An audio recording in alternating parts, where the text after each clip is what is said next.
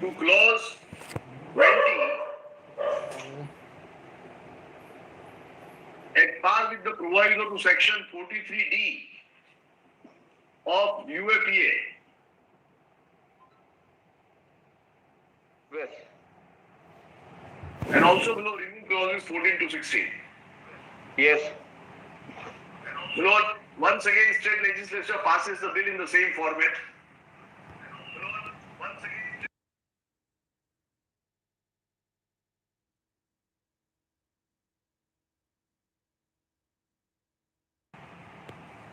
Yes. Nothing had happened. Legislature came to be dissolved. Now return third time is also for the same two reasons. 14 to 16 and the proviso. Lordship basis. Yes. Lord, the election came, Lord, in 2012. That bill which was returned, Lord, came to be lapsed. In 2015, new bill is passed. By that time, Honorable Supreme Court has restored sections 11, 13 to 16, of the interception. And this bill of 2015, along with the Terrorist Act provision, came to be set. Now, my application, dated 21st April 2015, is very exhaustive, with 6 essays with reference to the bill of 2015. Title thereof is Gujarat Control of Terrorism and Organized Crime Bill 2015. What was the name of the bill earlier? Earlier bill was Gujarat Organized Crime Bill of 2003. Not Control of Organized Crime. I beg your lordship's pardon? Gujarat Control of Organized Crime Bill. Lordship basis. It was titled as Gujarat Organized Crime Bill. All right. It was organized crime. My lords are right. So I am sending this bill with specific request as to why do I need the assent of the Honorable President. I pose a question to myself, merely because I had not, my lord, otherwise also, my lord, the Honorable President's office is expected to be, my lord, well versed with everything, my lord. But nevertheless, I have not, my lord, referred to this particular fact of earlier bill having been returned thrice. When, my lord, a new bill is going to receive fresh consideration, wherein, my lord, I am putting all the clauses for consideration. I am putting on record the circumstances for which I am seeking the assent. My assent, my lord, is general in character or as well as, my lord, specific in character with reference to, my lord, names of the legislations which are, my lord, likely to be, my lord, tinkered with. Yes. My lord, not only correspondence, my lord, series of meetings are taking place between the officials, my lord, of the central government, Home Department, along with the officers of the Honorable President's office and, my lord, state government's officers. And ultimately, my lord, questions were raised, questions are answered, and the bill was assented to. I pose a question to myself, how will rejection of earlier bill, which has nothing to do with the new bill of 2015, will be relevant for being mentioned in my application dated 21st April 2015? That rejection perhaps will pay into significance in this wise. Whatever clauses were sought to be removed at that time, which were held to be unconstitutional by the Bombay High Court, by the passage of time, they were upheld in pari materia legislation called Makoka by the Honorable Supreme Court. But that apart, when, my lord, writing was to be effected on a clean slate with all the information at my command with reference to the new bill, in my humble submission, my lord, the information relating to rejection of bill thrice on previous occasion is of no relevance, number one.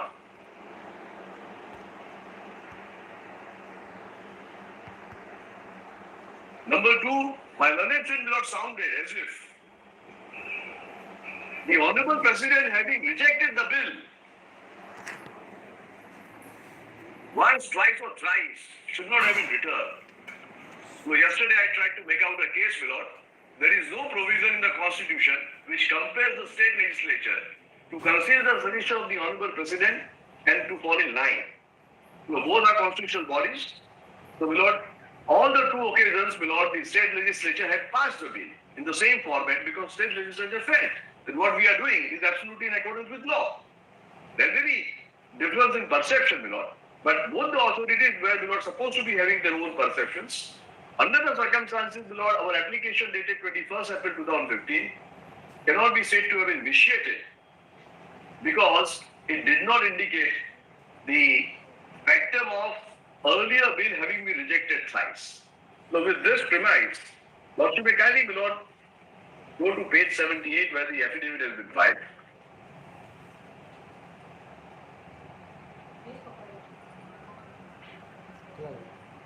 Page 78 in the writ petition. My lord, we have put on record by way of annexure R1 the affidavit filed in Mr. Thakur's petition, which was considered to be a lead petition, as annexure R1. Yes. And thereafter, my lord, at page 79, at page para 4. Yes. Let me read, my lord. Besides challenging the provisions of sections 20, subsection 3, 4 and 5 of the Act, the petitioner has further raised an issue of presidential assent containing that the provisions of Article 254 is neither an ideal or empty formality and therefore the state should satisfy this honorable court that the constitutional mandate and procedure under 254 is properly followed and complied with. In this regard, it is respectfully stated that after the Gujarat Controlled Terrorism and Organized Crime Bill 2015 was passed by Legislative Assembly, it was placed before the Honorable Governor for his assent under Article 200 of the Constitution. However, the Honorable Governor reserved the bill under provision of 254(2) for kind consideration of the Honorable President of India. After a very lengthy interaction through the exchange of written communications as well as thorough conduct of meetings at the level of the senior officers of the state government as well as the central government, the Honorable President of India accorded assent on 15th October 2019 to the Gujarat Control of Terrorism and Organized Bill 2015. Accordingly, the Act came to be notified in the official gazette.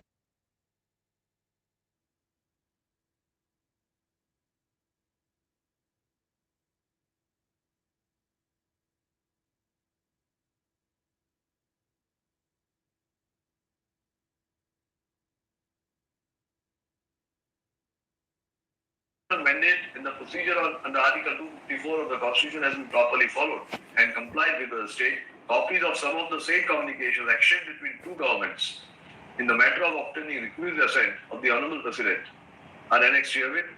Lordship, may kindly find this from running from page 93. Or 93, my lord, is our application, my lord. 21st April 2015. So let us read that application, my lord.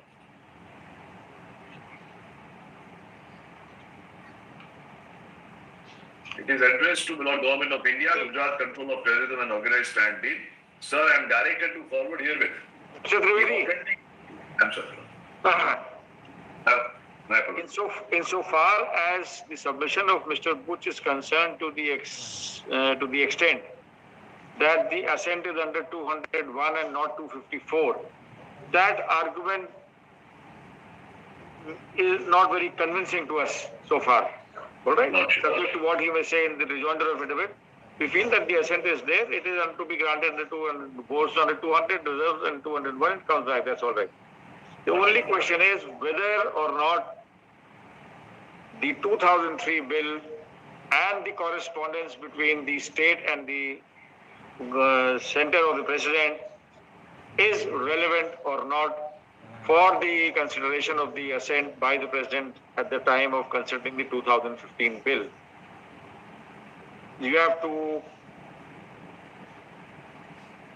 demolish this argument of Mr. Butch that those correspondences of 2003 to 2009 were totally irrelevant and had no relevance at all. My lord, I would say this, my lord, because my learned friend has got a twofold submission. Number one, that you want to have produced before the Honorable President about the fact about the rejection of And bill then for- further also, even if ultimately it is held that it could have been relevant, whether it would have made any difference on the decision of the president in granting the assent or not, that would be a second stage. Lordship, But if you can show that it is irrelevant, then my lord, I want that, my lord. but Because my you say that even if it was relevant, still my it did not go. applied, my lord. My deeply applied my 2015 bill, my lord, is much more wider in scope as compared to my lord 2003 bill. No, your 2015 bill is more or less the same except the addition of the Terrorist Act. Lordship is. Other than that, there is no change, apparently, subject to what both of Yes, you yes, my lord. verify. No, Now, my so lord, far as that- organized crime is concerned, the provisions of organized crime are concerned, unlawful continuing unlawful activity is concerned, the differences is the same. Terrorist Act has been added, and that is about all. Nothing more than that. So, my lord, definitions, my lord, yes. Yes. I might say, my lord. So, my lord, when I am seeking consent for the first time with reference to 2015 bill, merely because I did not produce with reference to 2003 bill, which was a past incident, my lord, in my humble submission, my lord, that was not at all a relevant aspect to be brought to the notice of the Honorable President, number one. Number two, my lord, even Honorable President's office is otherwise. 1 minute.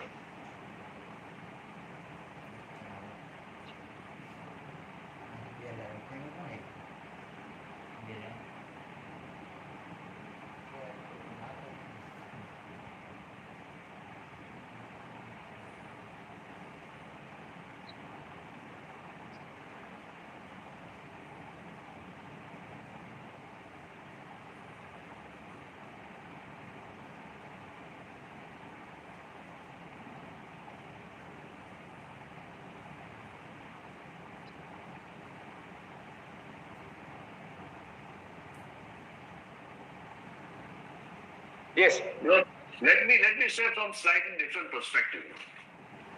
You know, my learned friend is not challenging, my lord, the validity of the assent as such. Because one needs to go to the sequelator of his argument. If I had not produced this material for the consideration of the Honorable President, my learned friend should not proceed further to the logical end. What should have happened? Number one, assent should not have been given. Though the assent has been given, that evidence is bad in law, illegal, and today this act cannot hold the faith. That will come to that. To that, my simple argument is, my lord, Honorable President's assent is not justiciable. This Honorable Court may not like to go into that. No, then in that eventuality, my lord, we have to implement, my lord, Honorable President's office over here, because it is like, as has been, my lord, laid down, is like a law-making process, my lord. No, in 226 also in judicial review, we will only examine the process part, the procedural aspect, whether it has been followed as required under law or not, or as expected or anticipated under law. Right? No, therefore, No, my lord, the president's assent may not be justiciable, but the procedure followed in getting that assent, decision-making process can always be looked into. no, of course, my lord, my lords can always look into it, my lord. The question is, my lord, today, my lord, by not putting on record this information before the Honorable President, you know, what has, my lord, come into existence, my lord? Is there any illegality, my lord? My simple answer is, my lord, whatever was relevant, I have produced. I was not supposed to, my lord, go into the past, which has got nothing to do with, my lord, present, my lord. Nevertheless, my lord, what did I say? Lordship, can you see the application, my lord, at page 93? I am referring to the new bill. I am referring to, my lord, the legislations which are likely to be, my lord, rendered in conflict with. Yes. I am referring to my entries. My lord, Kesar in judgment, which my learned has cited, is by the Constitutional Bench, Yes. if I mistake not, which was followed by another Constitutional Bench. And that Constitutional Bench has said, if that judgment is read the way in which Mr. Pooch has read, it will be a per incuriam judgment. And therefore, please don't read like that. I'm going to come there. Lord, the synthesis of that later judgment is this. Don't go into finding out the infirmity as regards the decision-making process before the Honorable President and the decision of the Honorable President. It is like, Lord, a legislation being passed by the state legislature. One cannot go into the question, why was this question not posed by the legislature or by the member of Legislative Assembly before the act was passed? That particular matter cannot be gone into. No, that is beyond our purview, yes. Lordship this is.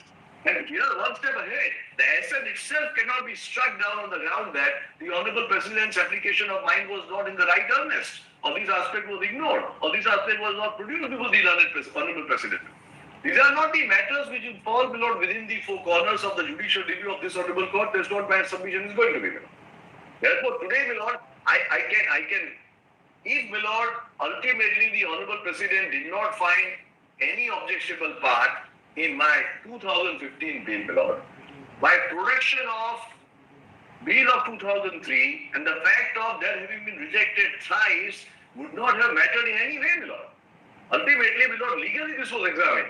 Whether the inconsistency which I am showing is absolutely right in earnest or not. In addition thereto, my Lord, the Honorable President's office is bringing to my attention that don't you feel that your law is also likely to go against the provisions of the Lord UAP Act? And I am replying to that. My learned friends say that it's an eyewash. I'll make it clear, it's not an eyewash. Whatever limited knowledge I have, I am making it very clear, my Lord. Therefore, what should we just kindly go along with me? Few, my Lord, latest, my Lord, action between the office of the Governor and the Honorable President. So, page 93, the first letter, first application, 21st April 2015. What do I say at the bottom? State government had made the following observations with reference to the bill under reference. 1. Bill under reference was passed by the Gujarat Legislative Assembly at its meeting held on 31st March 2015. 2. The subject matter of the bill falls under entries 1, 64, 65 in list 2 and entries 1, 2, 6, 11, 8, 12 and 46 of list 3. 3. Provisions of the bill are repugnant to the provisions of Indian Evidence Act, Transfer of Property Act, which are existing laws, and the Code of Criminal Procedure 1973, as well as the Information Technology Act 2000, which are the laws passed by the Parliament falling under concurrent days. I pause here for a moment. Lord, in Kesar Hill, State of Maharashtra said that we have a Bombay Rent Control Act operating in the state. We have sought assent from the Honorable President with reference to Public Premises Eviction Act, central law. Both were not colliding with each other. Since we have obtained assent of the Honorable President with reference to Public Premises Eviction Act, our Rent Act will operate in precedence of our Public Premises Eviction Act. Ultimately, it turned out to be other way around, my Lord. The letter which was shown before the Honorable Supreme Court, whereby the assent was sought, was not making a mention of this act.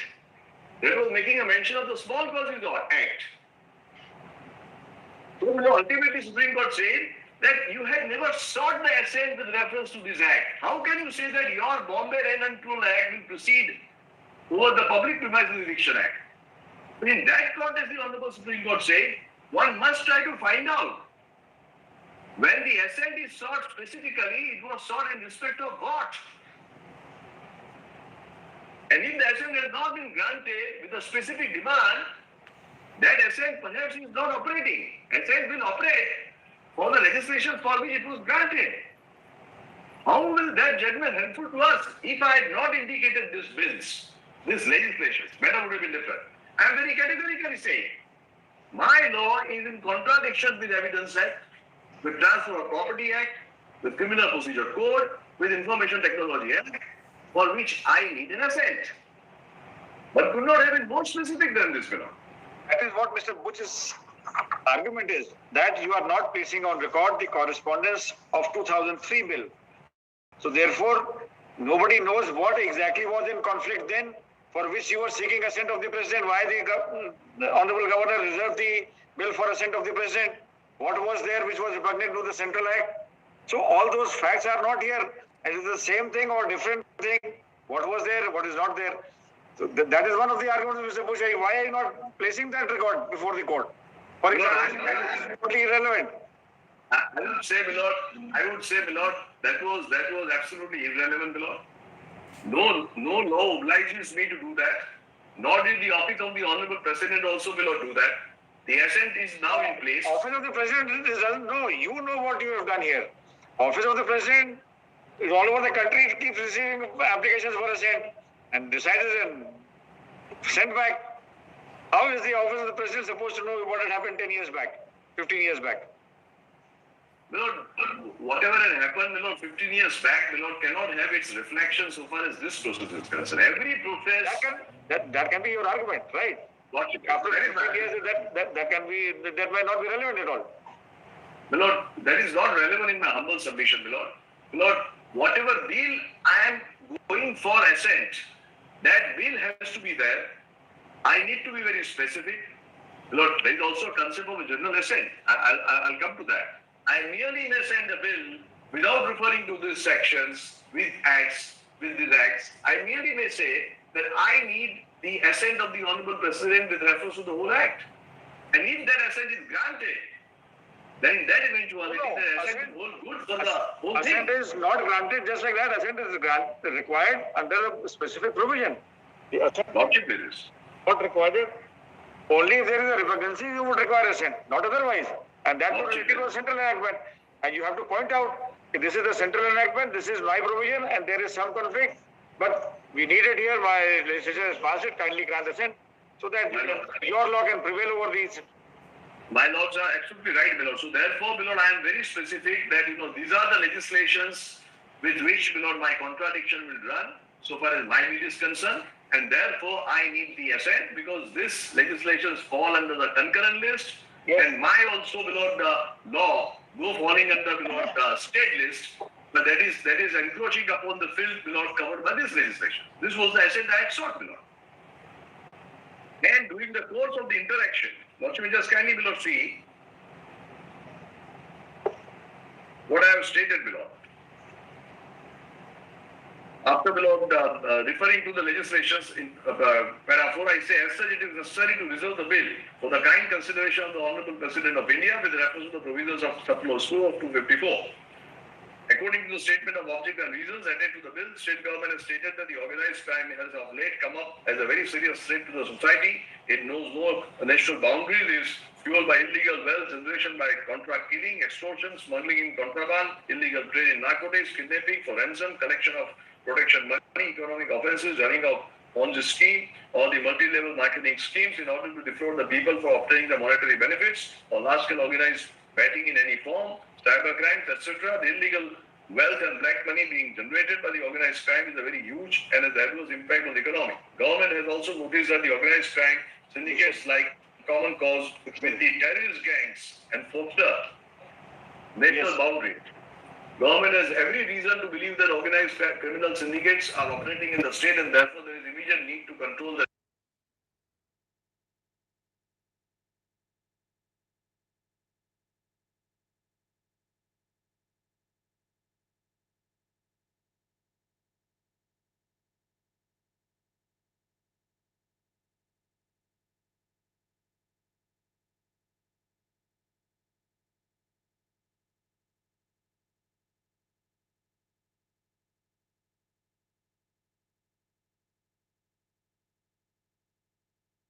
the use of wire and oral communication in their criminal activities. Therefore, it is inevitable to intercept such communications to obtain evidence to the commission of crimes, which will be an indispensable aid to the law enforcement and administration of justice, since the existing legal framework and penal procedural laws and the judiciary system have been found rather inadequate to cure and control the menace of the organized crime. Government thought it necessary to enact a special law with stringent and deterrent provisions. The bill under reference envisages to achieve the aforesaid objectives. Then repugnancy is once again below reiterated, Milord. That is our Milord, page 96. In view of the above, I would like to request you to move the Government of India for obtaining necessary assent of the Honorable President to the bill under reference. Page 97.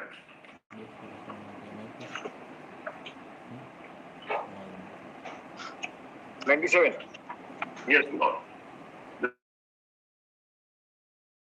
2016. You may kindly recall your conversation with the Home Secretary so and so. While inherent objective the bill is reflected in the statement of objects and reasons, some of the provisions appear to be repugnant to the provisions of the existing central law. That is Unlawful Activities Prevention of Amendment Act 2008. I shall be grateful if these provisions are examined and the central government is apprised about final views of the state government in the matter. Response is at page 98.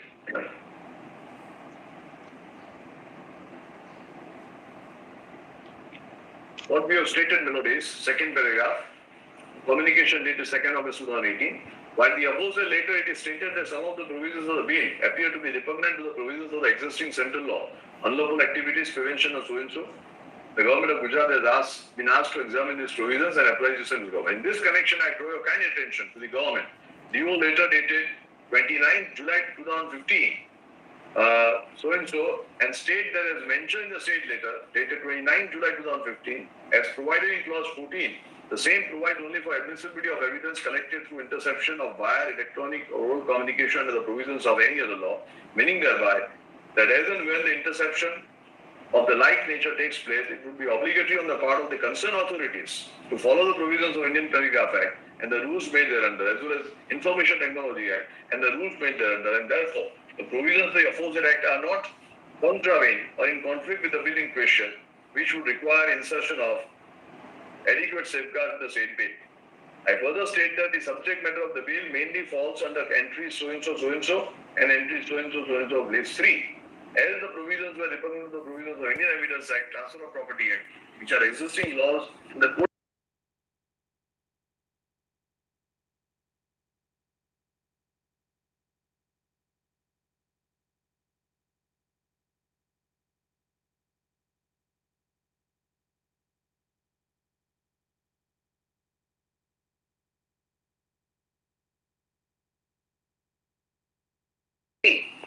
It was deemed necessary to reserve the bill for consideration of the Honorable President with reference to Article 254(2). In the circumstances, the bill of 2015 has to be considered with reference to the repugnancy, also as one of the reasons for reserving the bill for the consideration of the President. In addition to this, I also draw your kind attention to the judgment of the Honorable Supreme Court. So by that time, we had this Shanti Lal Shah judgment. So we are quoting the paragraph therefrom.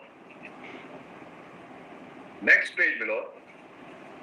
We are inviting pointed attention, my lord, towards the bottom. It is further stated that in the case of Zabir Ahmed versus so and so, the Supreme Court is observing para 60, 62, and 64. My lord, this was, my lord, brought into picture. What you may see, paragraph 62 to 64, next page. They are dealing with, my lord, UAPA in particular, my lord. And in that judgment, having dealt with, my lord, that aspect in para 64, the lawsuits have said like this. The opposite analysis relating to essential elements of the offence of promoting insurgency under section 21E of the Makoka and the offence of terrorist act and unlawful activity under section 15 and 210 of the UAPA, respectively, clearly established that UAPA occupies a field different than the occupied by Makoka. There is no clear and direct inconsistency or in conflict between the state provisions, the state two acts. Then we say, in view of the judicial pronouncements, intercede between insurgency and terrorism. Lordship. Supreme Court said they are operating different fields. Yes, No. I correct it. Correct. In view of the judicial pronouncements cited above, as well as having regard to the fact that possible incidental encroachment, if any, on any entry of the field reserved for the Union government may be remedied by having recourse to the provision of Article 254(2) of the Constitution of India. Because under the law, we are supposed to seek assent with reference to, my lord, any repugnancy between the central laws referable to, my lord, any of the entries in concurrent list and my state law referable to state list. You know, this assent came to be granted at page 112.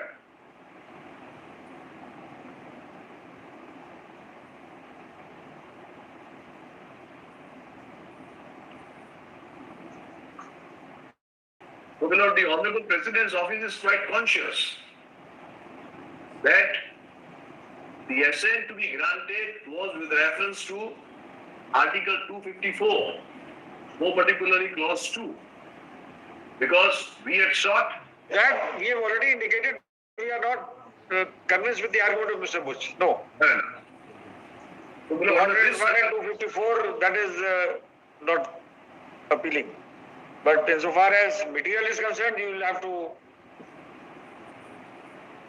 deal with that aspect. So I'll go to the judgments. My lord, judgment is so light, my lord.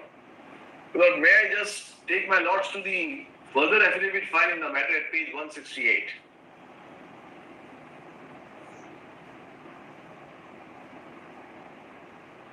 One 168. 168. Paragraph 2. Onwards, my lord. Yes.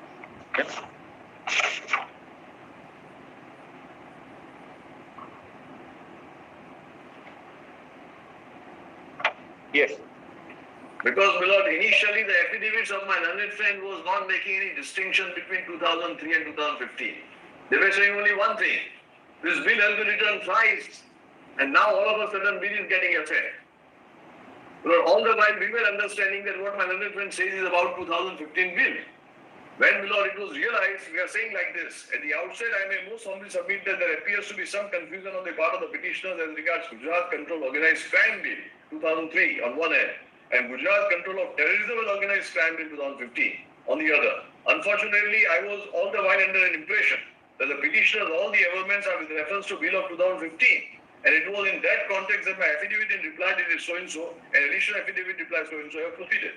However, the petitioner may be right as regards the Bill of 2003, which was written on 3 occasions in past. Without regards to what is mentioned above, I categorically deny that the aforesaid aspects were suppressed while going for assent in the year 2015 on the Bill of 2015. In fact, central government has been well aware of the developments that have taken place in the matter right from the inception. And otherwise, during the course of the series of meetings which were convened at the level of senior officers of the state government as well as central government in this behalf, as indicated in my additional affidavit, all the aforesaid aspects were discussed and taken into consideration. Therefore, petitioners are not factually correct to state that there was suppression by the respondent state since sufficient material was not placed for the application of mine by the Honorable President, more particularly owing to the reason that the communication dated 21st April 2015 was silent about the factum of the Bill of 2003 having been returned by the Honorable President on 3 occasions. I further say that there is no concept of rejection of assent under the Constitution. Further, when the bill is returned to the state government for fresh consideration by the state legislature is not under any constitutional obligation to accept the suggestion made while returning the bill, and that there is no embargo for resending such a bill after it is passed by to the Honorable President for fresh consideration. Even while assuming without admitting that the Bill of 2015 was returned on a couple of occasions, then in that case also there is no constitutional embargo on the part of the office of the President to accord assent to the very bill which was returned earlier for the couple of times. In furtherance of what is mentioned here in above, I respectfully state that the discussion in the foregoing paragraph of this affidavit is duly supported by a well-settled legal position that the grant of the assent by the Honorable President is not subject to judicial review, except for a limited inquiry, limited to the extent that whether the state has sought assent qua particular law or laws made by the Parliament in respect of any matter of the concurrent list and prevailing in the state, or it has sought general assent. In my humble submission, Lord, I would like to say this, Lord. Number one, Lord, information relating to 2003 bill as well as, Lord, return of that 2003 bill thrice is not at all relevant for consideration of the grant of assent of 2015 bill. I do not find a single pronouncement of any courts in the country which has castigated, my lord, this kind of unintended effort on the part of the state legislature. Not a single judgment. All that is required to, my lord, do is, my lord, for the bill in question, either I need to be very specific or I may be general. Therefore, request for the grant of assent, general assent, is not a foreign concept, my lord. I'll make that good, my lord. Even though I might not have stated that I need assent with reference to A, B or C legislation. If I had sought for a general assent, I need an assent, that's all. And if such an assent had been granted, such an assent would have held fit for all purposes. That's what the Supreme Court says, below. If that be the situation, in my humble submission, how will non-production of these documents before the Honorable President will invalidate the assent? Now, supposing you send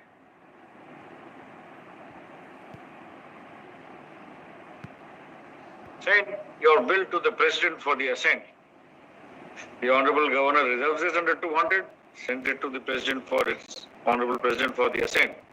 The President, Honorable President, returns it once, twice, thrice, it keeps back and forth. Ultimately, it is retained in the office of the Honorable President and no assent is granted. What can the state still say that the law has been legislated, can be brought into force? No, right? Now, there is no option otherwise. Like otherwise where the President would be bound by the advice of the Council of Ministers. If it is repeated second time or third time, the President is bound to honor it and grant the approval. Here, while granting assent, there is no such limitation or restriction or compulsion that if it does not happen within this time, this will happen. There is no consequence provided. Your bill once sent to Delhi, until unless you get the assent, it is not made law. And below, there are instances where below very bill having been returned twice in a very format below assent is given by the Honorable President in other states. Maybe. We are not saying. So, but the assent would be mandatory for you to get that law become an act. Undoubtedly. Now, in the present case, when earlier 3 times your 2003 bill was returned with some endorsement to check A, B, C, although we don't have the correspondence before us, Mr. Buch is very much aggrieved by that the state is deliberately holding it back and is not placing it on record. That is I can pass on, there is nothing to hide. No, we don't want the entire records. We just want the correspondence from there to here and the reply from here to there. If the state, it's up to the state whether it wants to file it or it doesn't want to file it. We can, state believes that it is not relevant. Whatever be the effect of not filing of the document, we will consider if any adverse inference as such can be drawn or it cannot be drawn in such a case. And if your argument is accepted that is completely irrelevant, 2015 bill is passed fresh by the legislature, and therefore this alone has to go for consideration of the President's assent. Good enough. If we accept it, we will accept it. If we don't, we will consider what adverse inference can be drawn. Likewise. Therefore, what we are trying to get out from you is that you have to. Why did he change it? Why did he change his mind? Look, I mean, in my Lord's sense, I just think like this. What is academic in nature, by not having produced that, how am I inviting any yes, that's not my performance, That argument is available to you. You can argue it. Yes. No, therefore, I would like to take my Lord's to Kesar in his judgment, and thereafter, another constitution mentions judgment in Rajiv Soren's case. And let us try to find out, as to what am I supposed to be doing? Am I breaching any requirement of the constitution or law? My respectful answer is no. Is there any constitutional requirement or legislation requires me? No. You must dig the past. And right from your inception, when you existed, if at all anything has been sent to the President's office, put on record. No, my Lord. No, anything relevant, not irrelevant.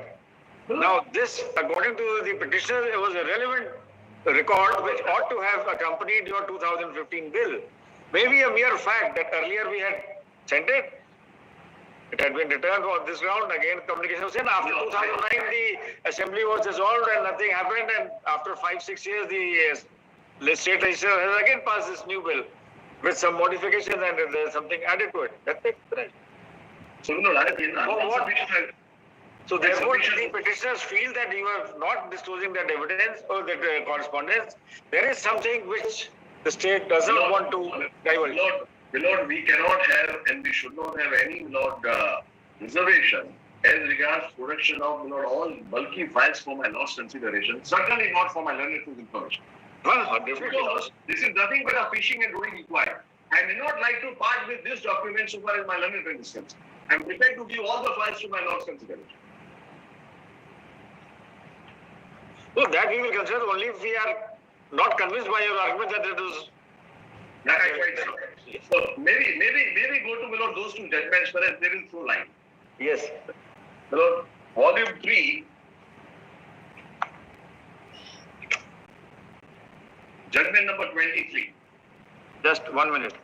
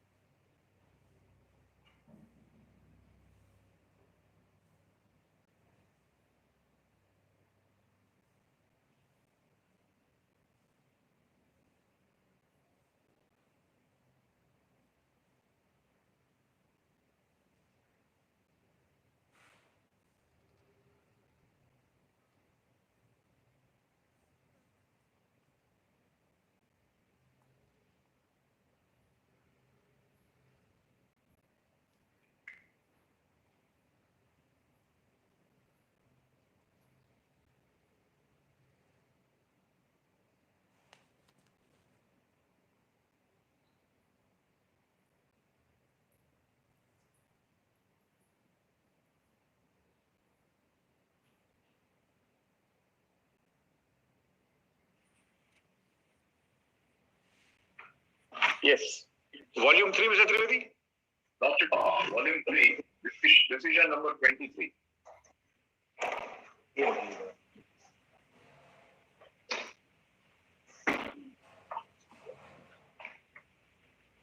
This is a judgment without relied upon by my learned friend.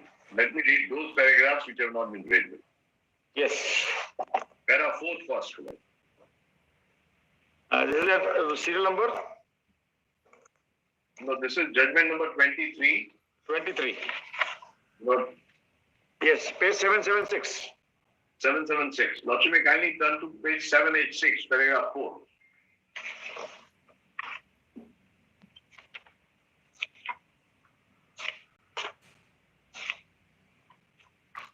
Internal page 192.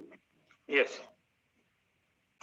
I will read, The opposite question arose before the High Court of Bombay in writ petitions and appeals which were filed challenging the vagaries of public premises eviction of unauthorized occupants Act 1971, referred to as PP Eviction Act, insofar as it is made applicable to the premises belonging to government companies and corporations. Firstly, it was submitted that PP Eviction Act was violative of Articles 14, 1911 and 1911G. It was further contended that having regard to Article 254(2) of the Constitution, provisions of Bombay Rents, Hotel and Lodging House Rates Control Act, Bombay Rent Act, would prevail over those over those of PP Eviction Act.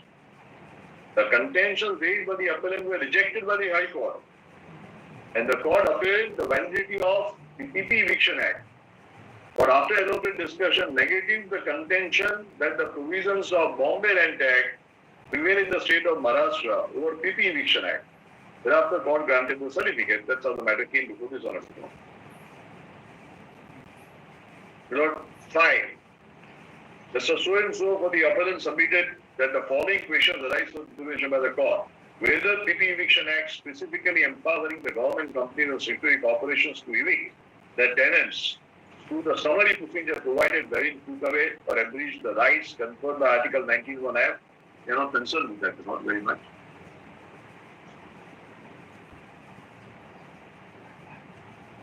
Now, should we kindly go to the last question 4.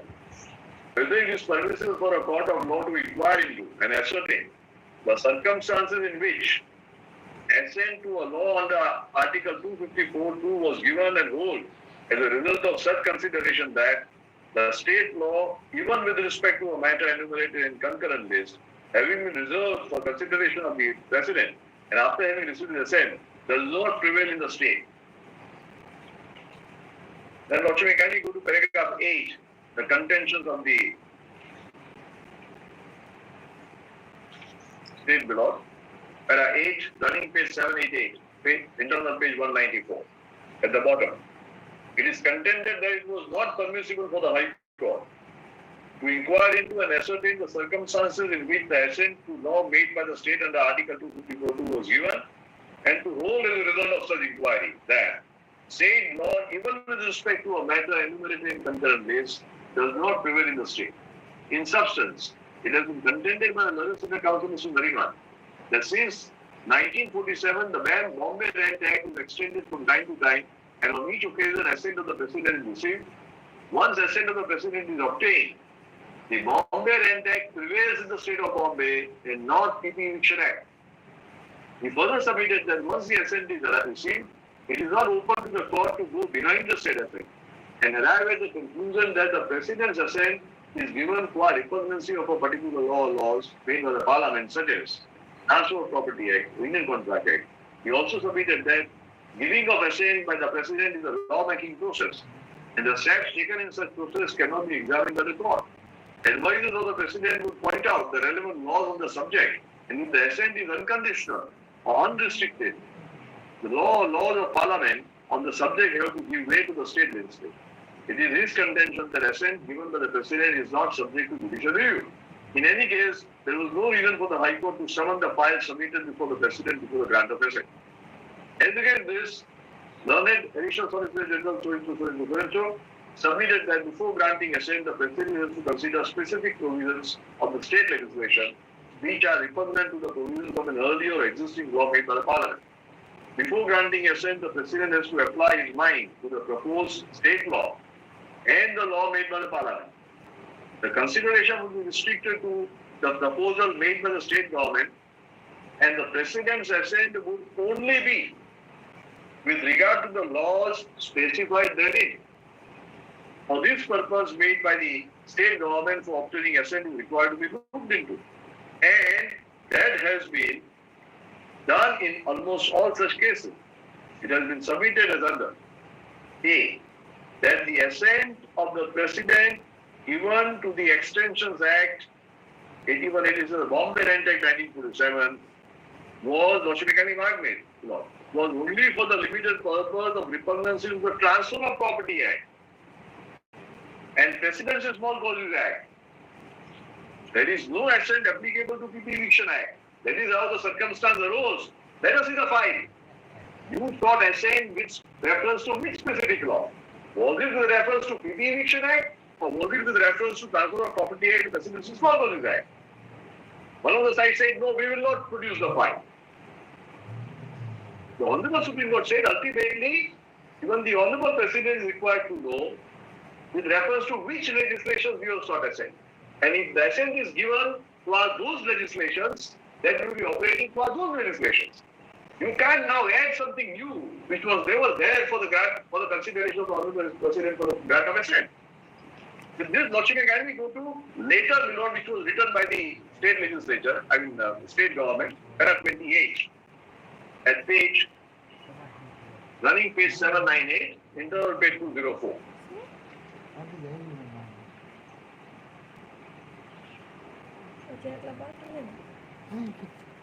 If they had sought Milord assent with reference to PP Eviction Act, matter would have been different. Para 28, running page 798. Yes. Internal page 204. In this view of the matter, it cannot be said that the High Court committed any error in looking at the file of the correspondence exhibit so and so collectively for finding out for what purpose assent of the President to the extension of the acts, that is the Bombay Rent Act, was sought for and given. After looking at the said file, the court considered the relevant portion of the letter, which referred to the bill passed by the Maharashtra Legislative Council and Maharashtra Legislative Assembly, extending the duration of the Bombay Rent Act for 5 years from 1/4/1986, later stated. Achumekani, mark this. As the provisions of the Bombay Rent Act are repugnant to the provisions of Transfer of Property Act and the Precedence in Small Causes Act 1882, which are existing laws relating to entries 6, 13 and 46 of the concurrent list, and as clause 2 of the bill is intended to extend the life of the Principal Act for a period of 5 years, it is necessary to reserve the bill for consideration and assent of the President with reference to 254(2). So, assent was sought specifically for Transfer of Property Act and Precedence in Small Causes Act, not with reference to PP Eviction Act. Now, the assent was given. Despite such a development, the State of Bombay saying, no, our Rent Act is superior. PP Eviction Act cannot apply in the state because we have gone the assent. So, High Court of Madras, High Court of Bombay, Lord, perhaps, call for. Let us see. You sought assent for what? If you had sought assent for PP Eviction Act, matter ends. With this background, actually, can we go back to para 25? At page 796 at the bottom. This is the ratio. Internal page 202. In our view, for finding out whether the assent was given to a repugnancy between the state legislation and the earlier law made by the Parliament, there is no question of deciding validity of such assent, nor the assent is subjected to any judicial review. Here, my letter of 21st April is very specific. I need assent with reference to Evidence Act, 1, 2, Criminal Procedure Code, 3, Transfer of Property Act, 4, Information Technology Act. That's all. And my assent will be operative for those who are 3 or 4 legislation. Nothing more, nothing less. So where does the question of the earlier bill of 2003 having returns rise would be relevant at all? My Ramesh tried to project as if I have tried to hide something. The judgment which was cited is no relevance. There, the order and the challenge was not produced before the court. The Supreme Court said that the order which is under challenge you don't produce. You should be retroactive. And you should be proactive for the purpose of producing this. No, this is a fishing inquiry. Nevertheless, I am making a statement. Files are available for my loss consideration. There is no issue. Not saying anything. We have indicated yes. I read further below. That is to say, merely looking at the record for which the assent was sought would not mean that the court is deciding whether the assent is rightly, wrongly, or erroneously granted. The consideration by the court is limited to the extent that whether the state has sought assent to a particular earlier law or laws made by the Parliament prevailing in the state, or, actually, can you mark this? Or it has sought general assent. So, seeking of a general assent is also permissible. In such case, the court is not required to decide the validity of the assent granted by the President. In the present case, the assent was given after considering the extent and nature of repugnancy between the Bombay Rent Act and the Transfer of Property Act, as well as Presidential Small Causes Court Act. Therefore, it would be totally unjustified to hold that once the assent is granted by the President, the state law would prevail to our earlier other law enacted by the Parliament for which no assent was sought. For not which was reserved for the consideration of the President. The PP Eviction Act in this case was never reserved for consideration by the Honorable President. Now, what are the requirements to be done by the Lord Governor, Honorable Governor, while reserving the bill for consideration for the Honorable President? Now, so we can find in para 27 at page 798. If I add in this, my learned friend is justified in making a great hue and cry. Otherwise, not. Para 27, running page 798. In this case, we are very clear that we are not considering the question that the assent of the President was rightly or wrongly given. We are also not considering the question that whether assent given without considering the extent and the nature of repugnancy should be taken as no assent at all. Further, in the opposite case before the Madras High Court, also the relevant proposal made by the state was produced. The court has specifically arrived at the conclusion and students were told that Section 10 of the Act was referred to as a provision which can be said to be dependent on which are existing under a subject. After observing that the court has made a presumption, we do not think it is a conclusion. That is important. In any case, as discussed above, the essential ingredients of Article 254(2) are 1. Mentioning of entries with respect to one of the matters enumerated in concurrent list. I will not say refer to host of the entries. 2. Stating repugnancy to the provisions of an earlier law made by the Parliament and the state law. Now I will refer to 4 legislations. And the reasons for having such law, I have provided the reasons to the best of my ability. 3. Thereafter it is required to be reserved for consideration of the President. And 4. Receipt of the assent of the President. Not a single requirement as laid down by the Honorable Supreme Court in this case has been infringed by it. Now, what did the Honorable Supreme Court do in the matter? Now, let us read the operative portion in light of this. Para 65 at page 809. They merely say the assent which you have not sought for, that PP Eviction Act will prevail. That's all. Nothing more, nothing less. Para 65 at running page 809.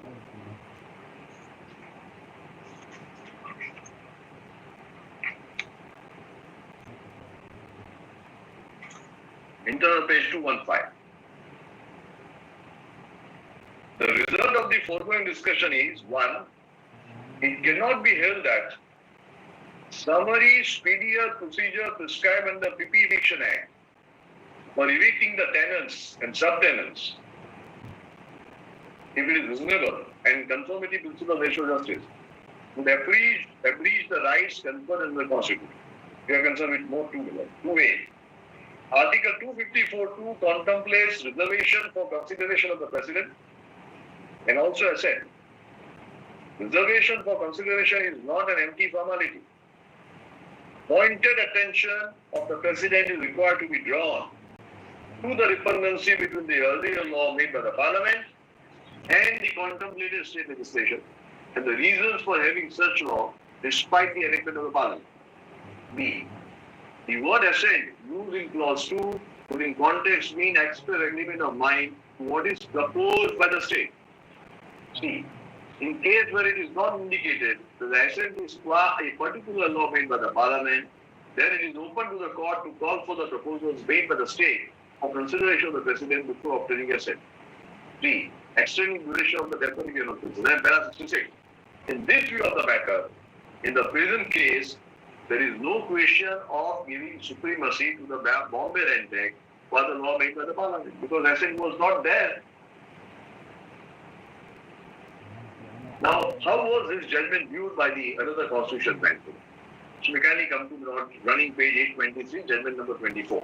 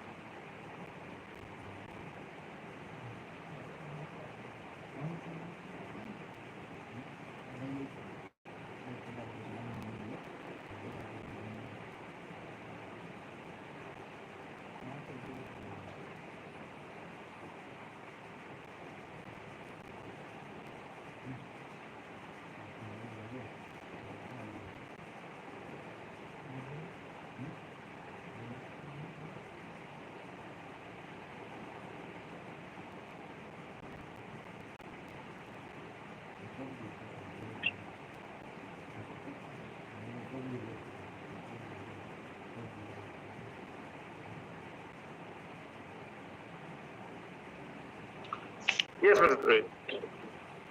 So judgment number 24, running Yes. page 823, 2011, 8 SSC, page 708. Yes.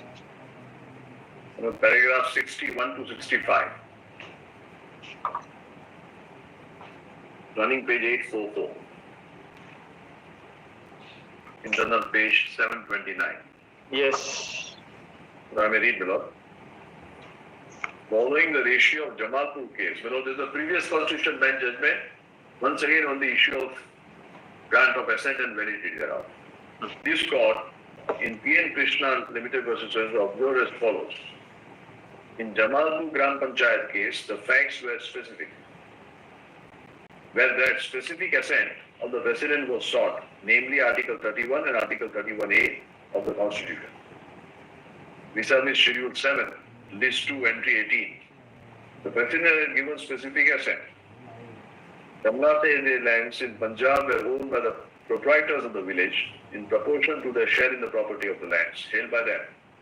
After the partition, the proprietary interest in the lands of the migrants and proportionate to share of the lands west in the Union of India.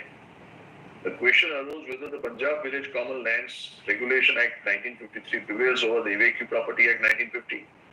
It was contended that, in view of the assent given by the President, the State Act prevails over the Central Act. The court in that context considered the scope of the limited assent. Substitute serious speaking for the majority held that the Central Act 1950 prevails over the Punjab Act 1953 and the assent of the President which was obtained for a specific purpose cannot be utilized for according precedence to Punjab Act.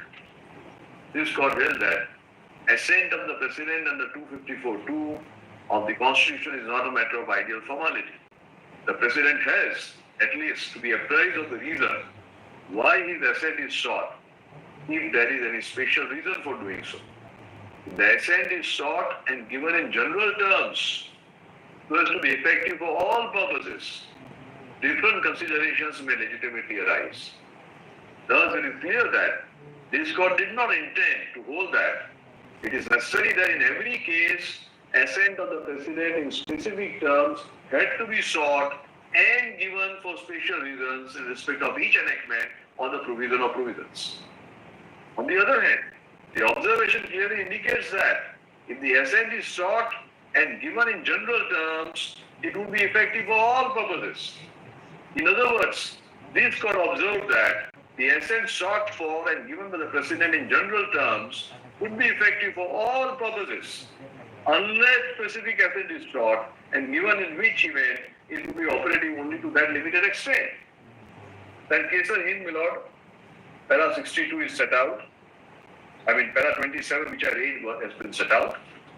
Next page in para 63, the concluding portion, Milord, of para 65 of Kesar is set out. And what do, Milord, the Lordship say in para 64 and 65 of this judgment? At the bottom, if it is to be contended that Kesar lays down the proposition that there can be no general precedent assent, then such an interpretation would be clearly contrary to the observation of the bench in para 27 itself, where it states that it is not examining the issue whether such an assent can be taken as an assent. Such an interpretation would also be open, would also open the judgment to a charge of being with respect per incurium, as even though while noting the Jamalpur case, it overlooks. No, this is perhaps a very modest way of saying, my Lord. If I may say so with utmost respect in my command, Kesar in judgment, my learned friend should not have cited. It has been rendered per incurium by this judgment. Such an interpretation would also open the judgment to a charge of being with respect per incurium, as even though while noting the Jamalpur case, it overlooks the extract in Jamalpur case dealing with the aspect of general assent. The assent of the President, Article 241, the one para which I read. In the humble submission, there can be, my Lord, a request for a grant of general assent, where the Honorable Governor did not be specific to other legislation. And if it is granted in the discretion of the Honorable President, which is subjective in nature, that assent would hold good for all purposes. If the assent is sought specifically, then assent granted would operate only specifically with reference to those legislations. Assuming for a moment my learned friend was right in citing the judgment, what is the ratio of the judgment? Okay, sorry. If you had not sought in your later a specific assent qua a particular legislation, but you had sought assent with reference to altogether third or fourth legislation, and if the assent is granted with reference to third or fourth legislation, you cannot say that my law can prevail against the first central legislation. That's the only ratio of the judgment. So far as compliance of the requirement is concerned, I am absolutely in compliance with the requirement. Under the circumstances, this figment of imagination on the part of my learned friend that you ought to have produced the fact of your 2000 bill having been rejected thrice before the Honorable President. Not only it is irrelevant, in my humble submission, it pales into insignificance. Nevertheless, I am making a statement. If my lords want to peruse the file, we will see that the files are made available. But I have a reservation. I don't want to part with this particular files for the information of my learned friend, because this is nothing but a fishing and doing inquiry. This is not related to the issue in question. So, I put an end to this particular point, that assent which has been sought by me and granted by the Honorable President is absolutely in accordance with constitutional requirement, as well as the law has been propounded by the Honorable Supreme Court, and there is nothing wrong. So, your case is that it was assent was specific, 254(2), and not a general assent?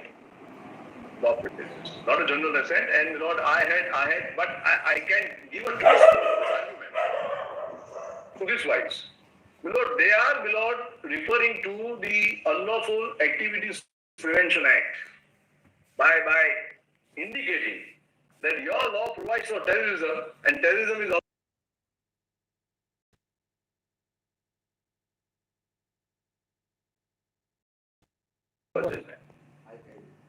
despite this fact, assent has been given. So from that point of view, one can say that it was like a general assent for all practical purposes. I have been allowed to navigate into the field of terrorism within the boundaries of my state, despite a central legislation operating outside the state. Otherwise, Honorable President would have taken an objection. If this particular point had not arisen, perhaps there would not be any scope of the argument which I am advancing just now. The state has never sought any assent for the central enactment of UAPA.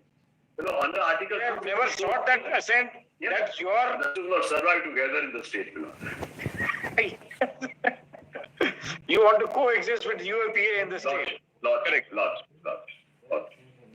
So since my lords have the file of Mr. Maroon had read that, page 83 at the bottom. Just 1 minute. In 14081 of 2020. Page 83. 83. What is 83? What is the SOR, at the bottom? Yes. So my lord said, if my lord would like me to read, I will. Otherwise, my lords have already read that, which refers to, I may read quickly, The organized crime has for quite some years now come up as a very serious threat to our society. It knows no national boundaries and is fueled by illegal wealth generation, by contract killing, extortion, smuggling in contrabands, illegal trade in narcotics, kidnapping for ransom, collection of protection money, economic offences such as running of the Ponzi schemes or multi-level marketing schemes with a view to defraud the people for obtaining the mandatory benefits, or large-scale organized betting in any form, cyber crimes, etc. The illegal wealth and black money generated by the organized crime is very much huge and has serious adverse effect on economy. It is noticed that the organized criminal syndicates make a common cause with terrorist gangs and foster agro-terrorism, which extends beyond the national boundaries. there is reason to believe that organized criminal syndicates are operating in the state and thus there is immediate need to curb their activities. It is also noticed that the organized criminal syndicates make extensive use of wire and oral communications in the criminal activities. The interception of such communications to obtain evidence of the commission of crimes or to prevent the commission thereof is inevitable and an indispensable aid to law enforcement and administration of justice. The existing legal framework, there is penal and procedural laws, and the judiciary system have been found to be rather inadequate to curb or control the menace of organized crimes. It is therefore considered necessary to enact a special law with stringent and deterrent provisions, including, in certain circumstances, power to intercept wire, electronic or oral communication to control the menace of the organized crimes. But to make anything, my lord, my law, History Talk Act, is in substance with reference to, my lord, organized crime, which falls under, my lord, public orders entry 1 of state list. This is my F1, my lord. Before I go to, my lord, the provisions, my lord, one after another, I just, my lord, seek indulgence of my lords to, my lord, turn to volume 3, judgment number. One more thing you may clarify at this stage before you proceed further. Gotcha. We read Kaisar-e-Hind and we also read Rajiv Sareen, which is the subsequent judgment referring to Kaisar-e-Hind.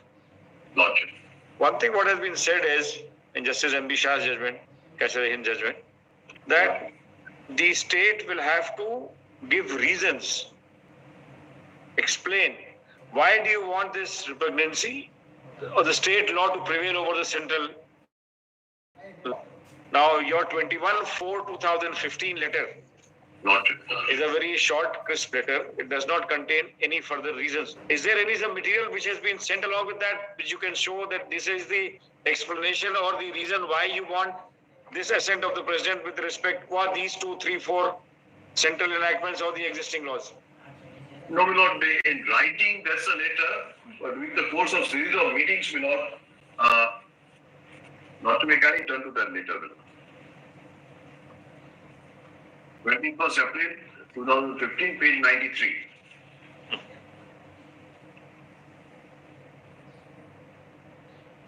Because after having set out at page 94, just to read exactly what has been said in the judgment. This is paragraph 65. Point number 2A. Reservation for consideration is not an empty formality. Pointed attention of the president is required to be drawn to the repugnancy between the earlier law made by parliament and the contemplated state legislation and the reasons for having such law despite the enactment by parliament. We just want to see that aspect being communicated to the Honorable President in your communications. Lord, page 93.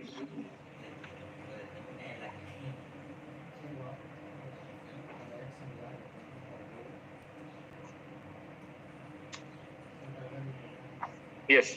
If I were to, my lord,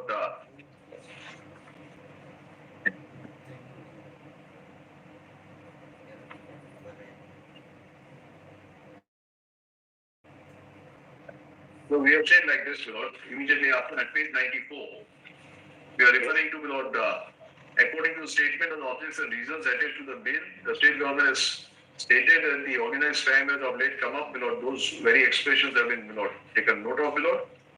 And if my lords kindly go to the last, third line from the bottom, the illegal wealth and black money being generated by the organized crime is very huge and has adverse impact on the economy.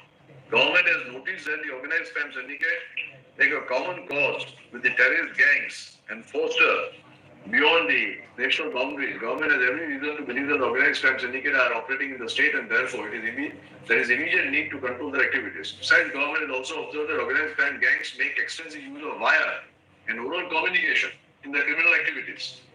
Therefore, it is inevitable to intercept such communications to obtain evidence to the commission of crimes, which will be indispensable aid to law enforcement and administration of justice.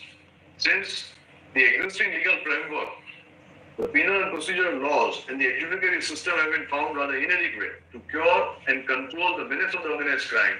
Government thought it necessary to enact a special law with stringent and deterrent provisions. The bill under reference envisages to achieve the opposite objectives. So here the reasons are given. These are the reasons given. Lordship reasons. These are the reasons given. Because if I just go very specific, my Lord, I relate my section 20 with reference to entry 2 of the criminal procedure. Criminal procedure code is enacted with reference to entry 2 of the concurrent list. If my Lord kindly take up my compilation number 4, a thin compilation with entries are set out for any reference, my Lord.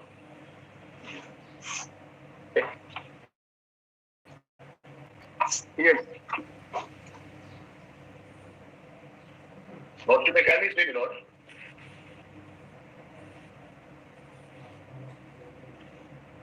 Entry 2 is criminal matters. So, my Lord, my section 20, subsection 2 and subsection 3 would have come conflict with this. I could not have provided any procedure different from the criminal procedure code. Then, Lord, can you see, my Lord? Entry 12, evidence and oaths, recognition of laws, public acts, records and judicial proceedings. My sections 14, 15, 16 deal with the aspect relatable to this entry, for which we have the Evidence Act and so on and so forth. Then, my Lord, entry 6, transfer of property other than agricultural land, etc., etc. So, transfer of property act is there. I am trying to, my Lord, take away somebody's property against, my Lord, that. So, my Lord, these were the broad contours of the areas where my act could have come in conflict with these provisions. My Lord, I wish, my Lord, one could have gone, my Lord, by entry-wise reasons, my Lord. The reasons in broad, like interception, my Lord. I am committing, my Lord, violation of the Information Technology Act, which is prohibiting, my Lord, the taking of interceptions like this, my Lord. Because these are the reasons, and reasons must have been discussed, my Lord, during the course of, my Lord, series of meetings, my Lord, between the officials, my Lord. Right. Because the assent did not come immediately, my Lord. 15 to 19, my Lord, 4 years.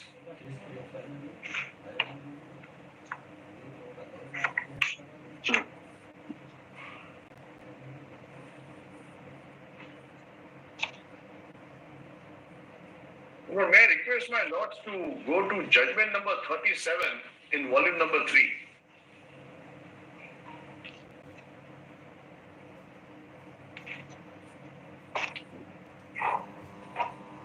Right. Okay. Barabar.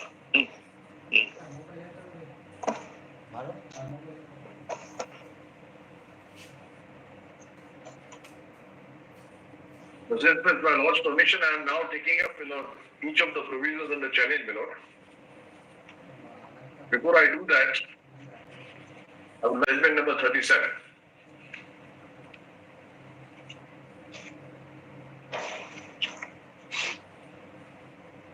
Not confusing of the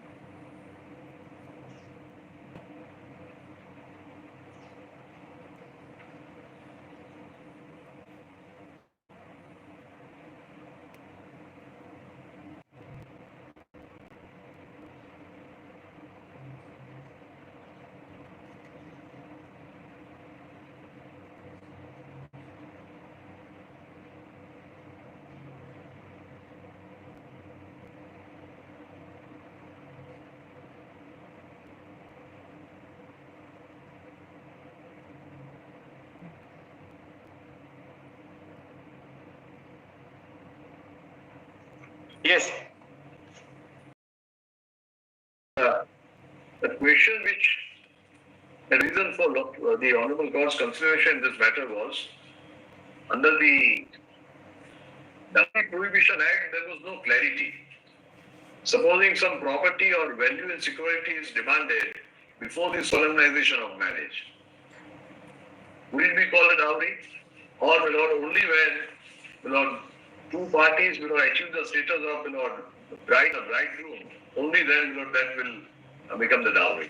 So there was a confusion, How to resolve that confusion? The Lordships, if my Lord can turn to para 13, 14 and 15, Para 13 at page 1212, internal page 607. Yes. The Lordships are quoting Reserve Bank of India versus PLS General in Finance Company as to how should statute be interpreted. I will not number my Lord's reading.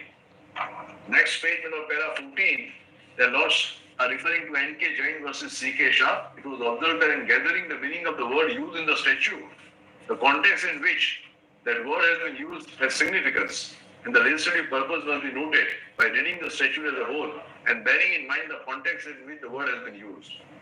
Then the Lordships are quoting from Seafood Court Estate Limited versus ashram, Lord Denny.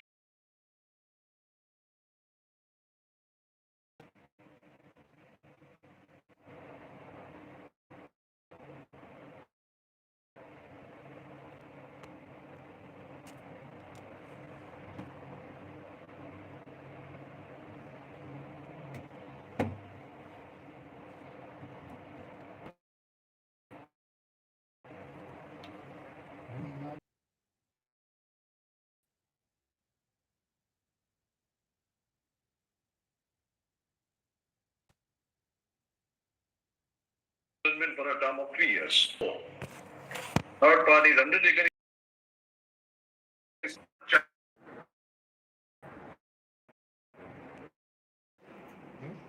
આ તો ધબધબાવાનું જ છે મળે છે view આપણે તો કરે જ ને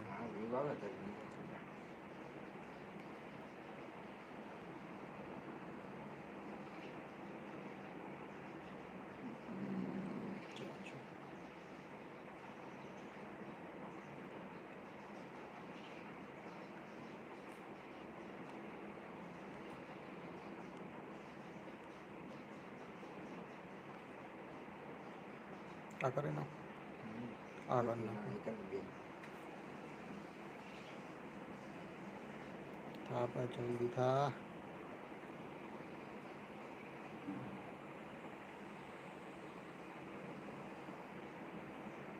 हॉटस्पॉट बंद करना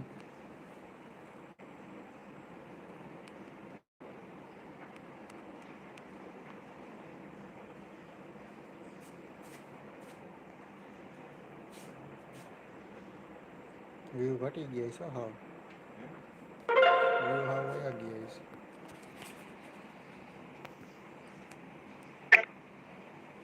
Unhesitatingly.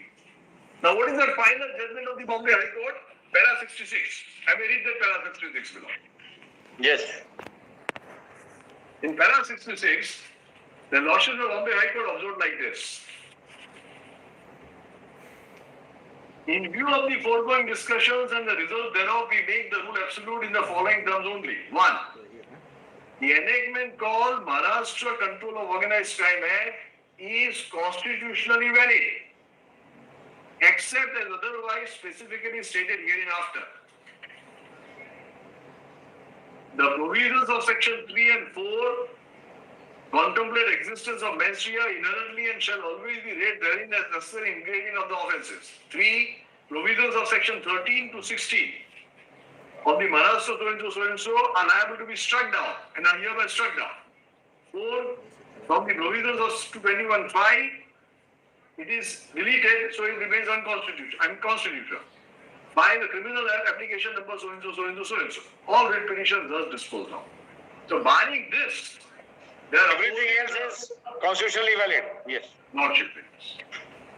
Yes. And I did not read 2008 Supreme Court judgment in wherein they literally gone into it and decided the validity. Under the circumstances, my lord, my first point of submission, of course, I'll subject to my lord's approval, I go into it. 21C being absolutely perimetric in nature with 21D. There is no scope for any debate, my lord. Whether this is a binding proposition or not, my lord, even a obiter dicta of the Honorable Supreme Court binds us, this is something more than obiter dicta, my lord.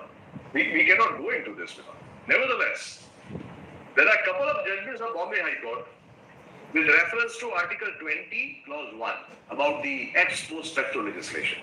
Whether or not this amounts to retroactive law operation, when it says that continuing unlawful activity means an activity prohibited by law, and in respect of which more than one charge sheet has been filed before a competent court in a preceding period of 10 years. On the strength of this, my lord, one of the arguments was that in Bharat Shantilal Shah, this aspect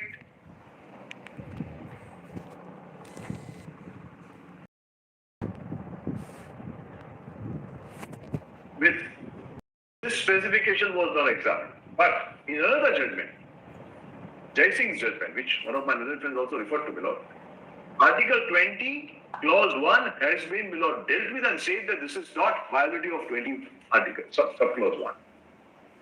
There is another judgment of the Bombay High Court in case of Jagmohan, where they are dealing with Article 20, Clause 2.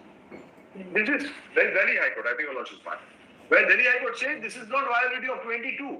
There is no question of double jeopardy. So with my lord's permission, I may address once again, my lord, and about, my lord, whether, my lord, this charge sheet refers to organized crime syndicate or with reference to, my lord, accused. We have the Bombay High Court judgment as well as, my lord, the Delhi High Court judgment. So I may just go to the judgments first, my lord. Volume 1.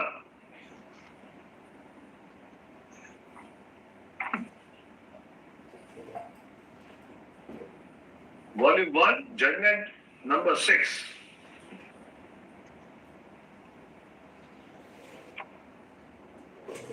That is the whole this thing, that is what we were discussing the other day when the petitioners were arguing, that X is a member of an organized crime syndicate. Not true.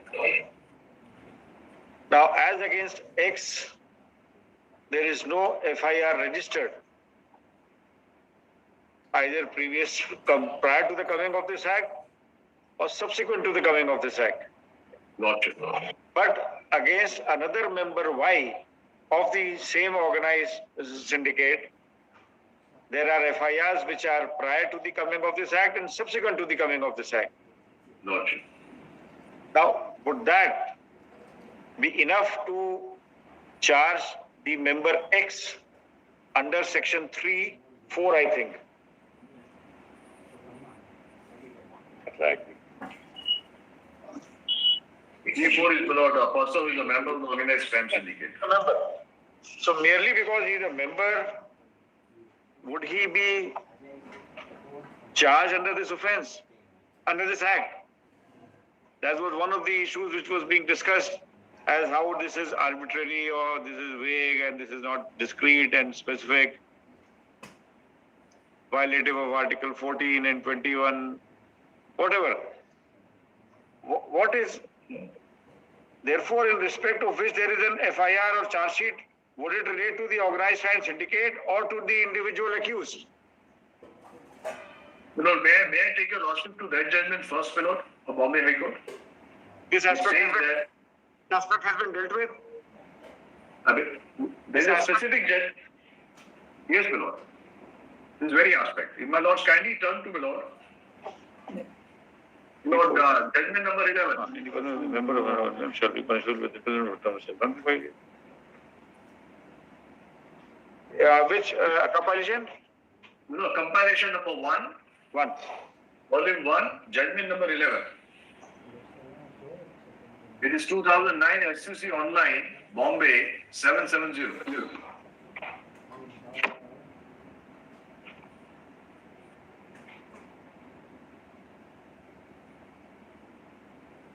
The running page 162. Yes. Govind Satharam Ubhe. Govind Sakaram Uble versus State of Maharashtra. Now I go straight back to the relevant paragraphs without running page 170, paragraph 35 onwards. 170, paragraph 35 in the middle. Yes. I will read it all. It is now necessary to go to the definition of continuing unlawful activity. Section 21D, which is equivalent to 21C of ours, defines continuing unlawful activity to mean an activity prohibited by law for time being in force, which is a cognizable offence, punishable with imprisonment of 3 years or more, undertaken so and so, so and so, so and so, etc., etc. Thus, for an activity to be continuing unlawful activity, A, the activity must be prohibited by law. B, it must be cognizable offence, punishable with imprisonment for 3 years or more. C, it must be undertaken singly or jointly. D, it must be undertaken as a member of the organized crime syndicate or on behalf of the syndicate. E, in respect of which more than one charge sheet have been filed before a competent court. The words in respect of which more than one charge sheet have been filed cannot go with the words a member of a crime syndicate, because in that case these words would have read as in respect of whom more than one charge sheet have been filed. But even otherwise, if all the provisions are read together, we reach the same conclusion. Section 21D, which defines continuing unlawful activity, sets down a period of 10 years within which more than one charge sheet have been filed. The members of the crime syndicate operate either singly or jointly in commission of the organized crime. They operate in different modules. A person may be a part of the module which jointly undertakes an organized crime, or he may singly as a member of the organized crime syndicate or on behalf of such syndicate undertake an organized crime. In both the situations, the Makoka can be applied. It is the membership of the organized crime syndicate which makes a person liable under Makoka. This is evident from section 3(4) of the Makoka. How do you file a charge sheet against a syndicate? Have you got a question, pardon? How does a charge sheet is filed against a syndicate? No, I'm coming. The very discussion comes further. All right. This is evident from section 3(4) of Makoka, which states that any person who is a member of an organized crime syndicate shall be punished with imprisonment for a term which shall not be less than 5 years, but which may extend to the imprisonment of so and so, so and so, so and so.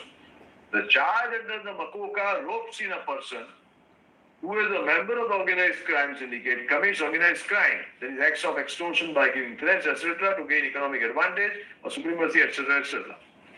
As a member of the crime syndicate, singly or jointly. Charge is in respect of unlawful activities of the organized crime syndicate.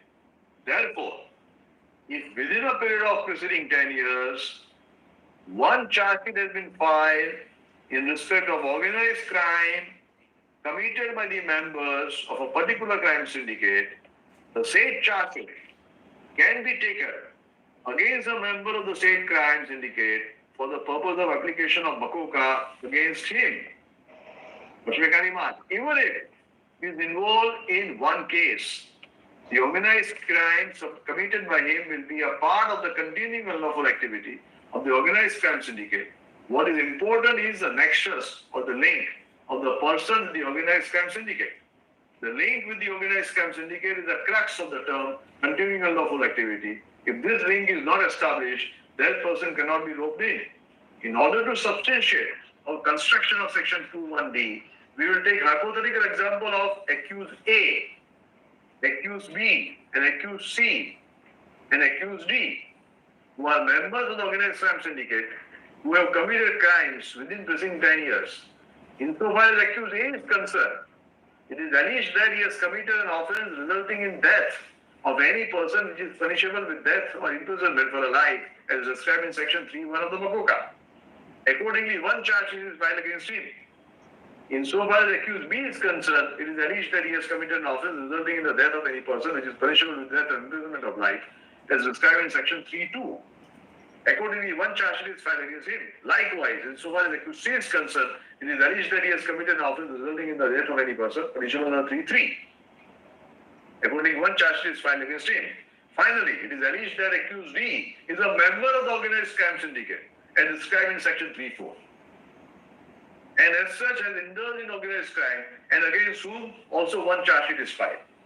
The submission on behalf of the appellant is that even though all the four accused, namely A, B, C, D, may be the members of the organized crime syndicate, since against each of the accused not more than one charge sheet is filed, it cannot be held that they are engaged in continuing unlawful activity as contemplated under section 21D. Apart from the reasons which we have given here in above as to why such a construction is not possible, having regard to the object with which the Makuka was enacted, namely to make special provision for prevention and control of organized crime syndicate and for coping with the criminal activity by the organized crime syndicate, in our opinion, section 21D cannot be so construed. Such a construction will defeat the object of Makuka. What is contemplated under section 21D is that the activities prohibited by law for time being enforced, which are punishable as described therein, have been undertaken either singly or jointly as a member of the organized crime syndicate, in respect of which more than one charges have been filed. Stress is on the unlawful activities committed by the organized crime syndicate. Requirement of one or more charge sheet is swa, the unlawful activities of the organized crime syndicate. Then, Lord, they are referring to various, judgment in case of Lalit Nagpal. I just keep that, para 41 at the bottom. Reliance was placed on Mr. Desai on the judgment in the court of Bharat Shah's case. In that case, constitutional validity of the Makuka was under challenge. The point raised before us was not raised in that case. What was argued was that the definition of the continuing unlawful activity made in Article 14. It was argued that the definition ropes in anyone charged more than once, irrespective of whether the charge resulted in an acquittal or conviction. It is in this context that this court observed that this provision only defines what is continuing unlawful activities and refers whether a person has been charged over a period of 10 years for the purpose of saying whether a person is charged for the first time or has been charged often. This court further observed that circumstances of conviction or acquittal that follow is not material. This judgment, in our opinion, does not lay down the proposition cannot be suicide. In para 44, next page, Lord, they are referring to another division bench judgment. In this connection, we must refer to the judgment of the division bench of this court in so-and-so versus so-and-so. In that case, it was contended that the sanction to prosecute the accused under the Makuka was granted on the assumption that two charges are filed against them during the preceding period of 10 years, when in fact it was not so. This court, after discussing its attention, focusing its attention on the definition of continuing unlawful activity observed as under. However, the charge sheet is essentially in relation to the offence committed in a matter, merely because it relates to a particular person.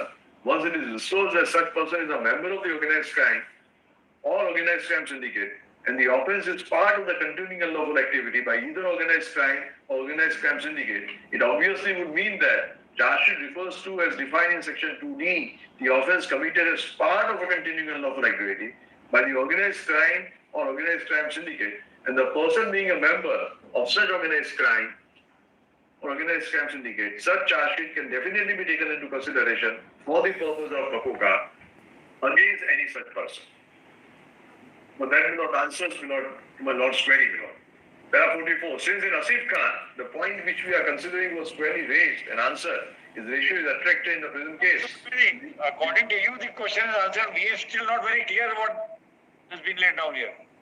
Ultimately, the institution of a charge sheet will be taken into consideration with reference to organized crime syndicate, meaning thereby, supposing a charge sheet is there against one of the members, that will hold good. Qua me, even though I had not committed any offence, no charge sheet in the preceding 10 years. No. The first thing should be existence of the syndicate. Second should be they have to be members of that syndicate. Then those members committing offences, and then charge sheets being submitted against them. Now, supposing at the time when the offence is committed, they were not members of any syndicate. There was no syndicate. They had committed their crimes individually, irrespective of any being member of a syndicate. Correct? I am getting my Lord's, Lord. It depends upon facts and circumstances of each case. Principally, Lord. My Lord's query is, Lord, supposing today I am being, roped in for the first time. I say that against me in past 10 years, there is not a single charge sheet. Can I be roped in? My answer is in the affirmative. If, Lord, I am connectable with an organized crime syndicate, in past, like Mr. Nitesh Amin, my lord, Yes.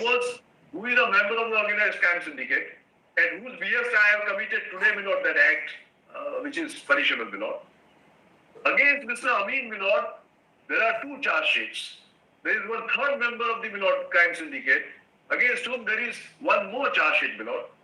These 3 charge sheets will be made relatable to me for the purpose of bringing me within the 4 corners of Kusti Talk Act. I cannot get out by saying that, see, there is not a single charge sheet against me in last 10 years. But, my lord, you're right. It needs to be established that I am a member of the organized crime syndicate. Correct. Undoubtedly. If it cannot be proved, I cannot be roped in, my lord. But then you can always lodge an FIR under Good Street Talk and say that you are a member, and ultimately there is no evidence to link me to that syndicate, and I am, put behind bars, and I am inside jail. I can't even get a bail, and Article 21 goes for a toss. No, that Just because a police officer has registered, made some averments, written down a complaint, registered it, and saying that you are a member of Mr. Amin's gang, without there being any evidence to that effect, just because he says so, that's enough. So, in that eventuality, Mr. Amin shall have to produce, to show that he is a part of the, organized crime syndicate, Mr. Amin will prove that. Yes, if he can prove, state will succeed. If he can't prove, matter ends, But that will not make the provisions unconstitutional, No, today, I am addressing my lords, whether these provisions are unconstitutional. No, they not only unconstitutional in the sense that they can be implemented with very, responsibility being shouldered by the officers and with great sincerity and honesty. That's right. I agree with my lords. Otherwise, it is a blanket power in the hands of the police officer to rope in anybody in Kusti Talk. No, therefore, the jurisdiction of the authorities is earmarked, and my lords are absolutely right. This has to be done with great responsibility, It can be done just like that. So one needs to show that he is a part of the article syndicate. Right to life is dependent in the hands of an officer now, instead of an inspector or a constable. That's all that you have done. It's in the hands of a deputy SP or a superintendent of police. No, if matter comes to the court, it is required to be shown as to how can he be linked? How can I be linked with the organized crime syndicate? Mere say is not sufficient. Till then he will not get bail because he's under good stop. Yes. No, that's the peculiar feature of this law, just like any other law, We are also we understand the organized crime, the crimes they commit, the syndicates and their members and all kinds. But then at the same time, the law is also very, discreetly and with great definitism it has to be applied. Not be vague at all. Mr. Marot may not be a member of Mr. Amin's gang, but then you will invoke him and put him in. No, wait, that eventuality it is wrong, And then I think, public prosecutor should show, that how is he, linked with that? Undoubtedly,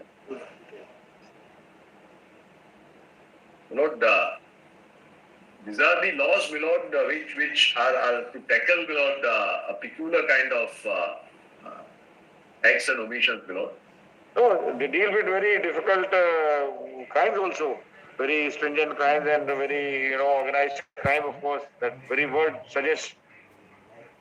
No, very provisions were there in case of Tada, very provisions were there in case of Kota, And similar provisions are there in Makoka, And Makoka has been operating, in the state of Maharashtra since 1989. Delhi, it is operating since 2000, 2000, yes. So, I think it shows, the legislations are being operated upon, quite successfully, Of course, language is complicated. And therefore, of course, the Honorable Court can always, caution and warn that there should not be misuse in any event, And whatever actions are taken by the state should be taken with utmost responsibility and care that their fundamental rights are not affected, just like that.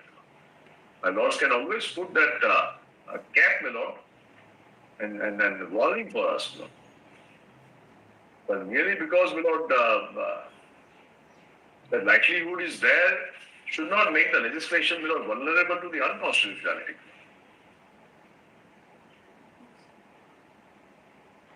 And the very fact that, this legislation has received, my lord, a very, very positive response from the courts, my lord, at least from Maharashtra and Delhi, where these two legislations are there.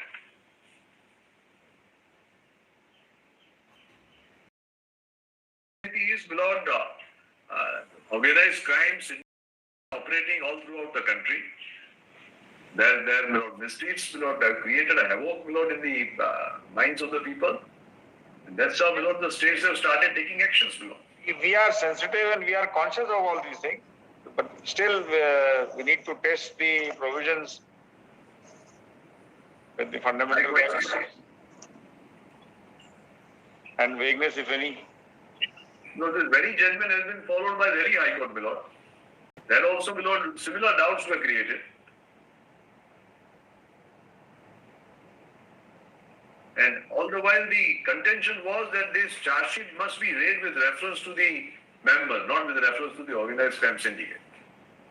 If today against me there is no charge sheet in past 10 years, you can't take me in clutches merely because I am a member of the organized crime syndicate.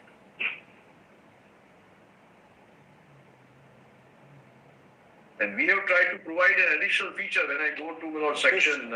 This Bombay judgment which you were reading of that reflects that the charge sheet has to be against the syndicate, and against the syndicate would mean any member of the syndicate. Any member of the syndicate, not against a person concerned, my lord, who is being implicated today for the first time.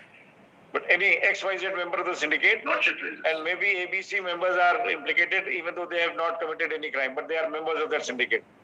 Lord, perhaps responsibility will automatically creep in this wise. The other day I was giving an example to my lords. Today, my lord, I am implicated for the offence of dacoity. So, my lord, under IPC, my lord, this offence is registered, my lord. Subsequently, during the course of the investigation, my lord, the authorities are finding out that I had committed the dacoity at the behest of a gang leader of the organized crime syndicate. And against the members of the organized crime syndicate, A, B, C, D, E, F, G, there are more than 3 charge sheets. That's how, my lord, the authority is moved for the purpose of approval. Approval is granted, Gusti talk is implemented. In a matter like this, perhaps I cannot say that since there is no charge sheet against me, you cannot implicate me.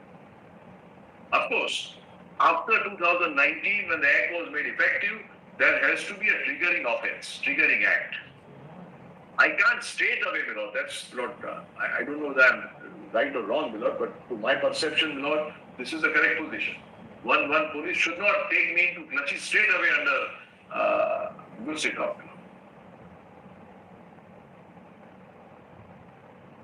There should be a triggering offense. No, triggering offense again would be by the syndicate. Yes, my lord, but that good sit out cannot be invoked unless it is established, prima facie, that I am a part of the syndicate, and against whom, my lord, the charge sheets are, issued. So therefore, my lord, today my law, our law, my lord, assumes greater significance in this wise. In the definition of the term organized crime, we have included the terrorist act.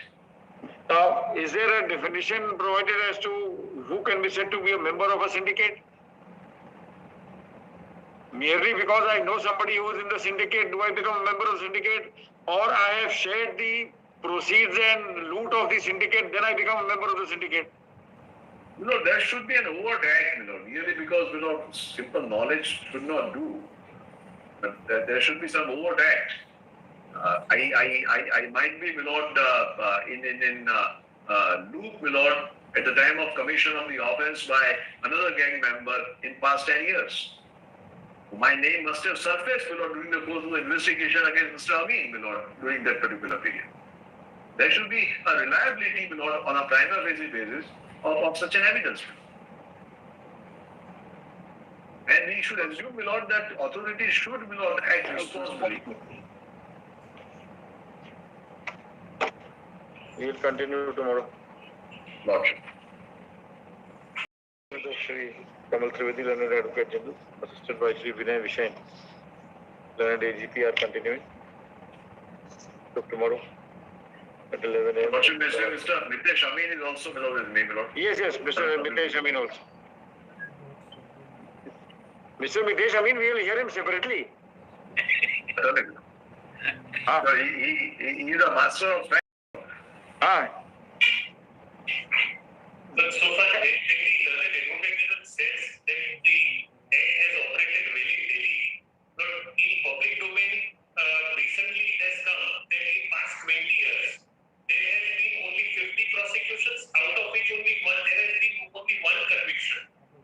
I don't know about Maharashtra. In past 6 months, learned advocate general or Mr. Amin may appraise the honorable court how many prosecutions are in Gujarat. No, that will not make the law invalid. No, I know.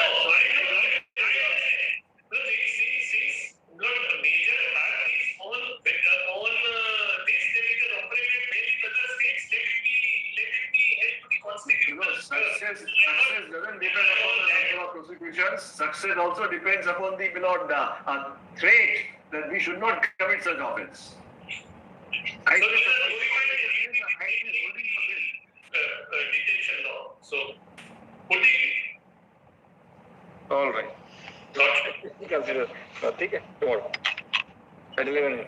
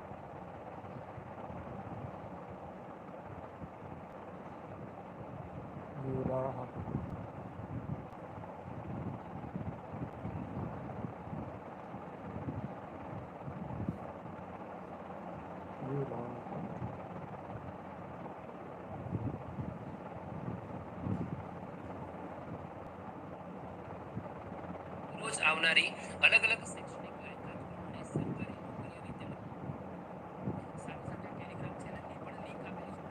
અન્ય અને પૃથક પરીક્ષાઓના શાળા કક્ષાના વિષયના ગુણ online કરવા બાબતે અહીંયા મહત્વની દોસ્તો જે અપડેટ આપી છે એના પર આપણે ક્લિક કરીને માહિતી મેળવી શકીએ છીએ.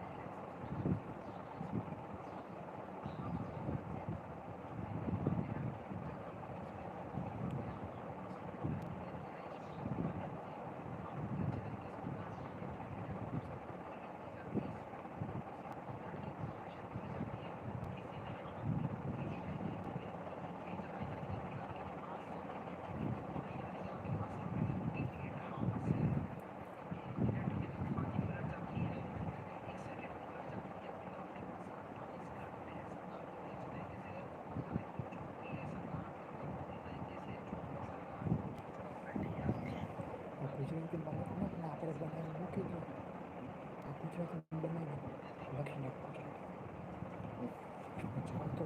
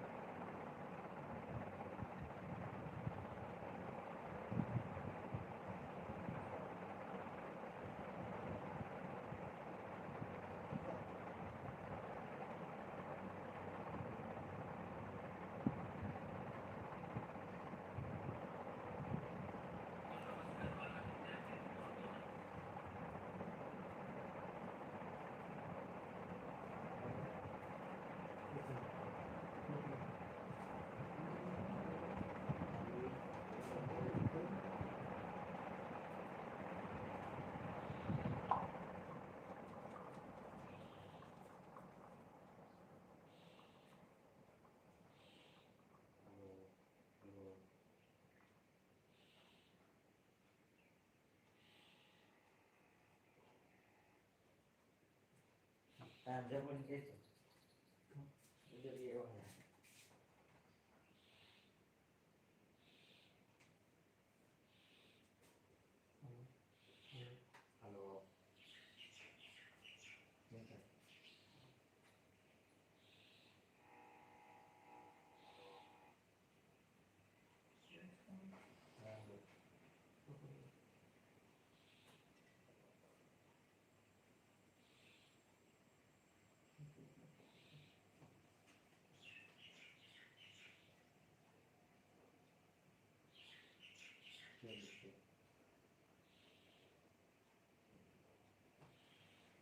હાલો હાલો હાલો હાલો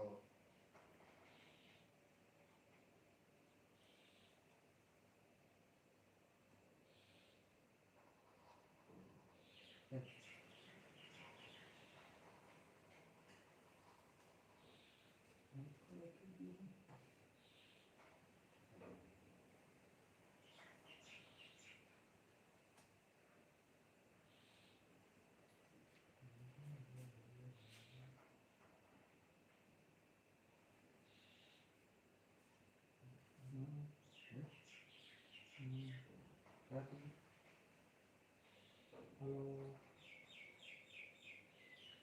Hello. Hello. Hello.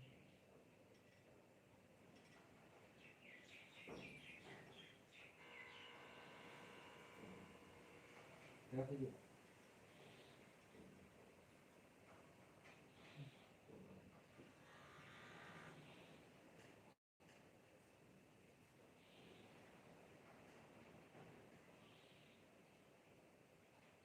Berapa buat dia?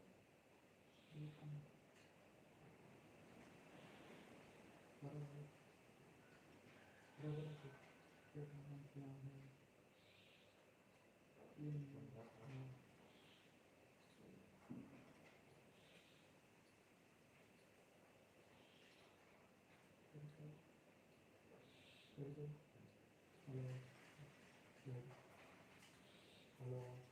Hello. Video apa boleh?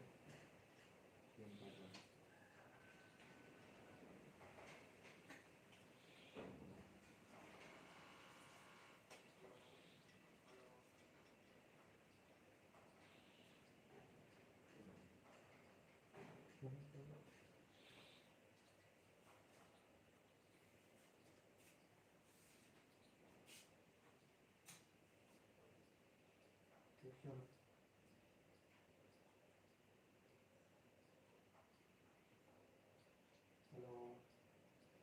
Hello. Hello. Boleh nyari. Halo. Halo, halo, halo, halo. Ulang udah deh ya. Nggak awas nih, halo. Halo. Halo. Halo.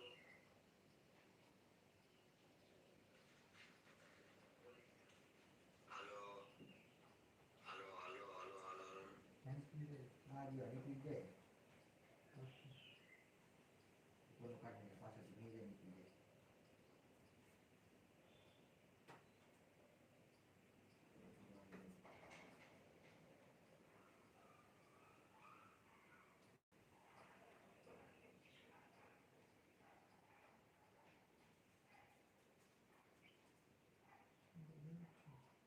Halo. Halo.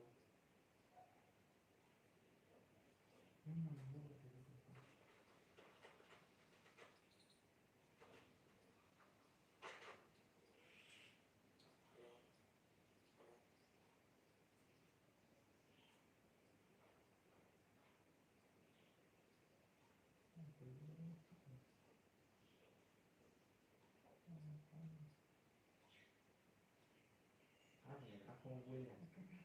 Ada jalan pokoknya. Terus yang cuma kan ya. Nanti yang kota-kota dalam. Sama kan jadi mau beli. Apa? Nanti jadi mau beli. Halo. Halo.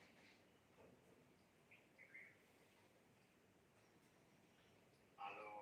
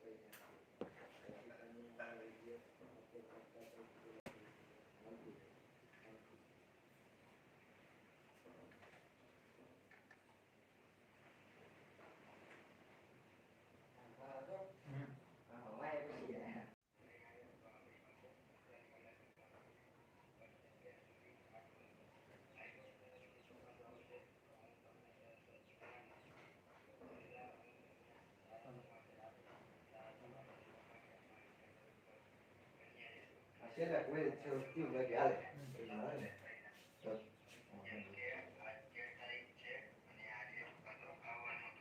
કાપે ના એલા બીજા હે બે ભાગ હે બીજા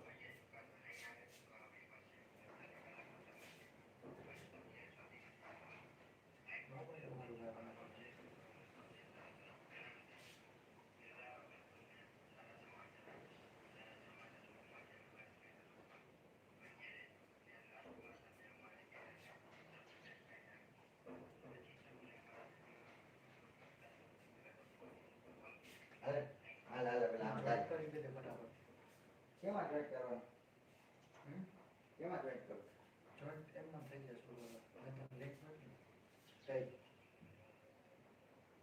વોટ્સઅપમાં થઈ ગઈ જરા આપણે બોલી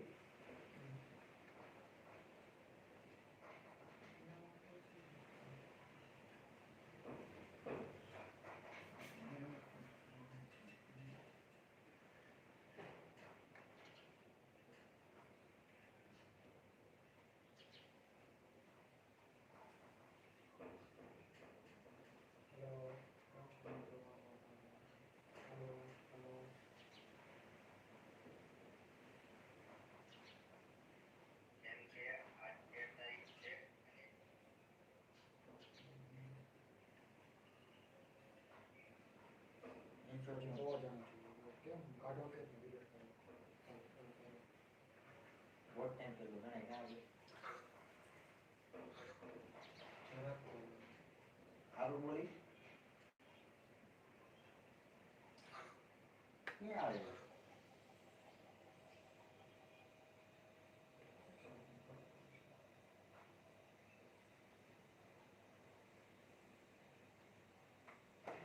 વિડીયો ઇન્સર્ટમાં જોઈન થઈ જાય એક કામ કરો મેં તમને લિંક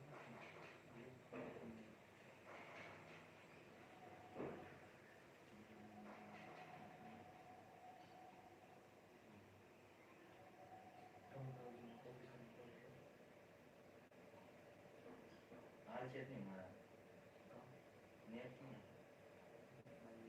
હા 3 GB પેલા થોડા 3 GB આવ્યું 3 GB આવ્યું રોજ GB કાઢી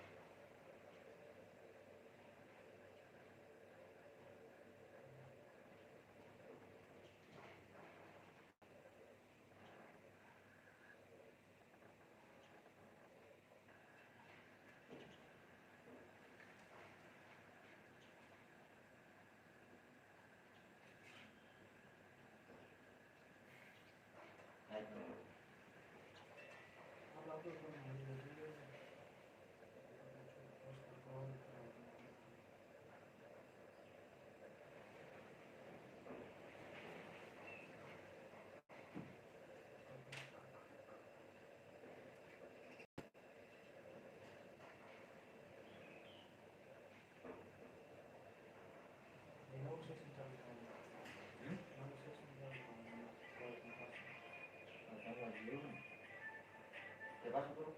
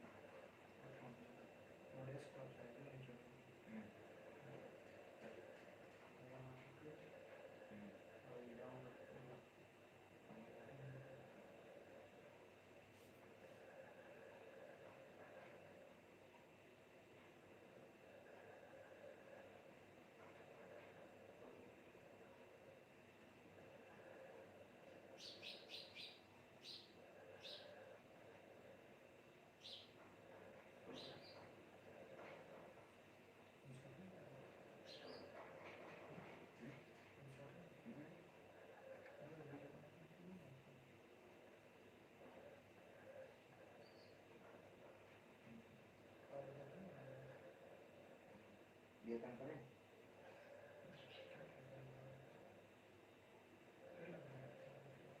એ 2 મિનિટમાં થાય છે 15-20 સેકન્ડ બદલાવી કરે ને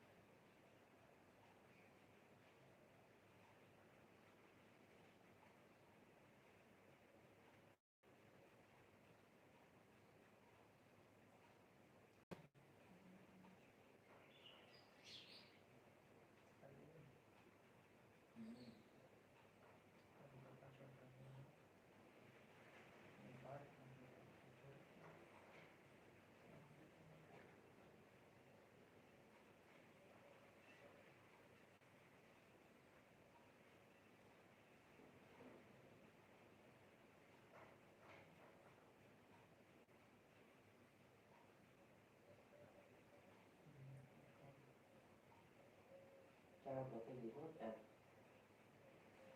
વિડીયો પછી આખો 5-7 સેકન્ડ રાખી નેટ પડે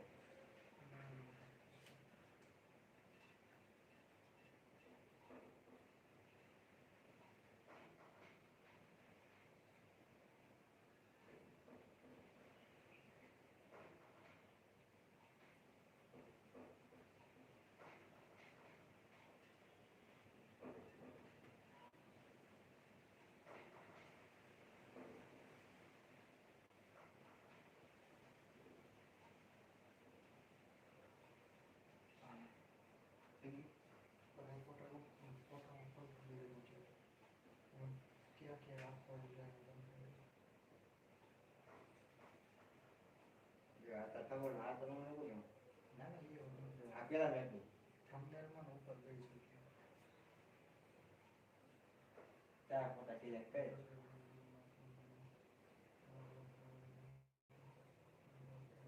આ કાઢી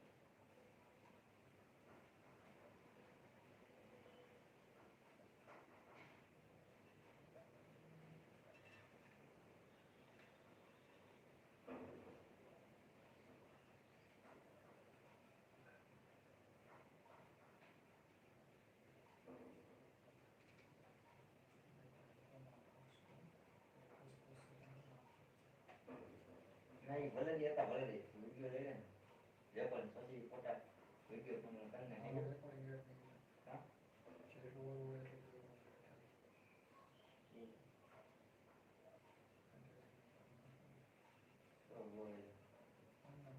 નહીં તો ગાડી 45 માં થઈ એક દોઢ મિનિટ બસ તો પણ ભાગી પછી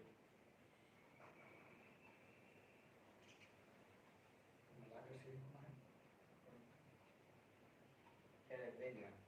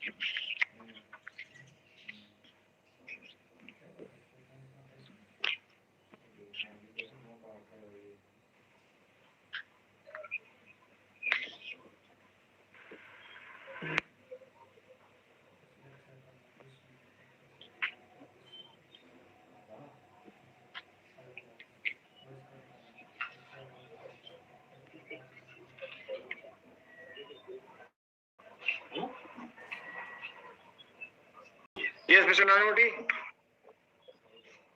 Yes, sir. Please, please. Now there are 11 matters of Mr. Yagnik. Yes, there are 8 matters of myself and 3 matters of Mr. Parikh, your lordships. And these matters are at 32, 36 and 42. The remaining 8 matters are of mine. If we can just take them on seriatim, I can assist your lordships better minutes. हाँ चलिए 32 Serial number 9. 9 में who is appearing? Please, Mr. Vaghela appears here. Already factor 2 has been granted by the competent authority. So this will have to be withdrawn as not maintainable minutes. Just 1 minute. Let me enter Mr. Vaghela. Who are the other councillors who are appearing? Sir, as far as 32 is concerned, myself and Mr. Parikh. 32 to 42. Mr. Heman Parikh. Yes, your lordships. And Ms. Dimple Thakur has one matter listed today. Serial number? Ms. Dimple Thakur minutes is Serial number 23. 23. Please. Miss Dimple Thakur कहाँ है आज? She's not there.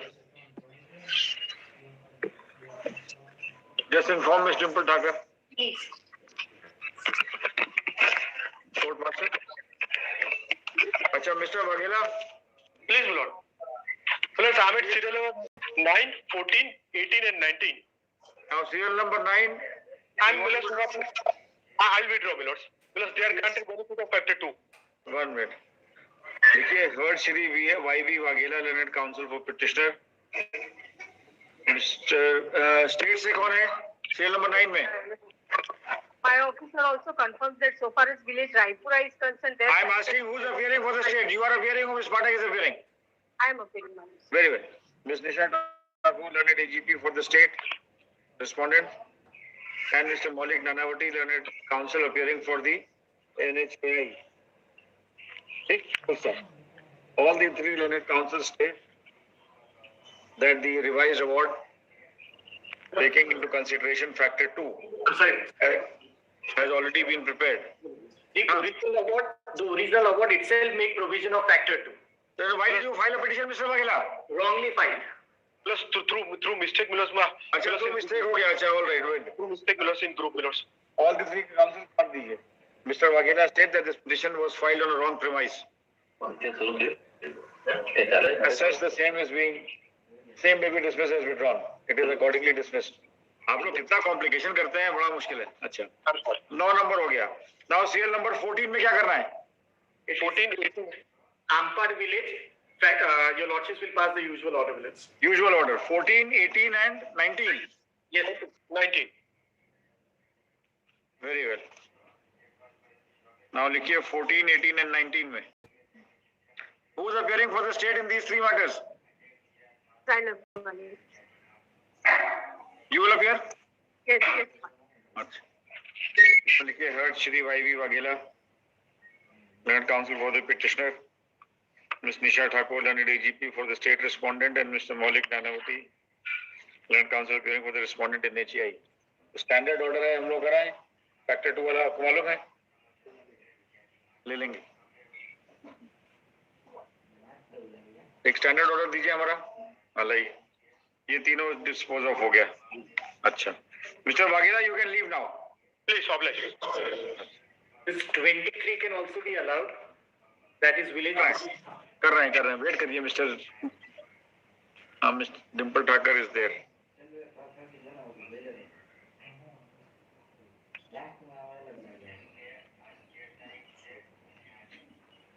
Mr. Thakur, serial number 23, you have served a copy on Mr. Nanavati? I have served the copy on Mr. Nanavati as well as state. इसमें लिखिएगा. Who is appearing for the state in this case? I understand shared with the copy. I am appearing. आपका sound system में problem है mister Thakur, ठीक कराइए अपना. इसमें भी heard Miss Dimple Thakur. ये आइटम नंबर 23 है. Counsel for petitioner, Ms. Nisha Thakur, Learned GP for state, and Mr. Maulik Nanavati for the NHAI. Same order होगा disposal वाला. ठीक? ये भी हो गया. अच्छा. अच्छा, अब आगे चलिए. Now we come to 32 to 42. 32 to 42. These are 11 matters in which Yes. Yagnik, you are appearing in all the matters along with Mr. Parikh? Yes, no, Lordship. As far as three matters are concerned, that is 32, 36 and 42 are of Mr. Parikh. The remaining 8 matters, starting from 42 onwards, are of mine. And, I must mention to this Honorable Court that I have asked for multiple prayers. I do not, praise for other prayers. I confine myself to factor 2. And on 23rd, 6/2021, in an identical situation, the Lordship were pleased to pass an order reserving my right as well. I have forwarded that order to this Honorable Court, Lordships, to the bench clerk. As far as paragraph 2 is concerned, the only exception is that on 23rd, 6/2021, your Lordships were pleased to dispose of also those petitions where by an earlier order the award had been set aside, and therefore your Lordship had specifically mentioned that this development. However, as far as present matters are concerned, no awards have been set aside, and therefore to that extent 6 lines may require a deletion.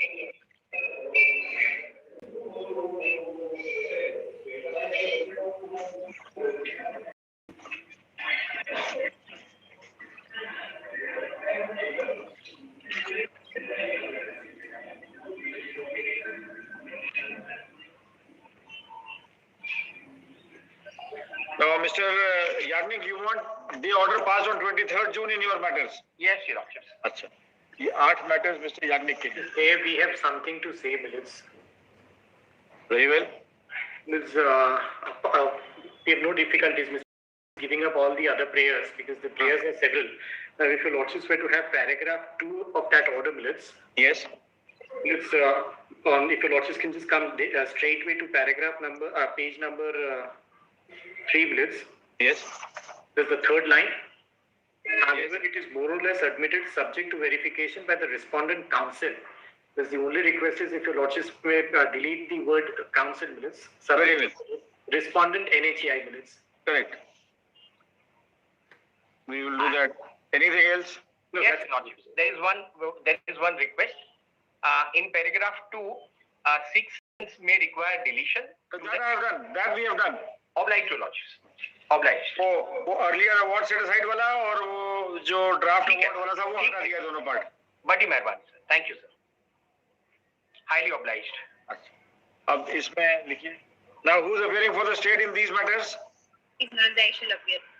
अच्छा. इसमें लिखिए heard Shri Ajay Yagnik, learned counsel for the petitioner. Ms. Shruti Pathak, learned AGP for the state respondent. And Shri Maulik Nanavati, learned counsel appearing for the respondent NHAI. ठीक है? और उसके बाद इसमें ये वाला ऑर्डर होगा इन 8 केसेस में मिस्टर याग्निक के. अंडरस्टूड? 8 मैटर्स हैं. सीरियल नंबर कोर्ट मास्टर आपको दे देंगे, फाइल दे देंगे वैसे. अलग अलग है सर. If you load 33, 34, 35 के बाद फिर 37 है, फिर 38, फिर 39 है, फिर 40 है, फिर 41 है, 42 है. No, 42 is of mine, Lordship. 42 Mr. Hemang Parikh है. There was one request which was all pervading for all the petitions, and I will. एक मिनट, Mr. Parikh वाले में ऑर्डर नहीं हुआ ना अभी? नहीं, उनमें regular orders. Regular order. और मिस्टर पारिक के 3 मैटर्स हैं 32, 36 एंड 42. Yes. इसमें स्टैंडर्ड ऑर्डर और इसमें स्टेट की तरफ से कौन रहेगा? My colleague will appear, ma'am. अच्छा, तो उसमें मिस निशा ठाकुर का नाम लिखिएगा.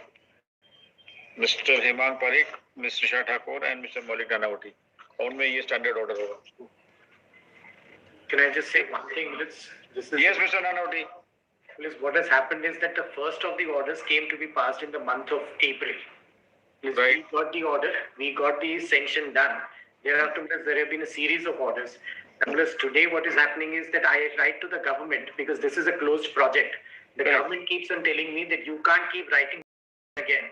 So what we have done is we have written to the land acquisition officer asking him to give us an estimate of the entire amount of money that would be enhanced. Likely to be incurred, huh? That's right. Because that he has not been able to give a complete information, but roughly it comes to about 800 crores. Well, it's my difficulty is that your lordships have recorded our statement that we will deposit it within a period of 3 weeks. Well, 800 crores is beyond my budget. In the sense, it will have to go to the ministry minutes, and I will have to get a special sanction.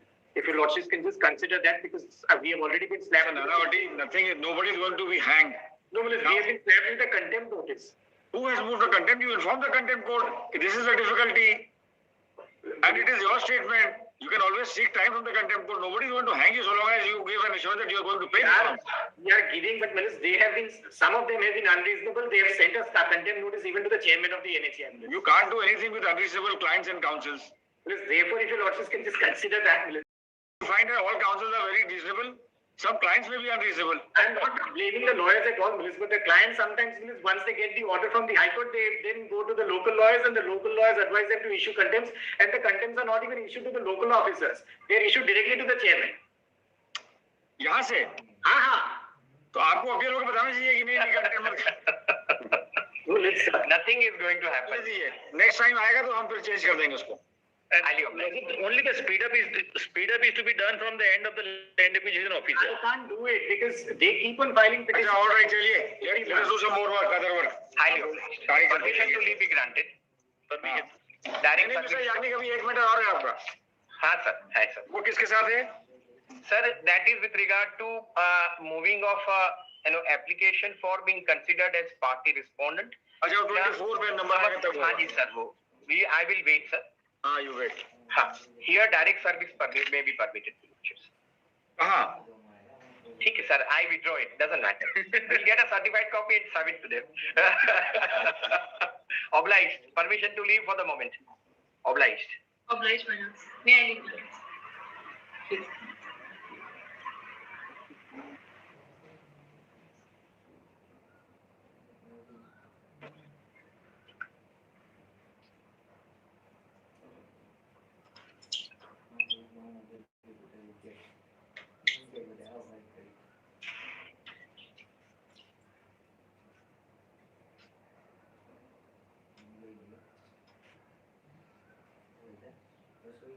करना पड़ेगा. Yes. Your Lordships may permit Mr. Vikram Nankani and Mr. Nimesh Mehta, Lords. Mr. Nankani is there already in the. Yes, he appears. My lord, I am here, my lord. I am already here. Advocate Nimesh Mehta is also in waiting room, Your Lordships. Kindly permit. All right.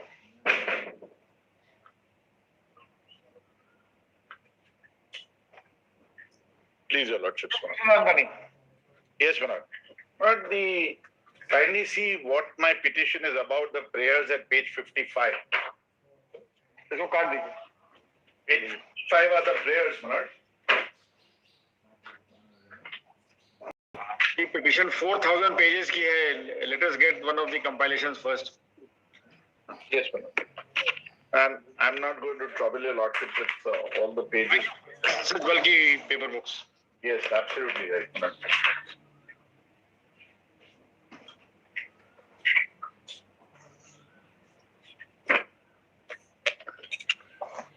That is why I want to narrow down the controversy to the prayers that I will show, my lord. You should have filed a convenience petition for us. Relevant चीजें जितनी थी उतनी देखते हम भी mister व्यास भी और आसानी से आपको मैटर में ऑर्डर कर देते. And I this much papers. My apologies, my lord. I wish I had taken that liberty. I would have done it, my lord. I'm sorry. It's not my slip of mind, my lord. अब बताइए क्या है? But kindly see page 55, the prayers. 55. Yes, my lord. Prayer A is the principal prayer, and that's the substantive part of the petition. That a direction to quash the illegal Caesar memo dated 26th of February 2000, it should be 2021, not 2012, it should be 2021, issued by respondent number 2 and declare the seizure of the imported goods as illegal. The Caesar memo, for my lord's marginal note, could be just noted, it's at page 171 of the petition. So, my lord, this is our principal challenge, that the very Caesar itself is illegal because the ingredients for seizing the goods, that is, there must be a reason to believe that the goods are liable for confiscation. That condition precedent for the exercise of power, that itself is missing. So page 171, and the interim, my lord, what I press for is prayer G, where, my lord, last time I had said that in case my learned friend agrees and we work out the matter, then, my lord, the larger issue can be left open. But G is for re-export of the goods. As I understand, my learned friend, my lord, is not in a position to, my lord, his instructions are otherwise, my lord. So therefore, I will have to go to the main prayer, my substantive change in the petition, which is, my lord, the Caesar itself. Correct. Prayer G is the interim prayer for re-export. Now, my lord, kindly see the Caesar memo, since that's the subject matter of challenge and that's the principal challenge. Please see page 170. Please see page 171. What we declared the goods to be are naphtha, and according to the department, it is a natural gasoline liquid, which I submit in law, my lord, cannot be the position in law. That's why, my lord, there can't be a reason to believe that these goods are liable for confiscation. Kindly see page 171. Yes. Paragraph 2, because Lordship will have to test that on the day on which they exercise this power of Caesar, what was the material before them for seizing? Para 2, whereas from the subject goods imported at vessel Tuna, representative samples were drawn and sent by Custom House Kandla to the Custom House Laboratory Kandla for testing. After necessary testing, the chemical examiner Custom House Kandla have opined that the sample under reference is natural gasoline liquid. Thus, it appears that the imported goods have been misdeclared and misclassified as naphtha under customs tariff heading 2710-1229 by the importer in the aforementioned 7 bills of entry filed by the importer at Custom House Kandla, instead of declaring correct description thereof as natural gasoline liquid classifiable under customs tariff heading 2710-1290. Just 1 minute. So according to the department, you have declared it as naphtha, whereas according to the department, actually it is natural gasoline liquid, NGL. More importantly, falling or classifiable under 2710-1290. I will show that this entry does not apply ex facie to natural gasoline. It doesn't apply ex facie. Apart from that, I will also demonstrate separate entry number and gasoline, NGL has a separate entry. In fact, natural gasoline today, in our respectful submission, is not an item in the tariff, because in 2019-20, the tariff was amended. And I'll show that. It was substituted by something else. It was substituted by motor spirit. So today, in the tariff, there is no such classification as natural gasoline. This nomenclature is not used. It's not used. It's not used in the tariff heading under which they now say that the goods are liable for confiscation and therefore they seize on account of misdeclaration. On 26th of February 2021. Absolutely, Manoj. The law was changed way back in 2019-20, and I'll show that. And secondly, I will also demonstrate that the only material which they had was this test report of this, the Kandla chemical examiner, which in my respectful submission is not even worth the paper on which it is written. अरे आप इतना उसको attack कर रहे हैं seriously? I'll show that. I'll make good. I will not make such a overpitched statement if I didn't make that. I will show that. In fact, that test report is in my favor. After the test report came in my favor, they interpreted against me. That's not the job of the chemical examiner. I'll show that. Now, my lord, would my lord straight away see the tariff heading? This is an 8-digit tariff, 2710-1290 at page 299 is the tariff. Before we go to the tariff heading, yes, my lord. Let's see that on the basis of which they have classified is at NGL. Very well, we'll do that. That is, my lord, all the documents are in their counter at page 429. Page 429 to 432 are the 4 pages relevant for this particular test report.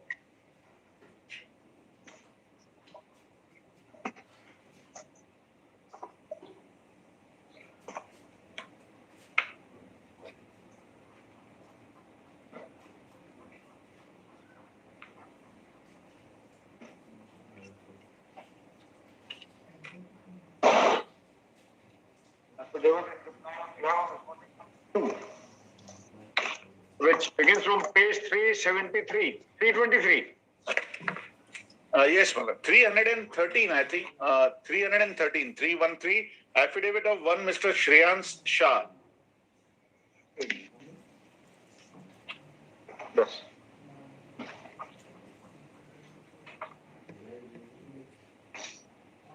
And now we come to page 429. 429.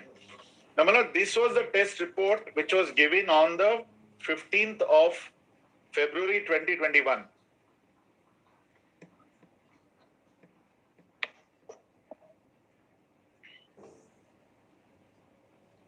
This is dated 6th of February. No, Malad, that's the test memo number. Malad, down at the signature, Chilaka Naresh, 15th of February 2021. 15th February. And 6th February is the date of the giving of the sample. That's right. That is the day on which they must have requisitioned the report or something. May I read it, Manat? This is a short report. The sample as received is in the form of colorless liquid. It is composed of mixture of hydrocarbons having following contents. Then, Manat, the details are given, whatever the technical specifications are.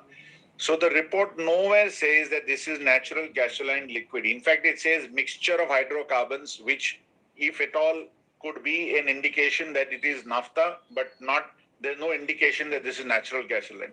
Now, what follows is more interesting. They write a letter to this gentleman, chemical examiner, at page 430 on the next day, 16th of February, 2021. Yes. In which they say test was required, second parameter, inter alia, that whether the goods is naphtha or otherwise, whereas it is reported that the goods is mixture of hydrocarbon. In view of the above, it is requested to confirm whether the goods is full range naphtha or otherwise. That means they discredit their own report saying that it is vague, it is not clear. What are you trying to say? Please answer whether it is full range naphtha or otherwise. Now, this is followed by a second letter, which is on 17th of February. At page 431. Second para. In continuation of the said, above said letter, this office letter, it is also requested to please verify and intimate the exact identification of the sample in question, along with clarification as to whether the sample falls under the category of light oil, SBFC, SKO, LDA, so-and-so, other solvents such as light naphtha, heavy naphtha, full range naphtha, solvent so-and-so, matter gasoline conforming to ISI so-and-so, E20 fuel conforming to ISI 17021, M fuel so-and-so, aviation fuel, gasoline, solvent conforming to ISO, gas oil, vacuum gas oil, high flash HSD, solvent so-and-so or otherwise. The Lordship will find there is no reference at all to the natural gasoline liquid because they also gave 12, 14 options. Which of the item is the seized code? Right. Why I'm laboring at this because all these 14 items are in the tariff, but natural gasoline is not in the tariff. So, Malad, they are conscious that they can't ask for a question which relates to a product which is not covered by the tariff, and I will show that. So, Malad, they first time they say it's vague. Please give us this answer whether it is full naphtha or not. Then they amplify that to say whether it falls under these products. Of course, then they put the twist in the tail by saying or otherwise. Or otherwise means now their specific case at the time of seizure is that this is natural gasoline. It is not that they don't identify this product to be something. And I will show that is why the mischief. Now, please see next page 432. Now, seizure has not been made so far. So far is not made. This is the only document with them and I'll show your Lordships, Manat. 432. This is where they, my Lord, pounce on this and then they act and seize. 432. Yes. This is the letter dated 19th of February 2021. Of the laboratory? Of the laboratory. Correct, Manat. The same gentleman, Chilaka Naresh, who has signed it, chemical examiner. This is dated 19th February. 19th February. 7 days before the seizure. Kindly read this. Yes. First parameter, this is reference to your letter number so-and-so dated 16th February and 17th February regarding clarification and test report number so-and-so dated 15th February 2021 pertaining to the sample of bill of entry number so-and-so. In this regard, it is to inform you that based on the analytical of the chemist on the sample under reference and available technical literature on chemistry, the sample under reference is natural gasoline liquid. How better can it be tailor-made for them to seize my goods? Tailor-made, and I say this one. Because you don't disclose what technical literature. It is there in your mind, but it is not there here. It's like saying that an order should be with reasons. Similarly, it goes with the test report. It can't be in the mind of the author. So technical literature, and nobody bothers from the DRI, from the August agency of DRI, they don't even ask which technical literature, why are you calling it suddenly? I have never asked you whether it is natural gasoline liquid or not. In my letters of 16th of February and 17th of February, I don't even make a reference to natural gasoline. Why are you dreaming of it to be a natural gasoline? You are an expert. You should say which technical literature so that I can challenge it. You can't keep me in the dark. So Malan, therefore I say it's a tailor-made answer, garbage in, garbage out answer, which says this is natural gasoline plucked from the thin air. Now, my lord, look at this, how it doesn't fall in line with the tariff, how out of sync it is with the tariff. If my lords will see the tariff first, we have annexed the tariff for the current year in our petition itself at page 299.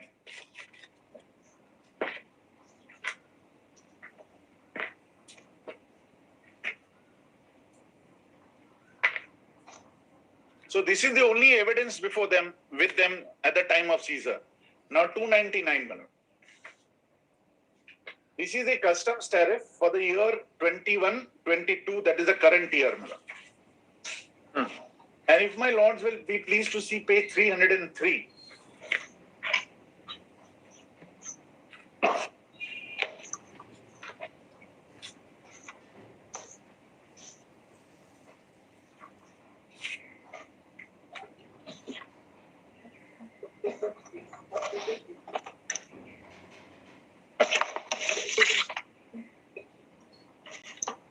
This one only? The main petition itself, Manoj. Page 299 at page 303. 303. Yes, Manoj. This is that heading 2710 under which, Manoj, they take the action. Now, if my lord will see the structure for a minute, I don't want to spend more time on the structure. There is a 4-digit number 2710. Yes. That gives the main heading, petroleum oils and oils obtained from bituminous minerals. Then if my lords go down the page, there is a 6-digit entry, 271012. Correct. It says light oils and preparations. Yes. And below that is naphtha. And there are 3 types of naphtha, light, heavy and full range. Full range. Then my lords will come to the entry under which they effect the Caesar, which my lord will see 27, 10, 12, 90. It's a 8-digit number. 27, 10, other. Prior to other, there is motor gasoline, which my lord will see 5 entries above. Motor gasoline. 41. Correct, my lord. Yes. So motor gasoline, which conforms to ISI 2796. All these are various fuels, my lord, which we use in our cars and for other automobiles and other vehicles. They all must conform to certain ISI standards. So gasoline is the word which is used in the context of motor.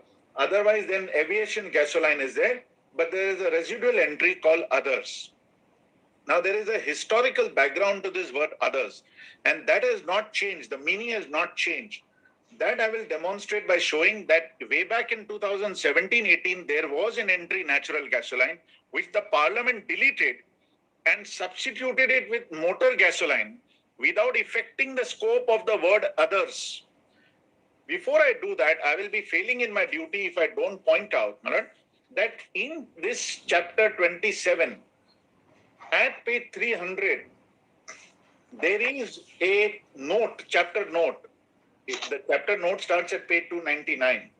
And at the foot of page 299, last line, your lordship will see supplementary note. Yes. Over the page, there are definitions which are relevant to this tariff. There is a definition called natural gasoline liquid at B, clause B. supplementary note B for Bombay, my lord. Just 1 minute. At page 300.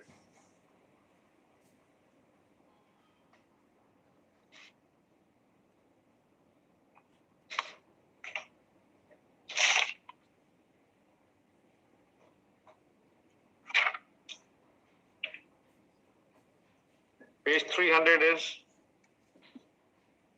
Clause B, right? There is a definition of natural gasoline. Yes.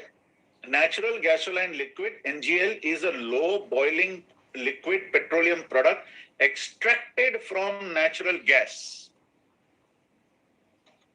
Yes. So, my lord, this definition remains, but there is no amplification of what is low boiling point, whether it is low boiling is 0, 5, 10, 20, 50, 60. There is no my lord, amplification of that. And it says it is extracted from natural gas. This definition remains, although in the tariff I showed at page 303, the word natural gasoline liquid does not appear in the tariff itself. So we have a definition, but we don't have an entry in the tariff. And why I say so, if my lords will be pleased to see our rejoinder where we have put in all the tariffs together in one line so that your lordship will get a brief idea of what the structure of the tariff is. If my lords will see our rejoinder at page 881. Yes. It will be clear immediately, my lord. 881 page number is the customs tariff for the year 2017-18. I'm sorry, maybe on the top it's not written 2017-18, but your lordship will have my statement that this is the tariff for 2017-18. In the body of the rejoinder, we have said so.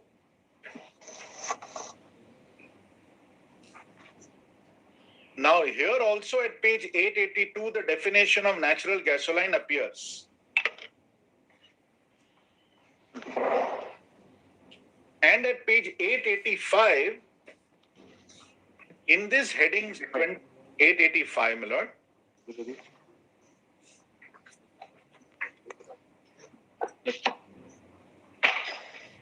Yes. At page 885, my lord will see 2710. There is an entry 8-digit number 2710-1220 natural gasoline liquid. 889. 885, my lord. 885. 27, 10. 2710, 12, 20.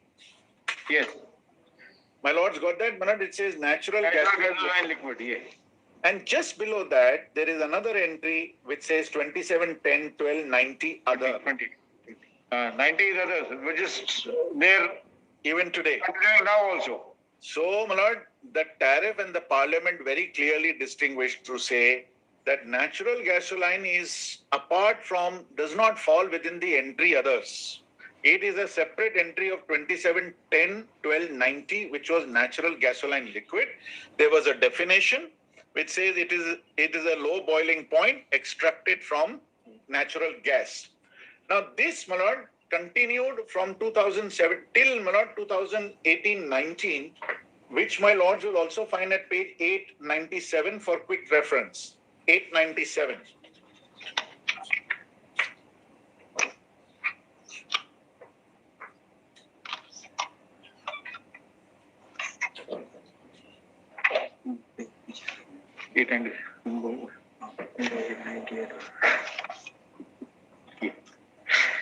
Yes. There also, my lords will find natural gasoline liquid. Yes. This is 2018-19. 18-19. Now from 1920, there is a sea change by the parliament which was made because the tariffs are amended only by the parliament. At page 909 for the year 1920, please see the change. Because every amendment must be viewed in the context of the previous law as to what it's proposed to change. Now, my lord, 909, at page 909, my lords will find this tariff is the identical tariff which is there today, which I showed your lordships at page 303 of my petition. Here now there is a change of converting natural gasoline liquid to motor gasoline. And then there is a further bifurcation or specifications of each type of fuel, whether it is conforming to ISI 2796, ISI 17021 or 17076. And aviation gasoline is separately covered by a different standard. But the word other remains. Now, it's first principles of interpretation, right? That when the law has, as it stood prior to the amendment, covered natural gasoline separately and not in the residuary entry others, post the amendment, the word other remains unchanged, but the natural gasoline has disappeared and replaced itself with motor gasoline of a particular variety as covered. Is there any literature to show why the parliament changed this and by deleting NGL or merging it with motor gasoline or rephrasing it as motor gasoline? I tried my level best to search, and my learned friend Mr. Nimesh Mehta also tried very hard to get to the statement of objects and reasons, but unfortunately we did not. One of the reasons I can only, as instructed, I was told, because I'm not a technical man or a chemical person. What I was told, Manoj, that natural gasoline definition was proving to be very difficult to implement because it simply says low boiling point. Now, when you say low boiling point, as I said, Manoj, whether it is 0 or 10 or 20, what is low? So therefore, Manoj, it was causing a lot of problem in the implementation of the entry itself. And that is why in the foreign trade policy, they deleted the definition of natural gas. They deleted that entry. Now, Manoj, it is in their counter affidavit, they have taken the position that this is really an issue of the foreign trade policy and not of the customs classification. Because they say that under the foreign trade policy, these products can be imported only through oil marketing companies like Indian Oil Corporation, HPCL, BPCL. Because only if it can be used and marketed as a fuel, that is in the cars and other automobile, can it fall under this particular tariff entry. But otherwise, by itself, it is not capable. And today we have challenged it. That's why we went to the right authority, the Indian Institute of Petroleum, because they are the ones to whom all these marketing companies rely, oil marketing companies rely. For that moment, Manoj, I'll take away straight your lordships to the reply. Please see their reply. And in the rejoinder also, in the Sir rejoinder. May I show page 9 of the Sir rejoinder? Unfortunately, I don't have the running page number, but it is the same gentleman, Shreyas Shah, who has filed this Sir rejoinder, Manoj. Page 9, Manoj, paragraph 4.6.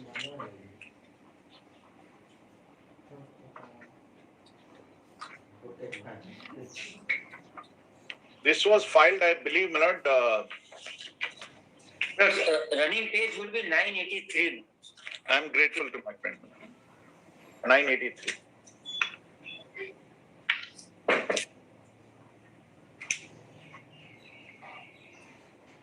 Para 4.6.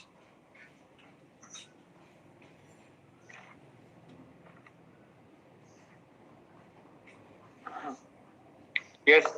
With reference to the contents of paragraph BA and paragraph BB of the affidavit of rejoinder, it is submitted that the issue under consideration is not at all present pertaining to the classification of goods under the customs tariff and levy of duty thereon, but it is pertaining to the import policy provisions specified in ITC-HS classification. So, Malad, and for good reasons, they concede. DRI is not so easy, Malad, to concede a position and Malad take the stand. The reason is that whether it is natural gasoline, as they want to the court to believe, or Malad, it is naphtha, the valuation does not change. The rate of customs duty does not change. So there is no impact as far as the revenue is concerned. The only question is that if it falls under natural gasoline, then I can't import it, but Indian Oil can import it. Bharat Petroleum can import it. I can't import it. That is, and this is a very relevant aspect in the context of re-export. When I'm seeking re-export, I'm saying, all right, if you want to dispute that this, I can't import it, I'm taking it back. What is your problem? What is your difficulty? You are only interested in the goods should not go into the market and be sold as motor gas or fuel. Nobody in his right mind will buy this fuel. The car will immediately get inflamed. It's so inflammable, this material. But be that as it may, you have now said it is an issue under the ITC-HS and not an issue under the customs tariff. Now, ITC-HS, I did circulate it, and my lords were pleased to record this fact in the last order of my lord.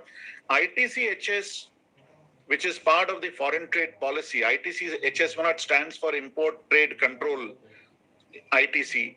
And there, my lord, will see chapter 27. There is no corresponding definition of natural gasoline liquid. There is absolutely no reference whatsoever to natural gasoline liquid in the foreign trade policy. Now, that is also an instrument of law. That is also, my lord, has statutory force. Therefore, if the foreign trade policy under which they seek to make out a case does not specifically classify natural gasoline liquid at all, what is the basis on which you can seize? My whole issue is that under Section 110 of the Customs Act, if you have a reason to believe that the goods are liable for confiscation, you seize. You don't have, there's no material before you. One gentleman says this is a mixture of hydrocarbon. You then ask him to clarify. In the course of clarification, you ask him various queries. You don't even ask him whether this is natural gasoline liquid. And yet his answer is, this is natural gasoline liquid. What basis? Some technical literature. Where is the technical literature? Nobody knows. And then you seize it. Therefore, Manoj, in our respectful submission, please see the, I don't know whether Manoj, the ITC HS printout was given to my lords or not. Manoj, we had emailed it before the last hearing. Because if it is NAFTA, then it is freely importable. If according to them it falls into the definition of others, then others does not, by legislative history, does not include natural gasoline. By the very process of amendment and by legislative history. So our respectful submission is, your seizure memo is defective. You don't say it falls into the category of others. You say it is natural gasoline falling under that particular entry. May I take my lords once again to page 171 to show how defective and faulty the seizure is, Manoj. Page 171. Because now my lord has the background of the legislative history and the test report. And Mr. Nankani, don't you think it would be very relevant to examine as to why the Parliament 2019-20 removed NGL from the tariff chart? It would be, Manoj, but apparently there is nothing available in public domain. My learned friend, Manoj, would be in a better position. And maybe the object and regions mentioned that the NGL should be placed with others and it should go into the residuary class. But then even if it goes into the others residuary class and you say natural gasoline liquid cannot be imported except by an oil company, then there should have been a complete ban and therefore it could have been removed for that reason. I will not bow to what falls from my lord, but if that was the position, Manoj, my learned friend would have seized the opportunity. He has filed a sir rejoinder. He would have definitely invited my lords.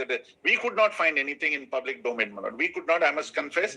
My learned friend would have been in a better position since the DRI would be assisting him. He would have got it. But had he had it, he would have put it surely in his reply and sir rejoinder. He has also not put anything. So, Manoj, today the law as it stands, according to you, NGL is something which can be imported by an oil company, correct? Yes, if their case, but our case is that NGL, Malad, as a product is not capable of classification today because it has been replaced. Right? In 1920, 2021, whatever it is. From 17, 18, 18, 19, it was there. Yes, Manoj. We don't know since when this restriction has been imposed that it cannot be imported by any private party other than an oil company. No, this restriction was there from the beginning. I must say that. From the beginning. Natural gasoline has always been permissible for import only by the oil marketing companies. Right from the beginning. Right from the beginning. Okay. Now, our case is something different. Our case is that natural gasoline, the parliament thought of amending that entry to become more specific. Our case is not that the natural gasoline is gone away. No, it is not gone away. It has been removed from the tariff chart or the table for some reason.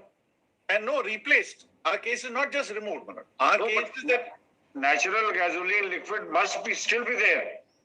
It is, Manoj. It is only now to be read. It may not be in the tariff of the as insofar as the Indian tariff is concerned, but maybe in foreign countries, natural gasoline liquid is manufactured and is made available for import by parties. I'm deeply obliged. Manoj, when our tariff was amended, it was amended in alignment with the World Customs Organization. It was amended. So our case is not that it has been removed. Our case is that the definition or the entry of natural gasoline has been made more specific. And while specifying it, it has been now aligned with ISI standards. So unless I import a product which conforms to ISI standards and falls within those specific entries, like, may I just give an example? Let me say that the example was that earlier there was a broad entry which says milk preparations. Fair. Very now well. that entry has been removed and replaced by saying by 10 more entries. Yes, that milk products will now include skimmed milk, it will include buttermilk, it will include mithais of milk, preparation of milk, things like that. So natural gasoline has been substituted, it has been replaced.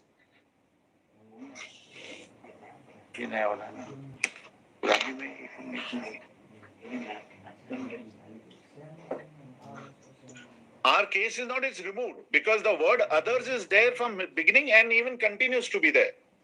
It is not that it has been removed from there and put into others.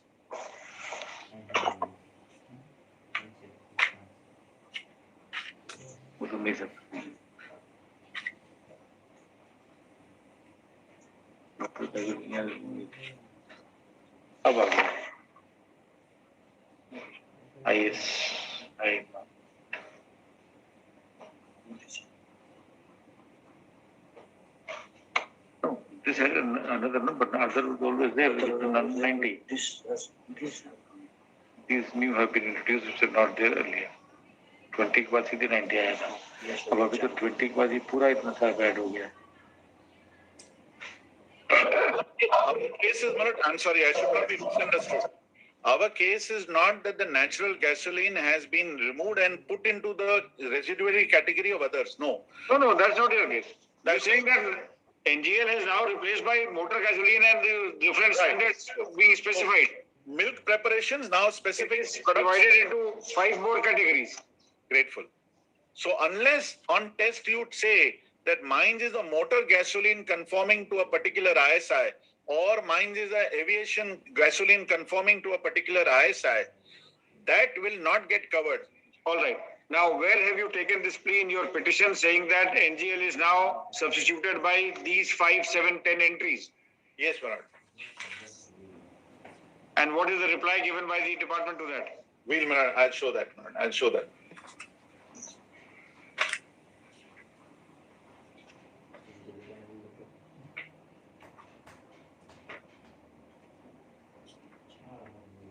Now, would my lord see page 40, para 41?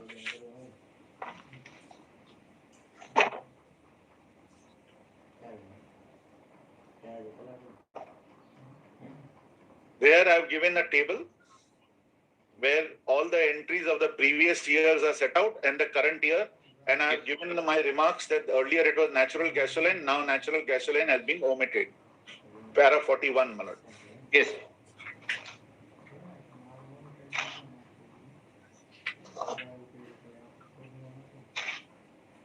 And over the page at 41, I say it has been omitted. Actually, it should be from the year 2019-20, not just from 21. It's again a typographical.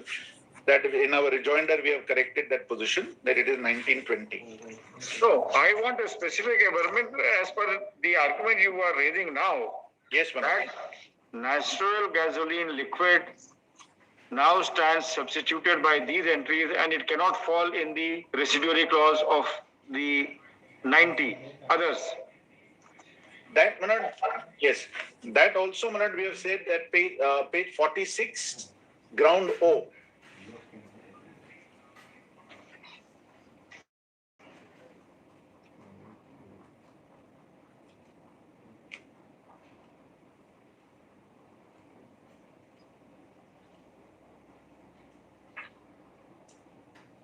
And others is not mentioned anywhere. So we refer to World Customs Organization. We say that the word others does not mention anywhere. Directorate of Interior have not followed the customs tariff. No, Mr. Nankani, we are not getting what you are arguing before us. But maybe in my pleadings, it is not put it in so many words as I'm articulating. How do we expect this department to respond to it and how do we accept your contention? With great respect, Manoj. I have referred to World Custom Organization. I have referred to the changes in the tariff. I have shown at page 40 how the tariff has evolved over a period of time. The authority taking the action surely knows how it is structured, and they are supposed to know the law as to why they are seizing it as others when others' entry has not changed. It has the scope of the word others has remained unchanged. It never historically included natural gasoline, and it never continues to include natural gasoline. What was never included in the word others cannot now be covered by the word others when it has been restructured and replaced. I'm not saying that it has been removed. It has been That is what we are asking you to show us. Where do you say that it has been restructured and replaced by motor gasoline, ISI 2796, 51702, whatever be the numbers? Where is that development? We want to see that, and we want to see the reply of the department. Yes, in great respect, yes, I'll show that. May I just move on and I show few. I will look for the way in which I'm arguing whether it has been articulated that way in the pleadings. But surely, not exactly in that way, but close to it, so that somebody can read and understand that this is what you are saying. Maybe not exactly as many words as you are arguing it. Right. Still, I'll bear that in mind. Would my lord permit me to then show a few more factual issues, because it should not be said that I did not place the complete record before my lord. So I just... You are here against, now Caesar memo against Caesar memo, you have no remedy available otherwise? Oh, my lord, no remedy. No remedy. No remedy.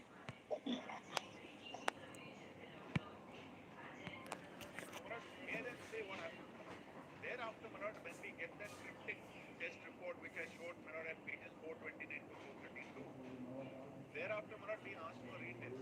We were adamant not to allow us retest. So we had to trouble your lordships. Your lordships passed an order directing them to draw fresh sample and go for retest.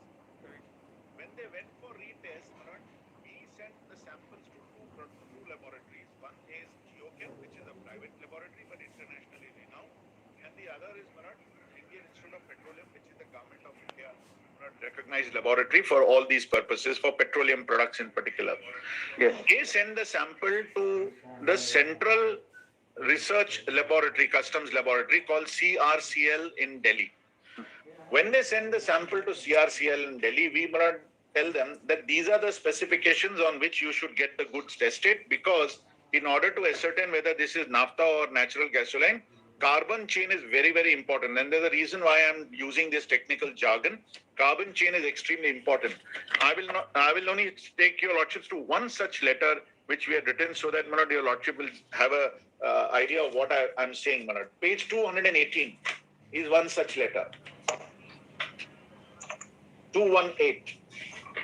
And at page 219, this is a letter dated 15th of April 2021, after your lordship's order.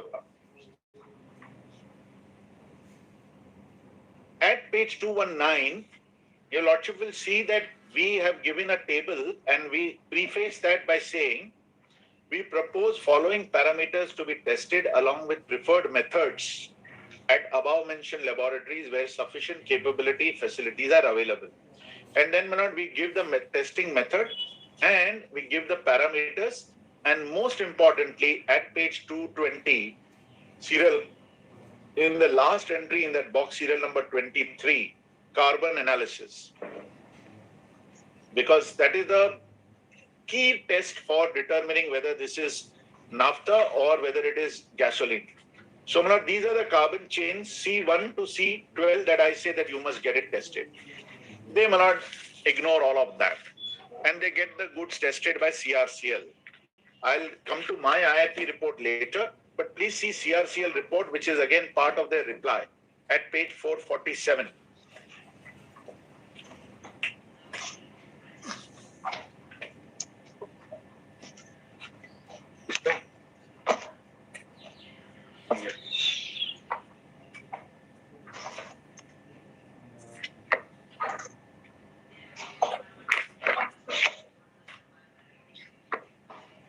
Yes. This is dated 28th of May 2021. Yes. And if my lords will see, it says retest report. The sample is in the form of clear colorless liquid having in its mainly composed of lighter mineral carbon, hydrocarbon oil, having mineral hydrocarbon oil content more than 70% by weight. It is having following characteristics. And then it gives the characteristics over there, but none of the carbon chains have been tested. And again, Manoj, I don't want to sound very technical, but there is a reason behind this, because they have taken a very extreme stand in their affidavit in reply, saying that CRCL facilities have been upgraded to do the testing, but yet they do not do the carbon chain testing as we wanted C1 to C12, because which is the most essential. And then the conclusion is the sample is a low boiling liquid extracted from natural gas. It is natural gasoline liquid. Now, again, tailor-made to suit the definition, because if my lords will see, this is again saying low boiling point without reference to the standards. Which standards say what is low? Even when I go to a laboratory for my blood test, Malan, the blood test report will say this is the normal range and your reading is within the normal range or outside the normal range. No reference. We say testing methods, no reference. So a very vague report again is given. Where are your reports? Yes, my lord. As opposed to that, my reports, my lord, if my lord will see, we annex the email copy of the report in our main petition and the signed copy in our rejoinder, because they made some song and dance about it, saying that this report is unsigned. So I can...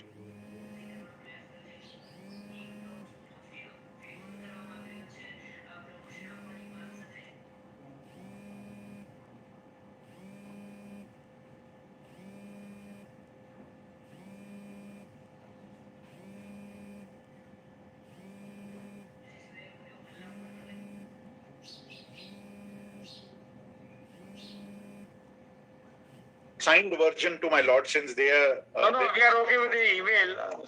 Yes, then my lord will see in my... So if Vyas objects to it, then we will go to the signed document. Very well. 226.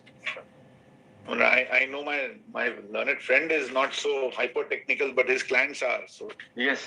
I would never object, my lords, reading unsigned copy. My lords, it was an objection available which is not taken. That's it.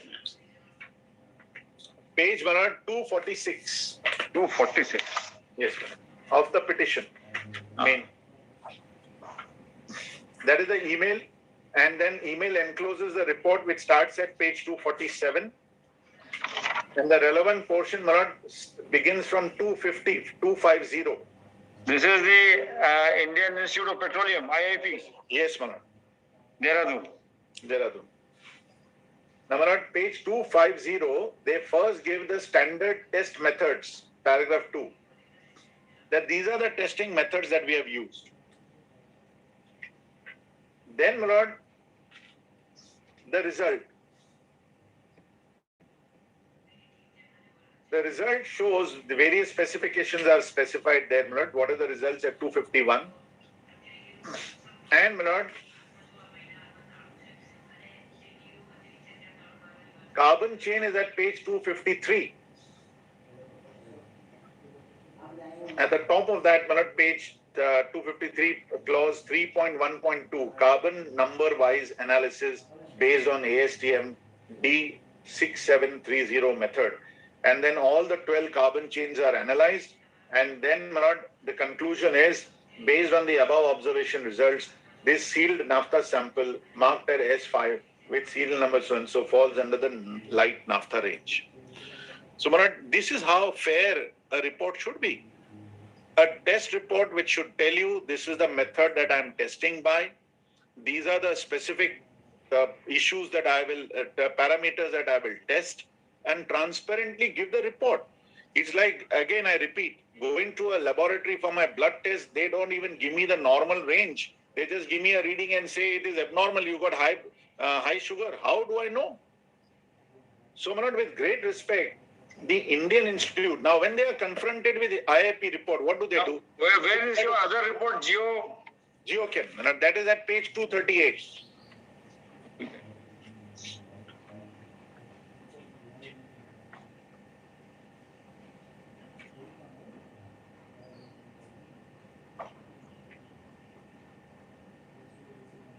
This also gives us the testing methods. And at page 239 is the conclusion. which says remarks conforms to OSN specifications of NAFTA with respect to the test carried out. Now, when they are confronted with IIP report, they know that there is no answer to it because that is the premier institute and the only credible institute as far as petroleum products are concerned. So they try to find a escape route. And the escape route they find is to say that our laboratory, CRCL laboratory, has been upgraded and it can do everything now. It can test anything and it is capable and competent. Please see the circular on which they are relying to show that it is upgraded. That itself falsifies their claim. Page 466.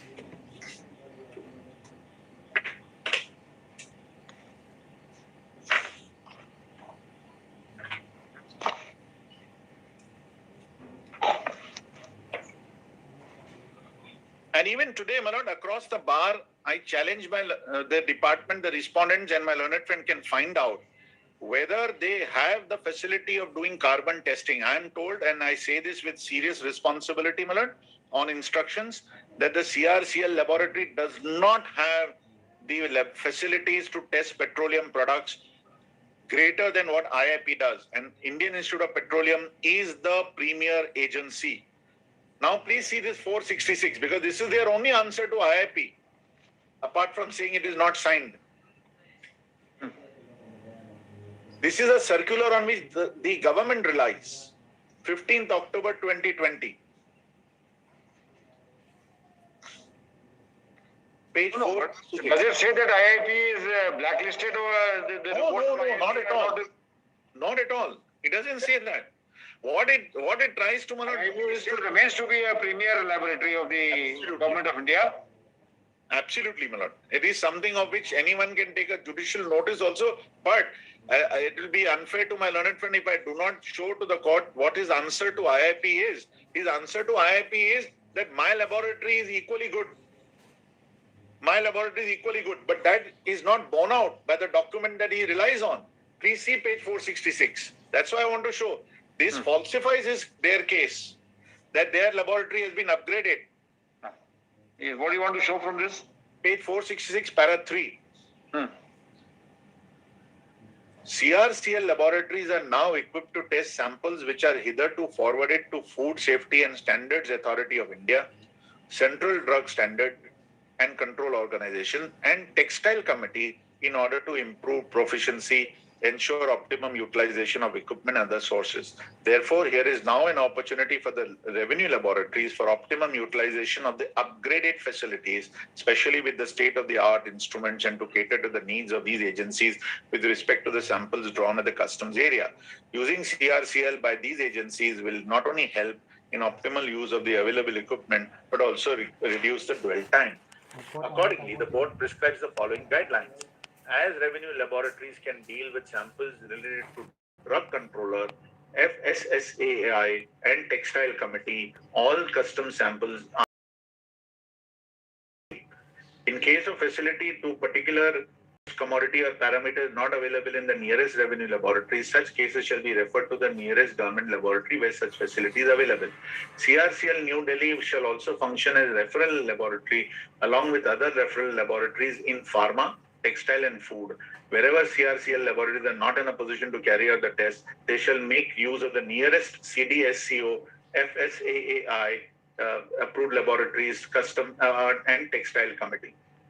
So this circular, which my learned friend relies on, is a circular in the context of food, drugs and textile, not petroleum. This cannot be an answer to overcome or discredit the IIP report. Now, what would be the law in case there are two government premier agencies and given conflicting reports? Which one is to be relied upon? So, Marat, my respect with submission. One in favor of the assessee? No, I am not saying. No, I am not saying either in favor of assessee or respondent. I am saying go by the Marat Institute's credibility. 3 reasons why IIP report should be favored. 1, that the IIP report Marat gives the testing methods which the CRCL report does not give. Number 2, the specific issue with regard to whether it is naphtha or natural gasoline can be determined by reference to the carbon chain, and that is why I wrote a letter before they send the sample that this is what it should be. You know that if you accept my proposal, you have no case, you purposely do not get the carbon chain tested. So that itself an adverse inference must be drawn against the revenue, that despite notice from me, had I kept quiet, had I not written that letter at page 218, the considerations may have been different. So, my lord, adverse inference must be drawn that they don't get the carbon chain tested, because that will give the real answer, which the IIP report has got tested. Number 3, that even today, IIP remains the only institute or laboratory for testing of petroleum products, because even in the last circular, which my learned friend seeks to rely upon in October 2020, as recently as October 2020, the laboratories have been upgraded only for the purposes of food, drugs and cosmetics, and not textile, and not for the purposes of petroleum products. I will invite friend to make an affidavit if required, and I stand or fall by affidavit. I'm inviting evidence against me to say whether the CRCL laboratory is capable of doing a carbon chain testing as the Indian Institute of Petroleum, number 1. Number 2, let Indian Oil Corporation or any of these companies which are authorized to import by law this gasoline, let them give a certificate to my learned friend in DRI that yes, our samples, we prefer to have it tested in CRCL and not in IIP. It's not because the IIP report has gone in my favor I'm saying so. I'm in fact inviting evidence against myself. If I am not make this responsible submission and I challenge the report of CRCL, which I'm entitled to challenge, and I challenge it by saying that it is incompetent, and I invite that why is the revenue, the DRI shied away from answering these two very vital questions in the long laborious pleadings that they have filed. They should have said that why we did not get the carbon chain test. So, my lord, my respectful submission is that as of today, at least between the two test report, at the stage of admission and when my lord, the challenge to the Caesar, prima facie, the report of IIP would prevail over the report of CRCL for these 3 reasons. No testing methods disclosed, no capability of doing the carbon chain, and the facilities have not been upgraded for petroleum products. Right. Otherwise, I would have made IIP, I would have made Indian Oil Corporation party to this and said, yes, if according to the department this is gasoline, please market it at the nearest petrol pump as gasoline. They will not. So, therefore, it's not a personal issue of somebody making an issue out of it. So, both in law and on facts, we, in our respectful submission, have a cast iron case.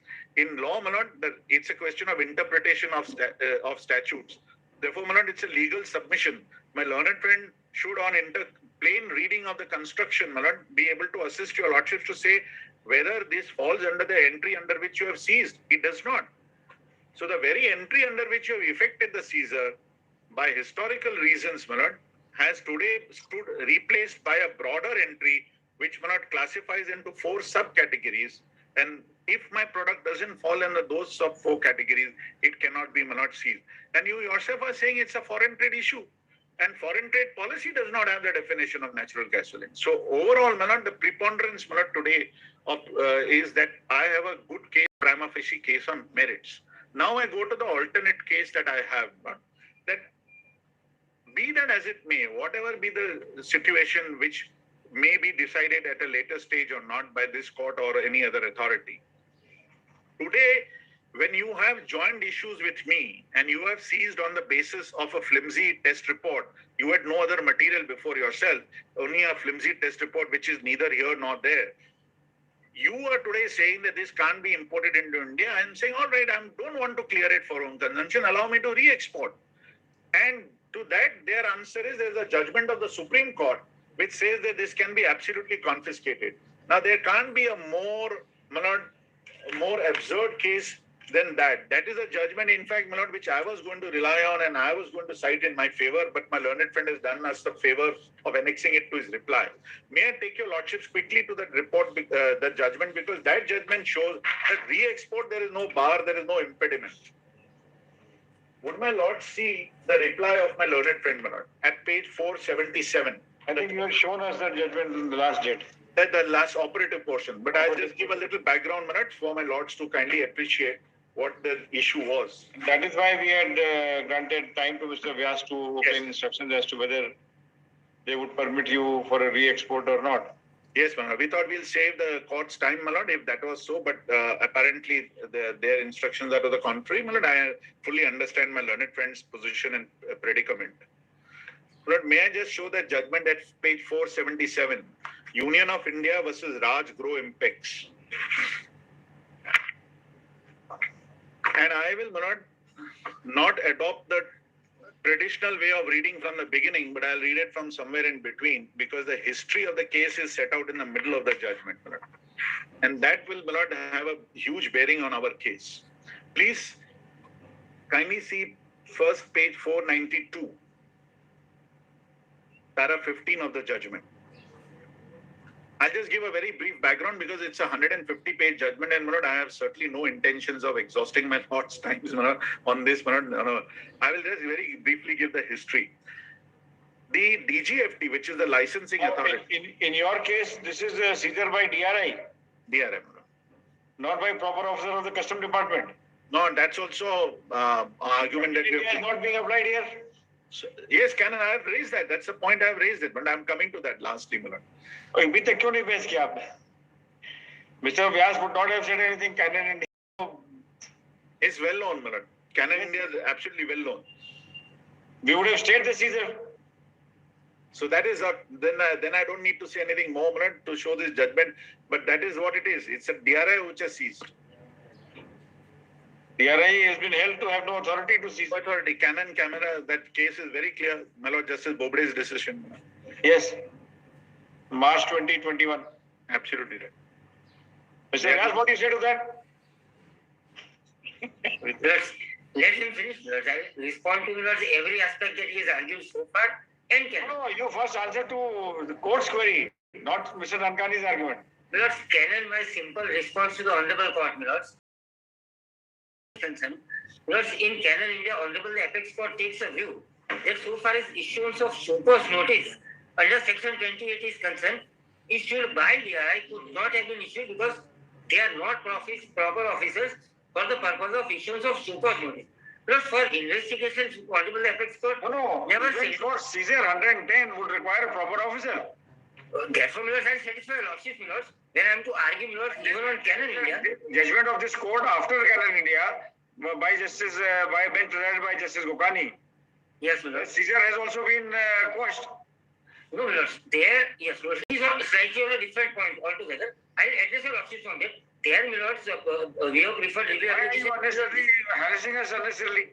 Canon India is simple. I, Lords, should be the last person to harass your Lordships, Lords. This or that way, Lords. I would never want to harass. Nonetheless, Lords, I have to place for your Lordships consideration the matter as it stands, Lords. I am sure my turn would come. I would respond. If the Honorable Court wants me to respond to Canon India right away, Lords, I can start on Canon India as well, Lords. नहीं मतलब आप डरा रहे हैं हम लोगों को? No, not at all, Lords. Lords, your Lordships know me, Lords. Even if I make an attempt, Lords, I would really make your Lordships end up laughing. The judgment which your Lordships are referring to is the judgment of CMR Chino Industries versus Union of India. That is the judgment of this Honorable Court. Yes, this is Gokani's judgment. Yes, my lord. Where seizure has been quashed, I think. Relying upon Canon India. Yes, my lord. So we will follow that judgment, simple as that. But we need to point out, Lords, in that case. What? The facts, Lords, as they were in Chino. Are you saying that DRI has not made the seizure? No, Lord. So far as applicability of CIGO is concerned, it is completely on different facts, Lord. So far as there, it was not case, Lords, of a prohibited item brought or rather smuggled into India, Lords, under the guise of, Lords, declaring it or misdeclaring it to be a different product altogether. That never was the case there, Lords. So that is one. Second aspect is, Lords, with regard to what has been held in CIGO. It is only with regard to that classification, Lords, that whether scrap motors would fall, Lords, There the question was that petitioner said that I am bringing scrap motors. According to case of DRI, the scrap included portions of aluminum, iron, and copper. Since the content of copper was higher, the classification should not have been X, but it should have been Y. That is the facts, in which Honorable Court takes a view that so far as seizure is concerned, it is only keeping in mind the value of copper, and therefore seizure is in bad in law. So, if I am to address, I will do that as well. All right. Let Mr. Nankani complete. Yes, Mr. Nankani, we were going to your biochem report.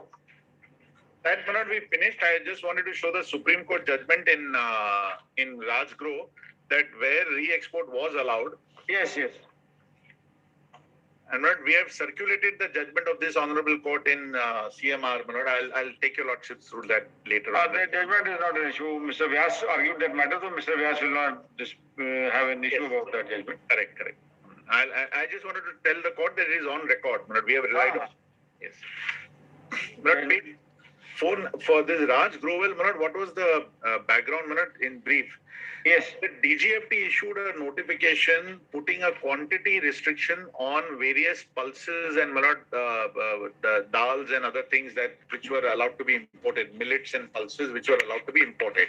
And it put a quantity restriction that in a year, not more than a specified quantity will be allowed. In some cases, it was 1.5 lakh tons or whatever, that the beans or peas or split dals will not be allowed above a certain quantity. Now, some importers took advantage of that notification's misinterpretation and started importing more than the specified quantity. The matter went up to the Supreme Court. Those notifications were upheld by the Supreme Court. The challenge to the notification was set aside, saying that the DGFT had the power to impose restriction on the quantity in public interest so that the local farmers could not suffer. Those notifications are set out at page 492. Page 492, their notifications are set out. At page 495, paragraph 18, there is a heading, judgment dated 26th August 2020 of this court in Agri-Cas. My lord will note the date, 26th August 2020 in Agri-Cas. Yes. Paragraph 18. In the case of Agri-Cas, a variety of issues essentially relating to the validity of notifications and corresponding trade notices imposing restriction on import of peas and pulses were dealt with by this court on the envelope of Foreign Trade Development Act, particularly Section 3 and 9A thereof. We need not dilate on all the issues examined and dealt with by the court in Agri-Cas, but a few salient features of the said decision need to be accentuated for the purpose of the issues involved in this appeal. Then they quote from Agri-Gas, and page 497, the bold letters, page 496, para 53, just the bold portion I'll read, not the whole para. The Union of India and their affidavit filed on 26 June 2020 have pleaded that they were required to strike a balance between the farmers and the importers, as large-scale imports would have adversely affect the interests of the farmers due to fall in the prices in the local market. Then they go into the prices of various moong dal, urad dal, etc. Then kindly see page 497, the last bold sentence.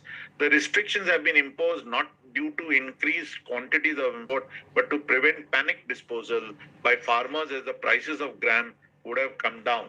And then the Supreme Court upheld the validity of these notifications. Then page 499, paragraph 18.4. Despite the order of the Supreme Court, various High Court passed interim orders. That is recorded at page 18.4. As noticed before, the said writ petitions were withdrawn to this court.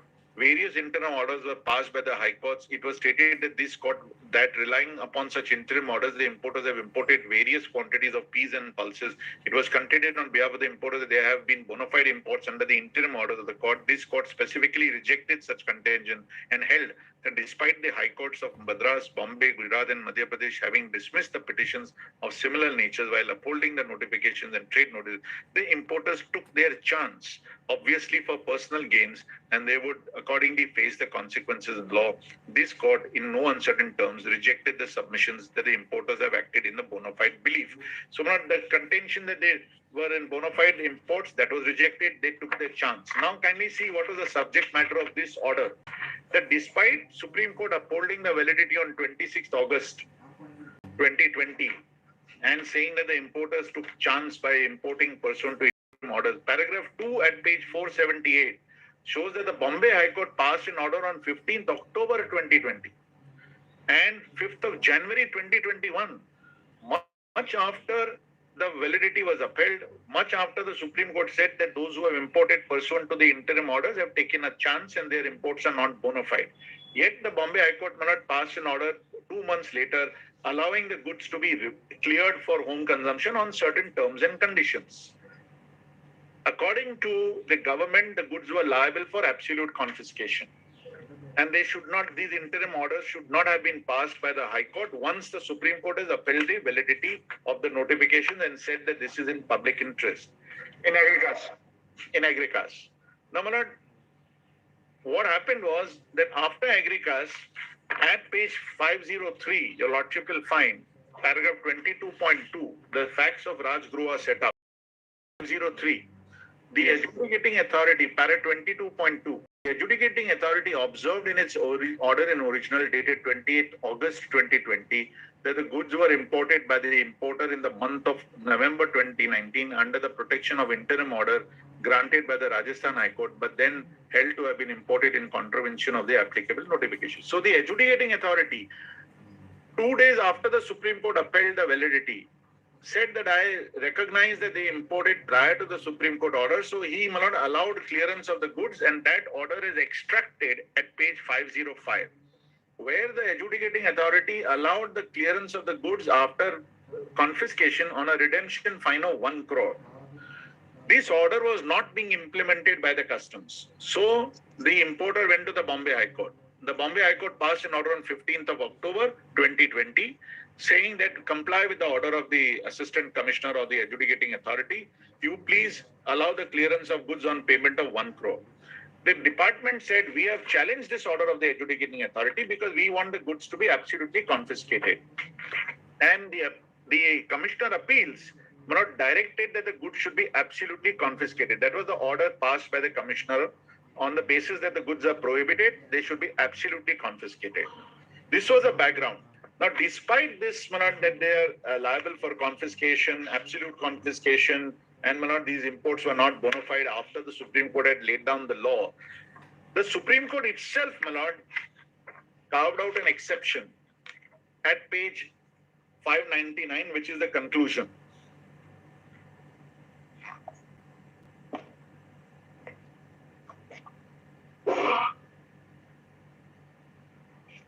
(97) subpara B, the impugn order dated 15th October passed by the High Court in writ petitions is set aside and the writ petitions so filed by the respondent importers are dismissed. And the interim order of 5th of January is also set aside and the writ petition shall be governed by this judgment. D, small d, subpara D, the orders in appeal dated 24/12/2020 as passed by the appellate authority in the respective appeals are approved, and consequently the orders in original dated 28th August 2020 in the respective cases of the respondent importers shall stand quashed.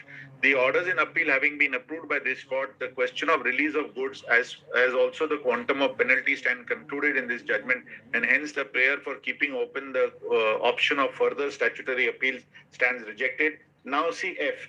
The subject goods are held liable to absolute confiscation, but in the continuity of the order dated 18th March 2021 in these appeals, it is provided that if the importer concerned opts for re-export within another 2 days of, within another period of 2 weeks from today, such a prayer for re-export may be granted by the authorities after recovery of necessary redemption fine and subject to the importer discharging other statutory obligations. Now, my lord, obviously, even though the order of absolute confiscation was upheld by the Supreme Court, yet they allowed re-export on payment of fine by the adjudicating authority, which was set aside. So they said, all right, if you pay 1 crore, we allow you to re-export. And other statutory obligations, obviously, it means that I have to file a shipping bill, the goods will be examined. If there is any customs detention charges, whatever, those will be paid, and the goods will be allowed for re-export. Mr. Nankani, pursuant to the Caesar memo, the department has issued a show cause notice so far? No, Manoj. No. Not yet. Not yet. So, Manoj, wait a minute. Are they not obliged to issue a show cause notice within a reasonable time? They are, Manoj. They are supposed to issue it the reasonable time. So this Caesar is of 26 February. Today we are in July. July. It's more than about 5 months. Almost 5 months. Yes, Manoj. So, Manoj, this judgment my learned friend relies on, and I am seeking to draw support. My learned friend said that these goods are prohibited and therefore they are liable for absolute confiscation. Manoj, I respectfully disagree with him that they are prohibited because the goods are naphtha, and naphtha is freely permissible for import. If according to them it is natural gasoline liquid, there is no such entry as natural gasoline, and if at all, it can be imported but by an oil marketing company for marketing in India. Since I am not seeking to market in India, I respectfully submit that re-export should be permissible if there's any, because I want to then buy peace rather than not joining, because I'm a man of business, trade and commerce. I don't want unnecessarily my money to be blocked over here. And for re-export, it's not an afterthought. For re-export, Manoj, I had originally itself before the Caesar entered into a contract for re-export, and which is at page 182. 182. Yes. And I showed your lordships last time that after they had also received a substantial amount.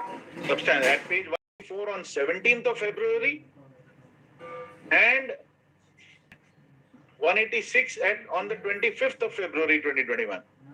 Now, Manoj, according to them, the 19th of February letter of clarification said that this is natural gasoline. That I showed that cryptic, ambiguous letter to my lord where he says technical literature, according to us, it is natural gasoline. That was on 19th of February.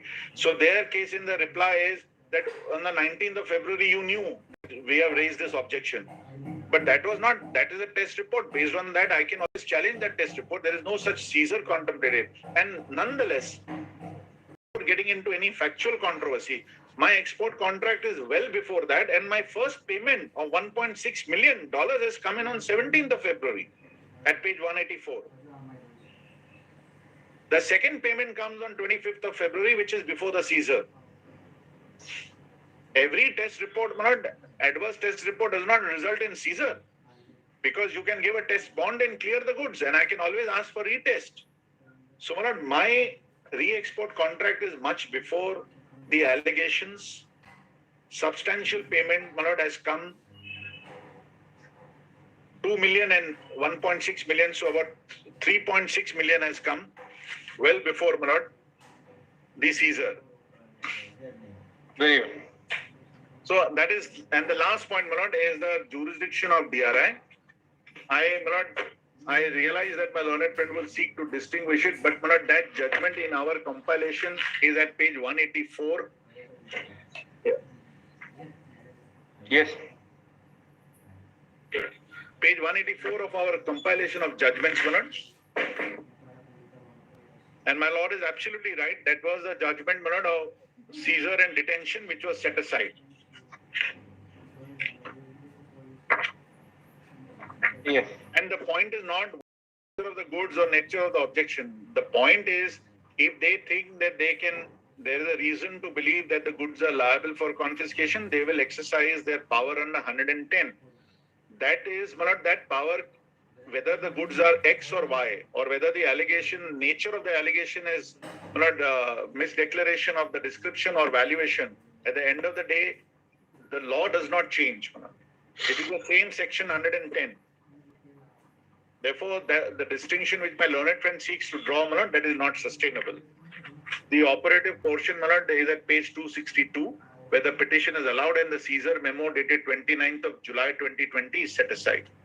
Very good. Following canon. Not deeply obliged for a very patient hearing. Yes, Mr. Vyas. Lordship. kindly state, my lords, come to page 171, the Caesar memo, which ultimately, my lords, the whole controversy, my lords, revolves around Caesar memo. Before I tell your lordships, my lords, according to me, what facts are, your lordships ultimately will have to, my lords, have a closer look at this Caesar memo. Because a lot has been argued that we perceive this, we perceive that, my lords, it is not about our perceptions. It is not about, my lords, an action which, according to petitioner, that we have taken under some influence, my lords. Our action, my lords, is absolutely crystal clear, well worded. Come to page 171. My lords, it is my case, my lords. So far as the material which is brought is that you declared it to be a particular. Yes, lords. You declared it to be a particular item for which there are separate headings provided. You were well aware that this material or the item that you seek to import into India is not the material that you are declaring or you are filing bills of entries for. That is first aspect, my lords.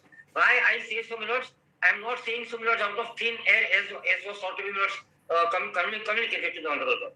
Lords, there is ample material which has come on record, my lords, to which the reply affidavit is absolutely silent. The rejoinder affidavit. In my reply, I categorically say that it was well within your knowledge with regard to what you are bringing, what was the original port where the entire material was stocked, what documents, the country of origin was what, you declared it, compelled your suppliers to change it to a different country altogether. You want us to rely on the original certificate from where the document is, the material is not loaded at all. Those are the issues which are being examined. There are certain materials which came to our possession where, lords, the material conclusively leads us, lords, that material is way beyond, lords, 20 February 2021. Lords, it is of November 2020. Petitioner, my lords, is conscious of the fact as to what he is bringing is certainly not the items that he is declaring. He is, my lords, in fact, trying to change the, lords, description. He is also trying to, my lords, alter the country of origin, etc. I will take your lordships to that relevant aspect at a later stage. That is the material, my lords, which gave us reasons to believe that this is what actually has happened. In light thereof, my lords, kindly read 171. Lords, I would want to read this, lords, in its entirety, skipping first two paragraphs, lords, paragraph 2 onwards, lords. But before that, kindly have a look at the table, lords. There is some significance, lords, of dates. Your lordships will find, lords, bill of entry numbers are mentioned, lords, in second column. Kindly have a look at the third column, lords. 6th February 2021. All 7 items, lords. These bills of entries are filed on 6th of February 2021. So naturally, lords, the material is to come thereafter or on 6th of February, lords. That is an admitted position to which they will not object or, lords, say anything, lords. This date will assume a lot of significance. Kindly see the declared value, lords. The material is declared as NAFTA. Now, my lords, your lordships should see, as per the entries, my lords, NAFTA is in 3 categories, my lords. One, my lords, is full range NAFTA, for which a separate heading is there. Another, my lords, is light NAFTA, my lords, for which also there is another heading. And third, my lords, is heavy NAFTA. What is declared, my lords, is as NAFTA, my lords, category mentioned is category 29, my lords. I'll tell you, lordships, as to what category 29 is, my lords. Now, my lords, he on 6th of February, therefore, my lords, files these bills of entries. We, my lords, on the basis of material, my lords, we say, paragraph number 2, whereas from the subject goods imported in vessel MT Tuna, name also, my lords, some significance, kindly keep it in mind. Representative samples were drawn and sent by Customs House, Kandla, to the Custom House laboratory for testing. After necessary testing, the chemical examiner at Custom House so-and-so have appointed that the sample under reference is natural gasoline liquid. Thus, it appears that the imported goods have been misdeclared and misclassified as NAFTA under chapter head 1229 by importer in the aforementioned 7 bills of entries filed by importer at Customs House.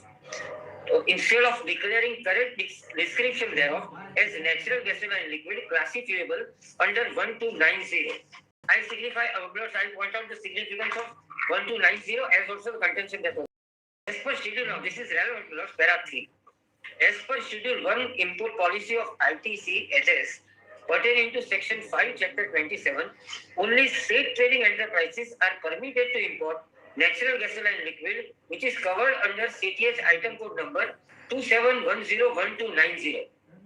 Now, my lords, a contention was raised before your lordships, my lords, that NGL earlier was defined, legislature deemed it appropriate, and for 2021, it is given completely go by, it is replaced.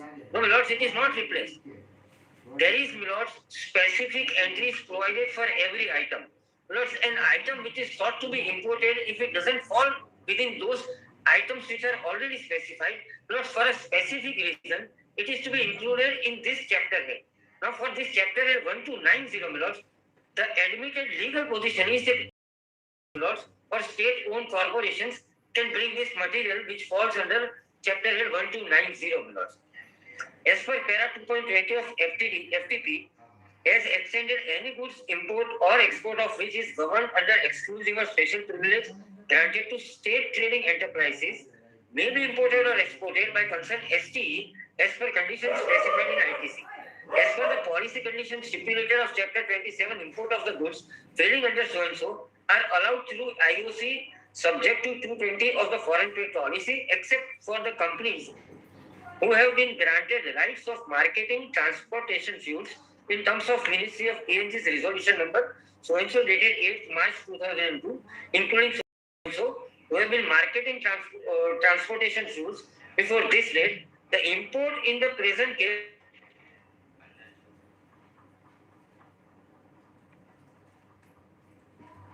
Mr. Vyas.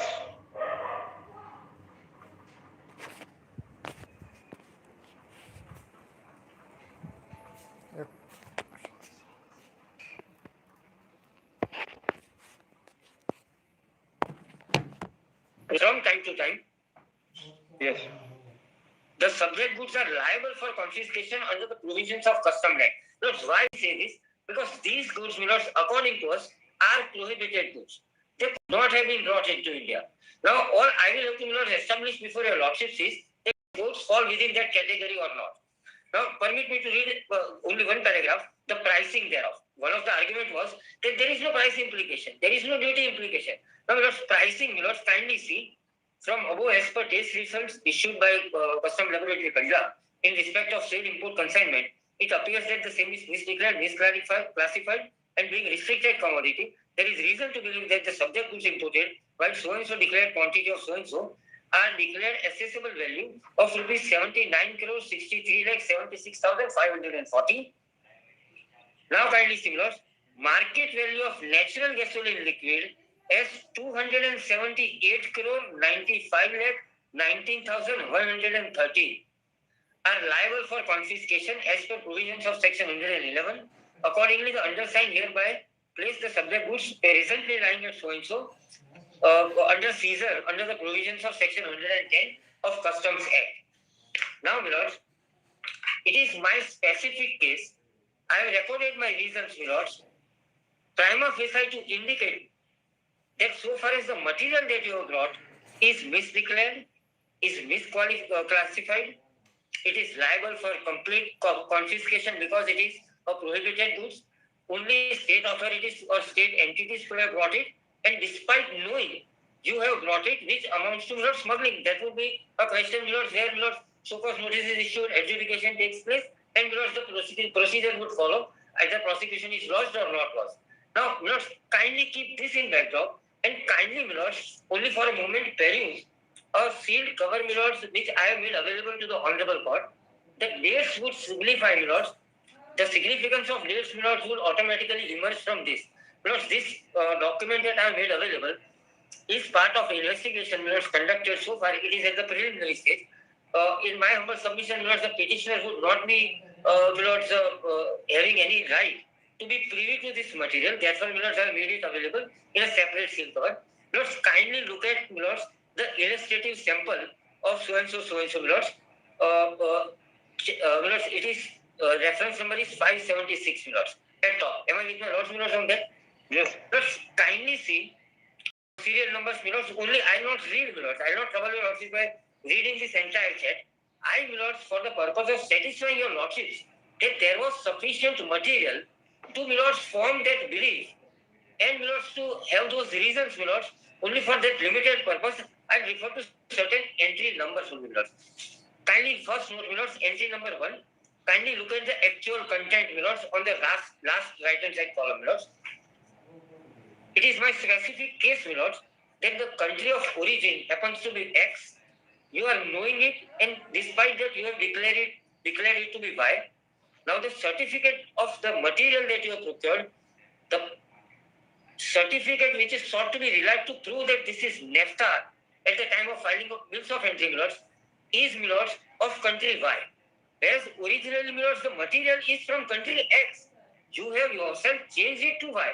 For your own sweet convenience reasons, Milords, those reasons, Milords, your office will find number 3. Then, Milords, kindly have a look at, Milords, number 5. Now, number 5 is significant, Milords. Kindly also keep in mind, Milords, the dates.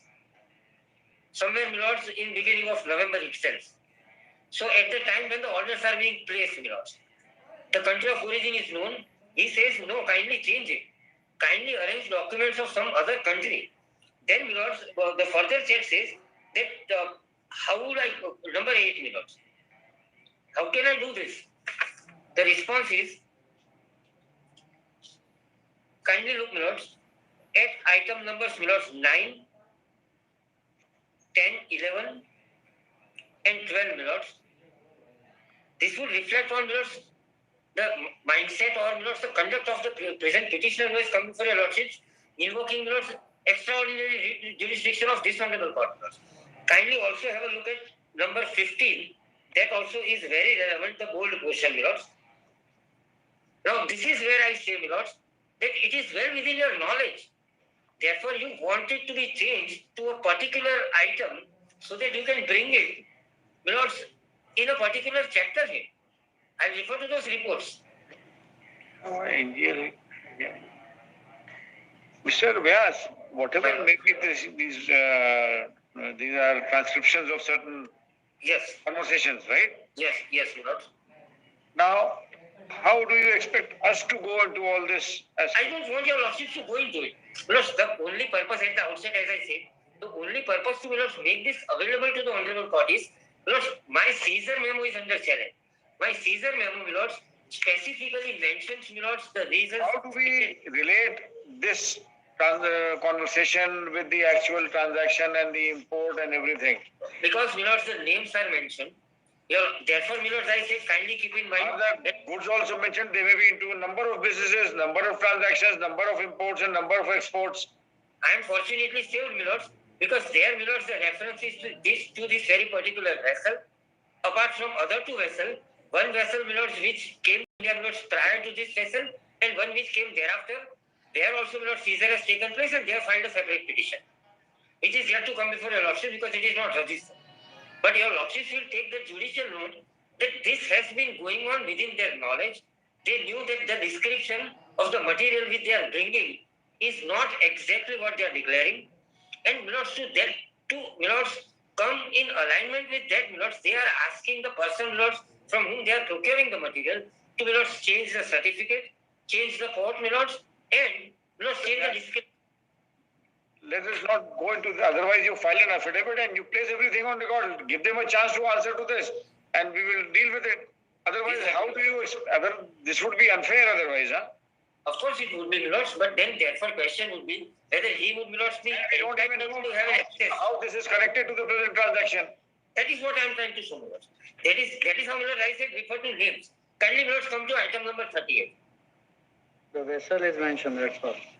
Vessel, tuna may be coming and going, and how do we know tuna is carrying with the conversation is of August, September, October, sometimes January. Sir, item, kindly turn to item number 32. Look at the date, Milords. Yes, item 38. Yes, Milords. Kindly look at the date. 38 is 3rd of February. Yes, Milords.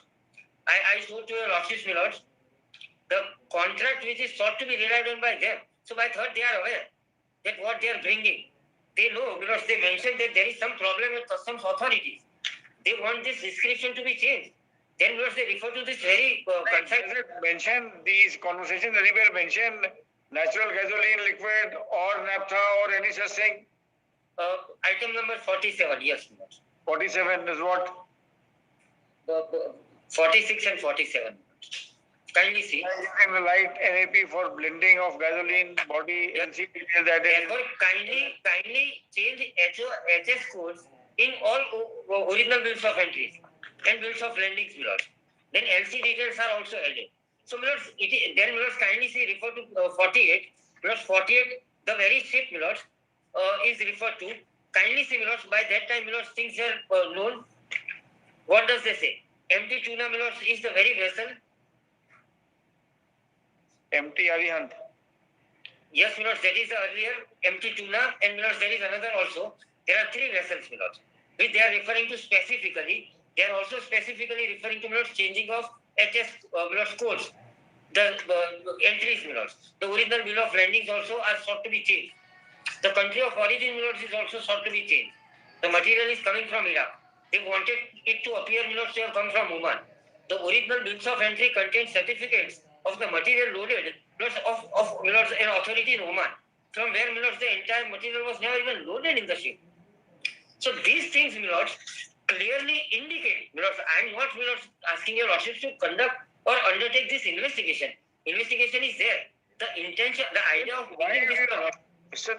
Vyas, if you had all these material available with you, why did you not seize the goods on these grounds, along with the ground of misdeclaration of the category? I would be calling in the legal ditch, my lords, immediately if I refer to this material, which, my lords, for which even my lords, the investigation is at the crucial stage. The moment I refer to it, my lords, a challenge would be that it is sought to be my lords, relied on for a material which is yet to, my lords, examined by a competent authority, a competent tool. The investigation is yet not complete. No show cause is given, and no prosecution complaint is filed.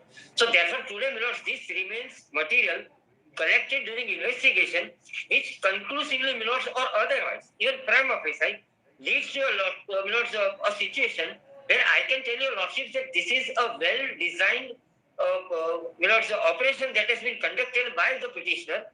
My lords, when I found this material of not tasting, so my lords, I don't completely rely on this and say that the moment it lands in India, I will seize everything. No, my lords. What I say, my lords, is that the moment material came to me, samples are drawn, samples are sent. This material came to our possession, my lords, much later on when the searches were carried out. It is not that we were privy to this conversation while snooping and while the actual conversations were taking place. The material came, my lords, the samples are drawn, the samples are sent for examination in laboratory. My lords, the laboratory confirmed that no, this is not something which is declared.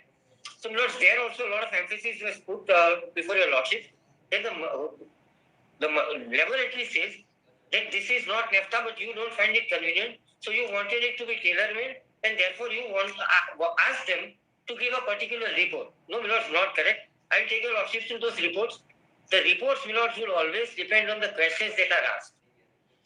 Now, the questions that they ask, their reports, my lords, I will point out. My lords, if I give your lordships sample, and I say that this is NAFTA sample, kindly certify, that is one thing. And if I tell your lordships, my lords, that this is sample mark 1, kindly tell me what it is. Lords, the laboratory conducts its test and tells us what it is. Conclusively, corroboratively, both the laboratories, my lords, the samples which we got tested, my lords, say that this is natural gasoline. Now, my lords, the samples that they got tested, my lords, they gave it to the laboratory as NAFTA sample. They asked, kindly certify the NAFTA sample that I am giving, kindly certify it to be NAFTA. And my lords, it says NAFTA. Now, there also there is discrepancy in both his reports. One says it is NAFTA, which is not classified in any chapter head. The classification can only be light NAFTA, heavy NAFTA, or full range NAFTA. One laboratory says it is NAFTA. Second laboratory says that this would fall in the range of light NAFTA. So both his reports are not even corresponding or corroborating with each other. Whereas the reports of the sample drawn by customs or DRI authorities both conclusively say that this product is natural gasoline. Now, the question we posed to them was what this product is. And they, examined, chemical examinations are done. Now, whether, carbon, hydrocarbon chain is examined or not examined, these are all questions which are completely in the realm of disputed questions, Today, at this stage, petitioner can't be permitted to place those disputed. If these are disputed questions, then what is the onus or the responsibility of the department who has seized the goods? Once you have seized the goods in February 2021, what further steps have you taken? You have not even given a show cause notice till date. Yes, my lord. According to you, the value of the goods is 278 crores. According to the importer, the value of the goods is 79 crores. Whatever it is a huge amount of money. Blocked, someone rightly or wrongly. Whether the government is entitled to confiscate it and entirely take it into their own possession and then auction it, or it is to be returned to the importer and then he can use it for his own use, for he has invested that money. So something should be done. How long can we keep pending everything? Your statute says that from the date of seizure within 6 months, I have to issue show cause notice. 5 months are already over, approximately close to 5 months is over. 6 months doesn't mean that you wait till the last day, 180th day.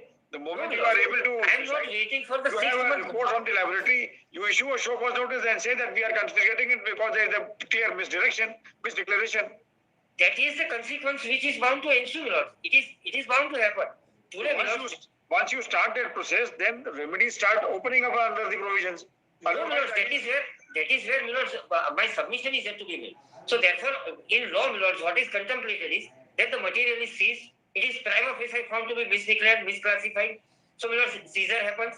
Now, Lord, kindly see, seizure order, once it is passed, Lord, the remedy according to him is petition. I would say that no, this still would fall under section 128, and Lord, they can approach me, Lord, by way of filing an appeal. Law says that we will have to issue show cause notice. Once show cause notice is issued, Lord, the entire thing would go before the adjudicating authority. Adjudicating authority will look into it, and Lord, the decision will be arrived at. In the interregnum, Lord, section 110 capital A provides for provisional release of goods. Now, Lord, that application he makes to DRI. Now, Lord, the application, therefore, we say that no, this application would die before customs authority. By that time, Lord, 2 petitions have come, which have been done before your lordships, and Lord, an application is made to customs authorities under section 110 capital A. Now, that is yet still pending, Lord. Now, if, for an example, his provisional release is denied, Lord, there is a remedy of appeal. He will challenge it. Or he may come to your lordship saying that provisional release ought to have been given. Lord, today when that application is pending, kindly look at the prayers that are prayed for here in this petition. He says declare this seizure to be illegal. Now adjudicating authority will decide that, Lord. Second thing he says is release everything provisionally or permit me to re-export. Which is, Lord, the consequence of, Lord, what? His application, Lord, seeking provisional release. This condition can be imposed there, Lord. The authority or the adjudicating authority will decide that, all right, this material may not be said to be prohibited goods. You brought it under some misperception. All right, we'll permit you to re-export it subject to you paying redemption fine or other implication as the law may take place. So those processes are yet to take place. Today, Lord, he is trying to put cart before the horse. He is coming to your lordship, Lord, by way of this successive second petition. Lord, his first petition was on the same prayers. Then he said that permit me to get this retested because the circular says so. The lordships are kind enough, permitted them. Now, these 2 reports don't match with each other. We also send it for retesting, Lord. Our retesting report, we ask simple question, answer is, this is LNG, Lord. So that report is corroborated with each other. Therefore, Lord, I would say that this aspect should be looked into by the adjudicating authority, and next month, Lord, when the super notice would be issued. Today, Lord, would your lordships want to exercise discretion in 226 by going into these aspects and would want to take a view as to, all right, these 2 reports produced by petitioners are to be believed, these are to be given a go-by and provisionally release everything or permit him to re-export on terms and conditions as you made him appropriate. In my humble submission, Lord, that would not be the correct course to be adopted by this honorable court under 226. Therefore, Lord, kindly have a look at the prayers. Prayer at page 55 and 56, Lord. Main prayer is challenging this seizure. And Lord, the pending admission, Lord, they are seeking permission of this honorable court, permitting them to re-export. Lord, how your lordships are going to undertake this exercise? I am posing a question to myself. Your lordships, Lord, are inclined to entertain the petition, and your lordships will take away that, no, we will permit him re-export subject to conditions, etc. Without, Lord, what would be, Lord, that authority be doing, which is otherwise statutorily, Lord, is designated to undertake that very exercise? Would it not really, Lord, be a little too much asking this honorable court to undertake, Lord, that exercise which otherwise is to be done by a statutory authority? If that exercise is incorrect, there is procedural lapse or factually findings are recorded which are not either extraneous or expressly not tenable, there is further remedy of filing an appeal. And by the further litigation, the matter should come before this honorable court. And that's it. In Raj Agro case also, the honorable apex court had an occasion to deal with findings of adjudicating authority system. You just mentioned that he has moved an application under section 110A for provisional release. Yes, Lord. He initially moved it to DRI. He said you will have to move it to customs authority. We are DRI. We can't go into this provisional release aspect. Customs should be the appropriate authority. And then an application is moved to customs authority. Customs authority, my instructions are, they have not taken a decision because your lordships are in session of this matter. And therefore, they have, as I understand, even addressed a communication saying that since the matter is sub judice and this very issue is at large, they would not want to precipitate it further, and therefore, they have not decided that application, and thereafter he has not even pursued it. What is the date of that application? Exact date I will tell you. My Ramesh senior friend can also help me here, because readings may not clearly indicate. It is come on record. This fact is come on record that his application 110A is pending.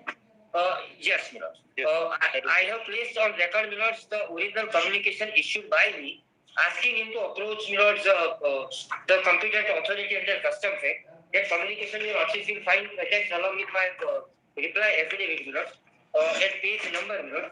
It's also 241 of our petition, but my learned friend will show, Milord. Yes. No, it is just to confirm the fact as it says. There is no denial of that. That is on the basis that the seizure was valid, or in the sense on a demurrer, and therefore, Milord, we had applied to them. So that application, Milord, today is pending.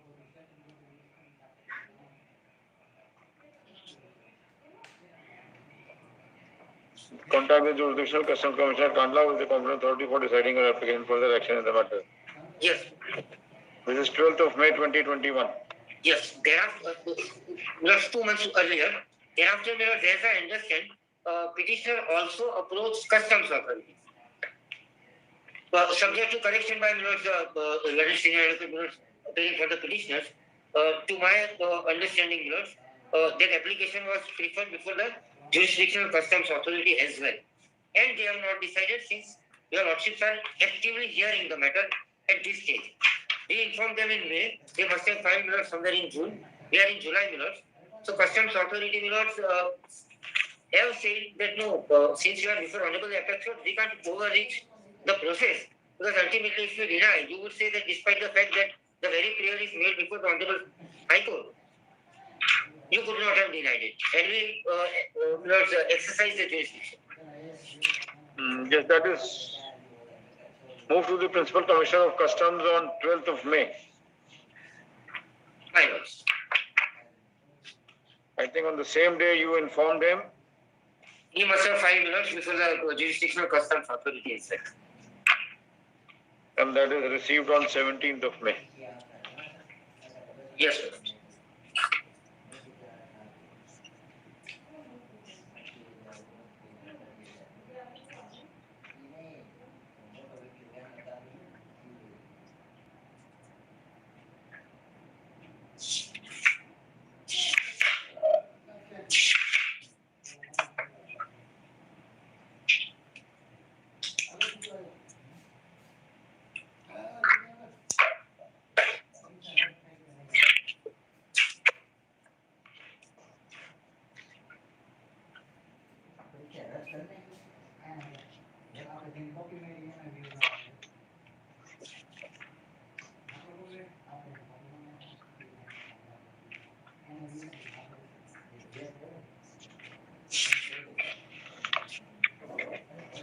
Mr. Nankani, on page 242 is your application to the custom authorities for release of the goods under 110 capital A?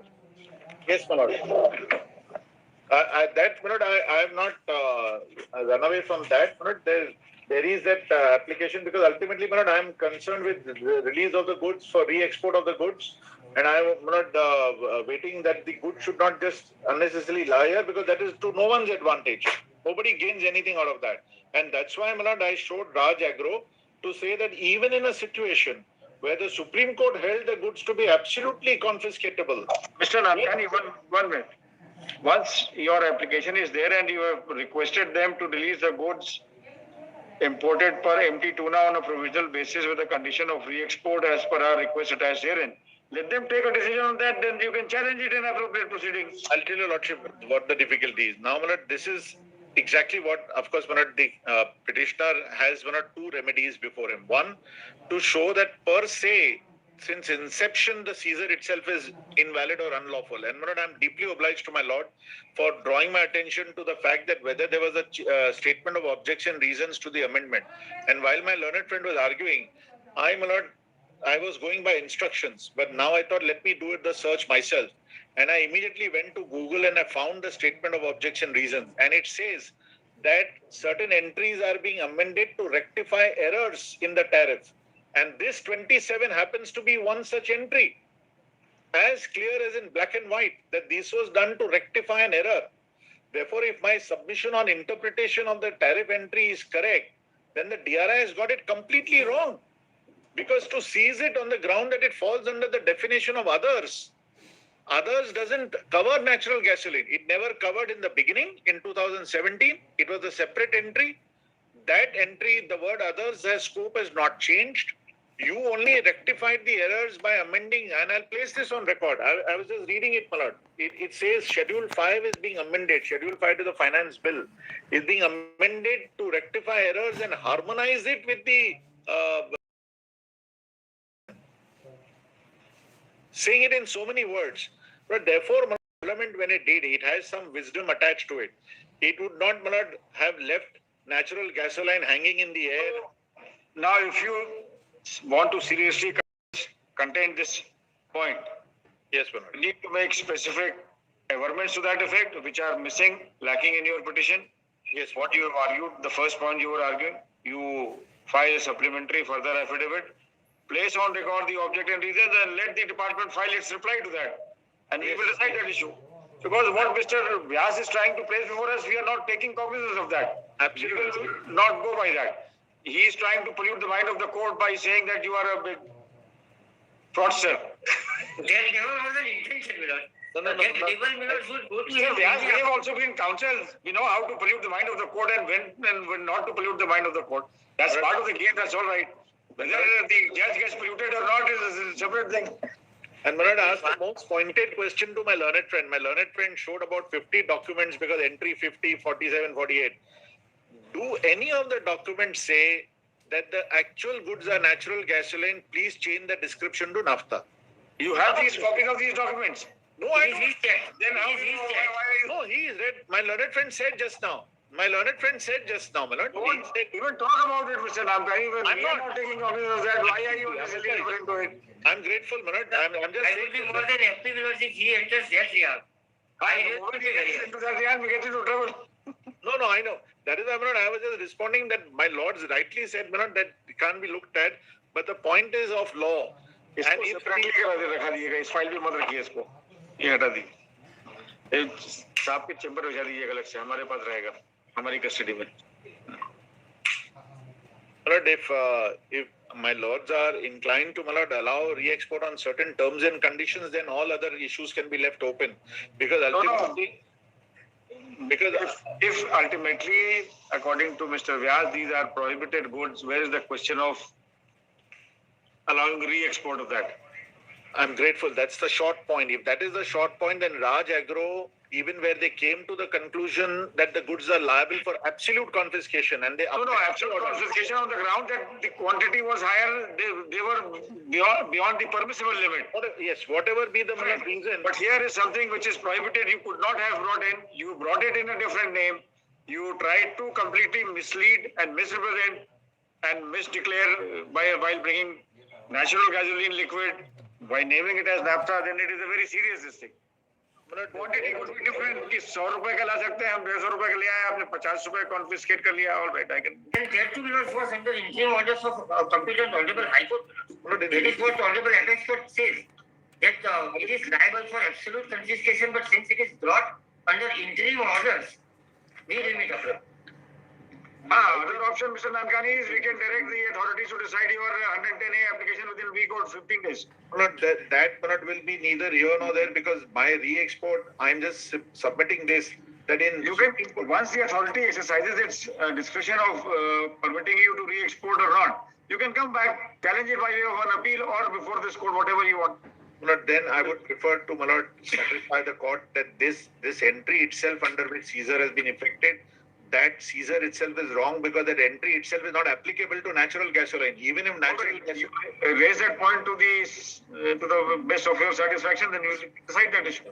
And I will also show on the next occasion that in Raj Agro also they held that the goods are prohibited goods. So the nomenclature prohibited goods is common in Customs Act for all goods, whether or not misdescription or excess quantity. And yet they said that re-export is permissible. And one more thing. After you file your affidavit and everything is exchanged, get one convenience petition prepared. Otherwise, it's 2,000 pages, very difficult to look even there. I'll do that.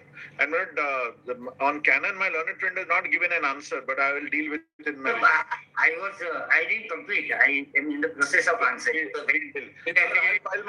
file my additional affidavit in 2 days. From Canon, he is holding his firepower back. But for my learned friend, he will say that why should I bring a cannon to kill an ant? Mr. Nankani's case is an ant. Why should I bring a cannon to kill it? Okay. First, Shri Vikram Nankani, learned senior counsel assisted by Mr. Gaurav Mehta, learned counsel for the petitioner, and Shri Devang Vyas, learned additional son, along with Mr. Nimesh Mehta also looking here, and Mr. Devang Vyas, learned additional solicitor general, appearing for the respondent. Also, Mr. Nankani pays for and is granted 3 days time to file a supplementary affidavit. Also, the respondents would have 3 days thereafter to file a reply to the same. Let this matter be listed again on 27 July 2021.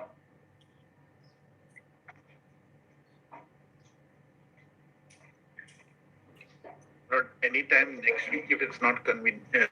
Next week it is not convenient. One day is a holiday and other days are slightly risky. And because Wednesdays and Thursdays Mr. Vyas is not available. But on that day, Liberty is mentioned. Liberty is there for you to mention. You can make a mention on that day. Yes, and I give notice to my learned friend in advance for another year. No, now that has started happening. Mr. Nankani has entered and put his foot down, so now it is happening. Ultimately, because anybody who is namesake of my Lord the Chief Justice, because things will start happening, Lord, once he puts his foot down. सुन रहे हैं, we will reply. Not here, the public में चली जाएगी. I think my learned friend has said too much. I don't deserve that kind of compliment. I don't think I deserve it. All right, thank you. Oblige, Manoj. Lordship. Oblige, Your Lordship.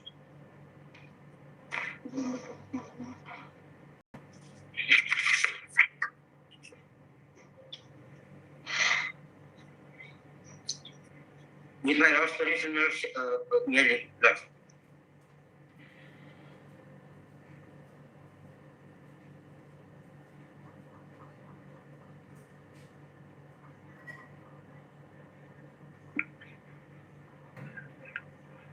Please, would my lords kindly permit learned government pleader along with my colleague Ms. Gupta Marz to enter in the meeting. Learned government pleader is admitted. Your colleague is not there. No, that's fine. That's all. Yes. Yes, what is this matter? बताइए. ये लीजिए. My lords want me to may I point out? Yes. These are those repeaters who don't want physical examination. Yes, this is a petition cast as a public interest litigation by a person whose aged 50 says he's a social activist concerned with the future of students. In the past also I preferred a petition seeking to do away with the class 10 examination and mass promotion. In view of the policy decision taken, my lord, he withdrew that petition. Today, he says these physical exams should not be taken for three categories of students, namely those who are repeaters in more than one subject, isolated students who have passed the exam but wish to clear one more subject for better marks, and private students who are appearing by way of an external examination. My lord, I have forwarded a one-page note. Yes. Which points out, my lord, that he's making out a case as if it is lakhs of them who are going to go through this rigmarole for all the days possible. My note clearly, my lord, points out that that is far from the truth. My lord, my note is, it's a two-page note. At page 2, my lord, I have given a chart where I have stated, my lord, that insofar as standard 10 is concerned, for one subject alone, there are going to be 99,000 students, standard 12 science stream, 2,000, so on and so forth. I've given the details. So large number of them will be for one subject, two subjects, three subjects, etc. My note, my lord, also elaborates, my lord, that the extremely detailed arrangements have been made. Video conference was recently held, my lord, where all the senior officers of the Education Department, Secondary and High Secondary Board, Department of Energy, Department of Transport, Revenue, Director General of Police, all collectors, SPs, police commissioners, members of the District Exam Committee, everybody participated. And my lord, 640 centers have been earmarked. 2,916 school buildings have been, my lord, designated for conducting these examinations, and 28,291 blocks. A very extensive detailed SOP has been prepared, my lord, and all the exams are to start on the 15th onwards. My lord, maybe one subject, two subjects, three. There are really very few are going to appear in all the 7. And fortunately, today we are at perhaps one of the best phases we have seen in this 1.5 years, where the numbers of COVID positivity is extremely low. This is one opportunity we have that we can address this and deal with this. And these are, my lord, that segment which needs to be attended to. Large number of students who've attended the classes but will be giving only through external means this examination. This is what I essentially point out. My lord, cast as a PIL, my lord, in my submission, bona fides are seriously under suspect. Yes. Lordship, may I seek liberty? Lordship, I'm at 21, same connected. Your matter is here with us. We have.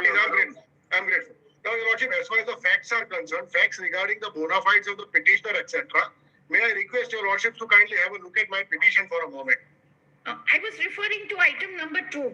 Please, Your Lordship. So, on facts, as far as the bona fides, etc., are concerned, there is no. No, we are not convinced. We are not convinced. Mr. Trivedi must have told you also. Mr. Dave also knows it very well that these petitions are going to be dismissed today. No, Your Lordship, please see. I am purely on the law point, Your Lordship. First of all, before addressing this honorable court on the law point, can I, or Article 14 for that matter, can I, for the sake of first start with my learned senior friends reply in item number 2, which is submitted. A brief note of 2 pages which is submitted, Your Lordship. Yes. The note only talks about, the note first describes what is the case, and then it says that there are 3 categories of students: repeater, isolated students, and private students. Is it there? Yes. Yes, as far as my petition is concerned, we are only for the repeater and private student. So to say, repeaters are those who have failed in exam once, and now they are supposed to again appear in the for the exam of the same standard where they had failed previously. And private are the external students who have never attended any school, but they directly go to the school for giving exams. Now, that is on facts, first of all. Now, as far as this para 2 is concerned, a chart is given. Kindly have a look at the chart and what is being contended. Para 3 on the next page says that adequate arrangement have been made for the purpose of conducting the examination. The examination will be conducted in 643 centers consisting of 2,916 school buildings and 28,291 blocks. Now, if I take the figures as it is, if I accept the figures as it is without going into and then kindly have a look at the table which is shown, which is annexed. These are the number of students who are supposed to appear according to them. Yes. The total would be 5,51,847 students. Spread over a period of?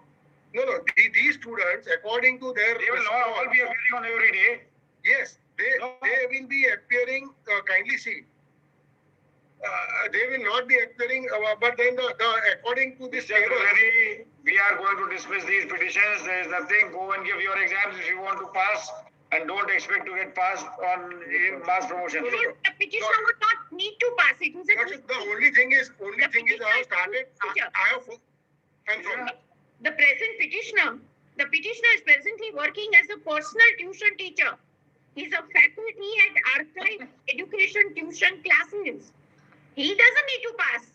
He has students have to he's only for a noble cause he's doing this. There is no vested testimony. Lordship, kindly give me 5 minutes by the clock. Give me 5 minutes by the clock and I'll close my file here, Lordship. All that I have started from these figures. Petitions will cost. Lordship, please see 5 minutes by the clock is what I'm requesting for. Right. I am not on any other petition, Your Lordship. All that I am requesting is kindly have a look at my petition for a moment. Lordship, please see my petition for a moment. Yes. Yes. The first document which is annexed by me is this newspaper. Kindly see annexure A, page 22. Yes. Why this newspaper is important? Because two things. It says that the Gujarat government has decided to cancel GSEB exams class 12 board. Now, the next page 23, the reason why they have decided, the object behind it is given. Kindly see the object. Very, very important. This is the only paper from where we can get the object behind it. The object is that PM Modi thanked so-and-so.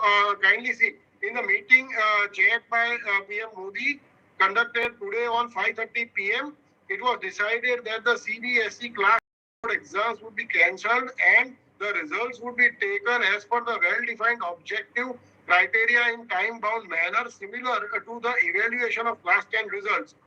Now, the only idea behind it is students should not be forced to appear for exams in such stressful situation. So, the only object is that students should not be forced to appear for exam in the stressful situation. Now, simply Gujarat Board has adopted what the Honorable Prime Minister had said for the Central Board. Without forming any committee, without taking any thoughtful decision on it, simply adopted what Honorable Prime Minister has said. Now, the object behind it is only this, that in such stressful situation, the students may not appear for exam. Now, if I go behind that object, now, therefore, from the standpoint of the object, if we see why this classification? This classification, there is no intelligible differentiation. They have divided two categories. One regular students, one external students, or the repeater students, as the case may be. Now, your lordships are aware that the law on subject Article 14 would say that when you see it from the standpoint of object behind it, there has to be a rational nexus with the object. The classifications ought to be made. Now, here there is no. If they are stressed, we are stressed. If the regular students are stressed, even the external students are stressed, even the repeaters are stressed. And secondly, your lordship may please see, pandemic affects everyone.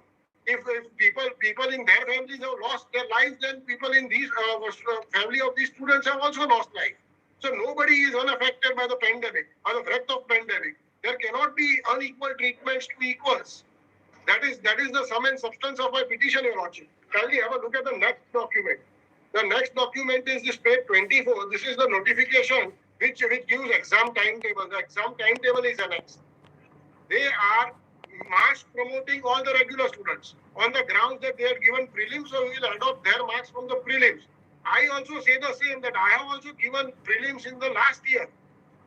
So you take my preliminary marks and you promote me. Kindly see this newspaper cutting. There is a newspaper article. I will just send it in a moment, your lordship, by WhatsApp. It says clearly more than 100 students got 0 in exam. Regular students got 0. They were given entire 35 marks as grace marks. So the students who are getting 0 are getting entire grace.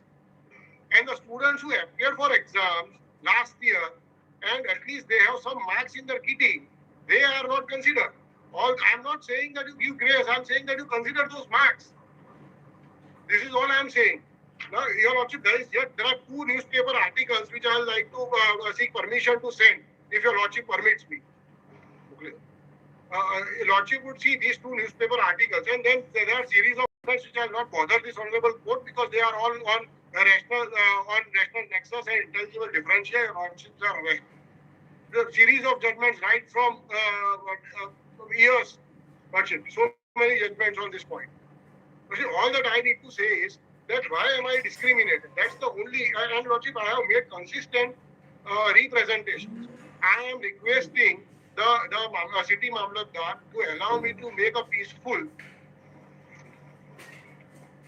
have a peaceful gathering of say 100 people. I am refused that you cannot have a peaceful gathering because of the COVID-19 situation. Here 5 lakh students are going to appear. They will all be on the streets along with their parents. So it will be 15 lakh.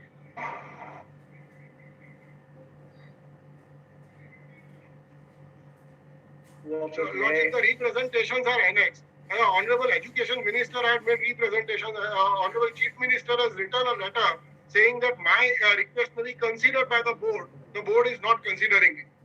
All that I am requesting is that I may be given an equal treatment. That is it. I am in Your Lordship's hands otherwise. Your Lordship, I am not bothered. I only request Your Lordship to have a look at only 2 articles which I have sent. Already WhatsApp is sent. Newspaper articles are there, तो मंगा लीजिए. These newspaper articles clearly say one thing, that more than 100 students who are regular students, they have got 0 in the exam and they are given entire grace marks. They are promoted. 1. 2, Lordship, what will happen? The fate of these students, I'll tell. Why this anxiety? Because all the students are already promoted. The colleges would start from 31st July and my results, my exam would be conducted from 15 onwards, and the results will come not before August 10, Your Lordship. So all the and the colleges admissions would be filled by the regular students. No college is going to wait for me. We are 5 lakh students. We all will have to then ultimately our whole year will be wasted. That is the only anxiety, Your Lordship. Otherwise, we would not have filed this petition, Your Lordship.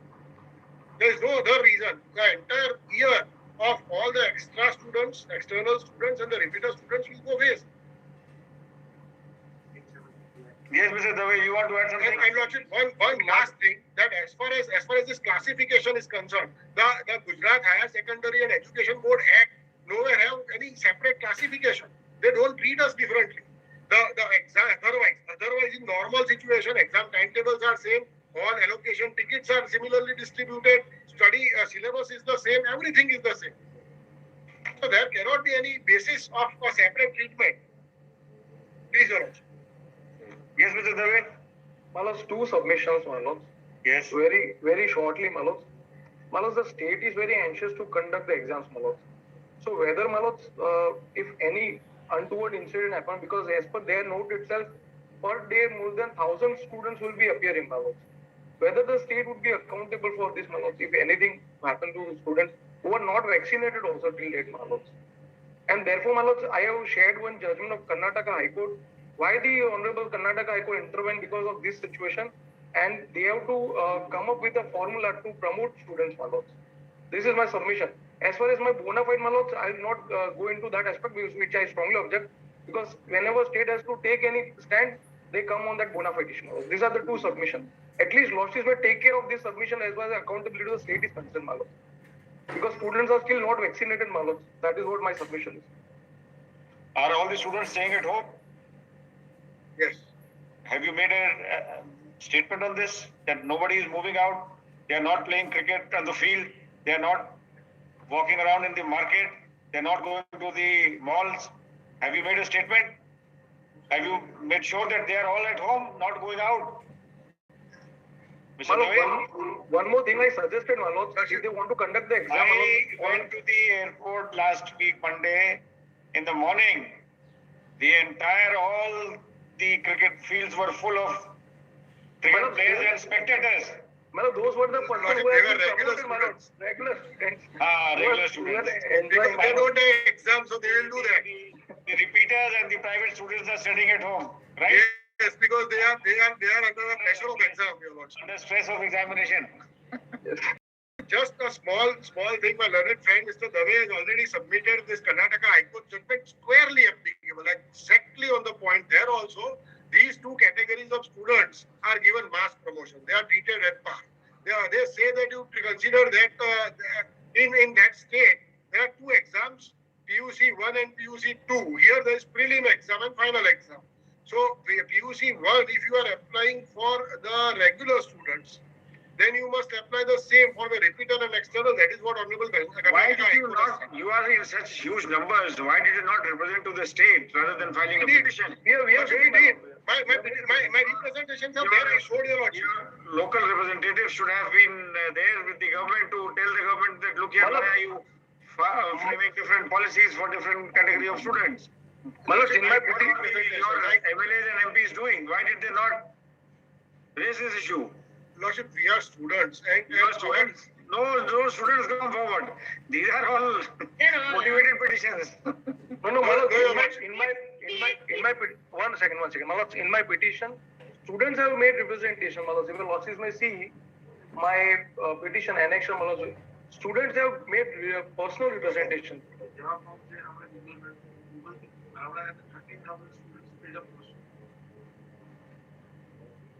Yes, Learned Government Peter, you want to say something? Yes, Milord, very detailed SOPs have been prepared.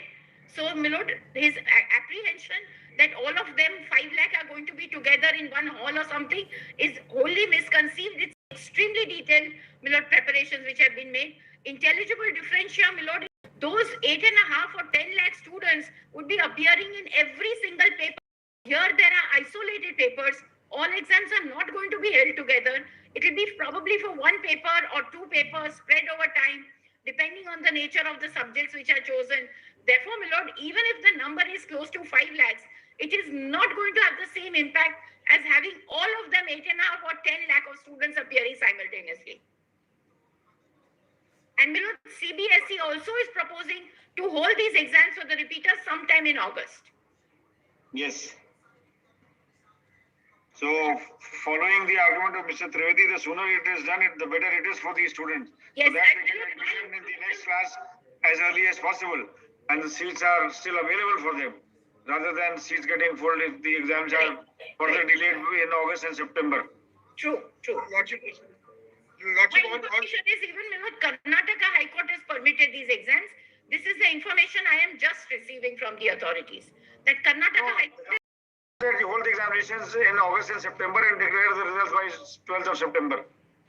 Malo, for the private students who have no data available, therefore the Karnataka has for the private students, because private students have no data prior available for their assessment. No, you are applying for all of them, ना? आप तो सबका cause espouse कर रहे हैं. Yes, my lord. Yes. Honorable Karnataka High Court had classified into three segments. They have said that all those students who want to give exam, for them these exams are scheduled. And as far as I am concerned, Your Lordship, in this case I am not appearing for those students who want to give exam. There is a class of students whom my learned friend might be appearing for, who have already given exam, who have got unsatisfactory results, so they want, by willingness, they want to again appear in the same standard. They are a different category. The Honorable Karnataka High Court had given finding on them that they may be and Mr. Dave, we are here not to lower the standards of education, but we want the standards to improve. So repeaters and private students, let them appear in the examinations, let them study and let them pass the examinations. Don't compare them with regular students who attend classes, who are bound to attend, give certain amount of percentage of their attendance in school, whether online or offline, whatever. All right. Only one.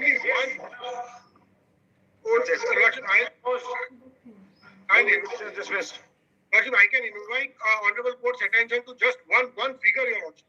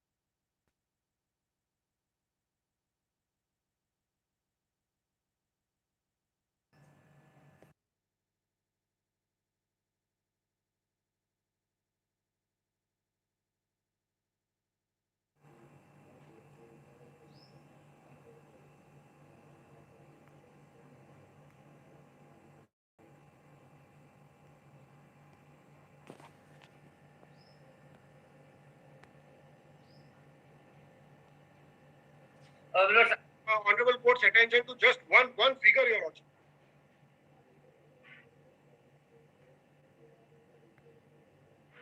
Ram Ram भाई सारे भाई स्वागत है दोस्तों आप सब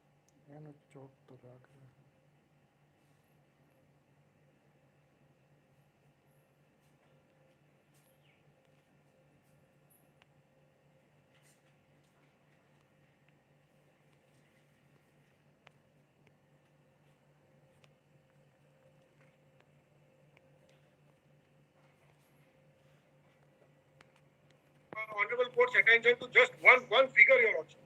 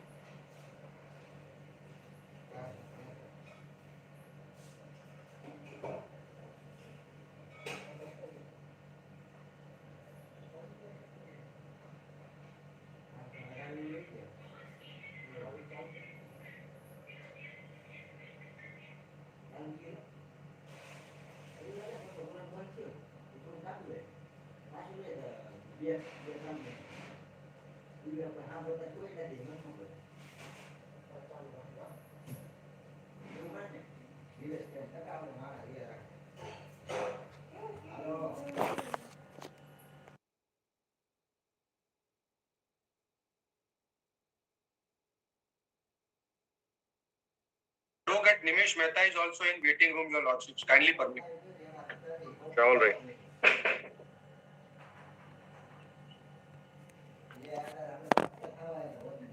Please, Your Lordships. Yes, Manoj. Kindly see what my petition is about, the prayers at page 55. Page 55 are the prayers, Manoj. The petition 4,000 pages ki hai. Let us get one of the compilations first. Yes, Manoj. I'm not going to trouble Your Lordship with all the pages. Bulky paper books. Yes, absolutely right.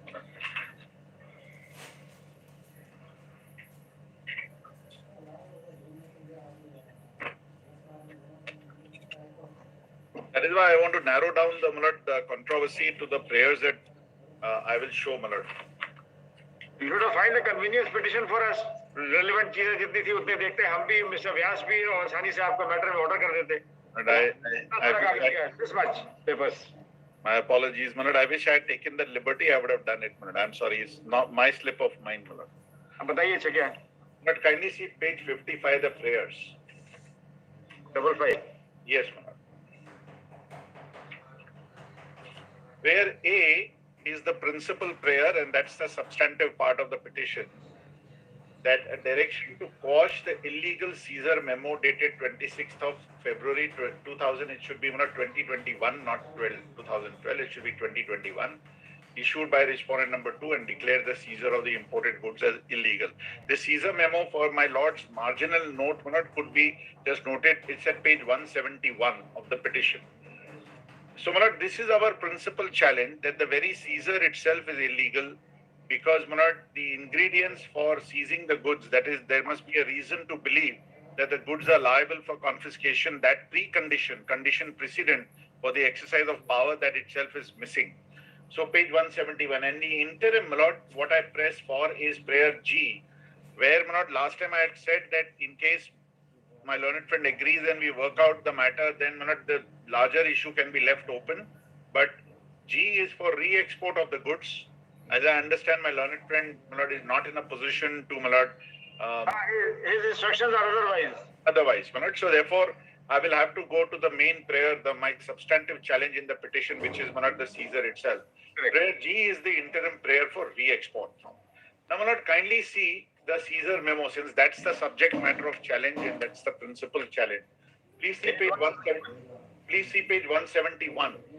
What we declared the goods to be are naphtha, and according to the department, it is a natural gasoline liquid, which I submit in law, my lord, cannot be the position in law. That's why, there can't be a reason to believe that these goods are liable for confiscation. Kindly see page 171. Yes. Paragraph 2. Because Lordship will have to test that on the day on which they exercise this power of Caesar, what was the material before them for seizing? Para 2. Whereas from the subject goods imported at vessel Tuna, representative samples were drawn and sent by Custom House Kandla to the Custom House Laboratory Kandla for testing. After necessary testing, the chemical examiner Custom House Kandla have opined that the sample under reference is natural gasoline liquid. Thus, it appears that the imported goods have been misdeclared and misclassified as naphtha under customs tariff heading 2710-1229 by the importer in the aforementioned 7 bills of entry filed by the importer at Custom House Kandla, instead of declaring correct description thereof as natural gasoline liquid classifiable under customs tariff heading 2710-1290. Just 1 minute. So according to the department, you have declared it as naphtha, whereas according to the department, actually it is natural gasoline liquid, NGL. More importantly, falling or classifiable under 2710-1290. I will show that this entry does not at all apply ex facie to natural gasoline. It doesn't apply ex facie. Apart from that, I will also demonstrate. Separate entry number and gasoline, NGL has a separate entry. In fact, natural gasoline today, in our respectful submission, is not an item in the tariff, because in 2019-20, the tariff was amended. And I'll show that. It was substituted by something else. It was substituted by motor spirit. So today, in the tariff, there is no such classification as natural gasoline. This nomenclature is not used. It's not used. It's not used in the tariff heading under which they now say that the goods are liable for confiscation and therefore they seize on account of misdeclaration. On 26th of February 2021. Absolutely, Manoj. The law was changed way back in 2019-20, and I'll show that. And secondly, I will also demonstrate that the only material which they had was this test report of this, the Kandla chemical examiner, which in my respectful submission is not even worth the paper on which it is written. अरे आप इतना उसको attack कर रहे हैं seriously? I'll show that. I'll make good. I will not make such a overpitched statement if I didn't make that. I will show that. In fact, that test report is in my favor. After the test report came in my favor, they interpreted against me. That's not the job of the chemical examiner. I'll show that. Now, my lord, would my lord straight away see the tariff heading? This is the 8-digit tariff 2710-1290 at page 299 is the tariff. Before we go to the tariff heading, yes, my lord. See that on the basis of which they have classified is at NGL. Very well, we'll do that. That is, my lord, all the documents are in their counter at page 429. Page 429 to 432 are the 4 pages relevant for this particular test report.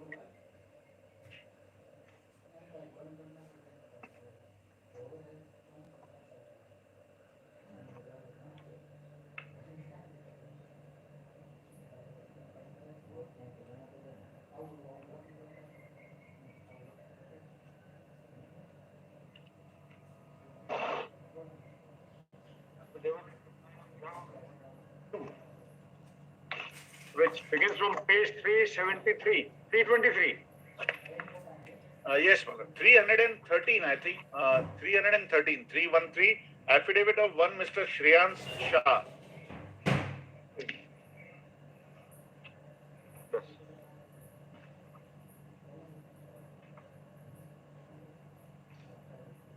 Now we come to page 429. 429. Now, Manoj, this was the test report which was given on the 15th of February 2021.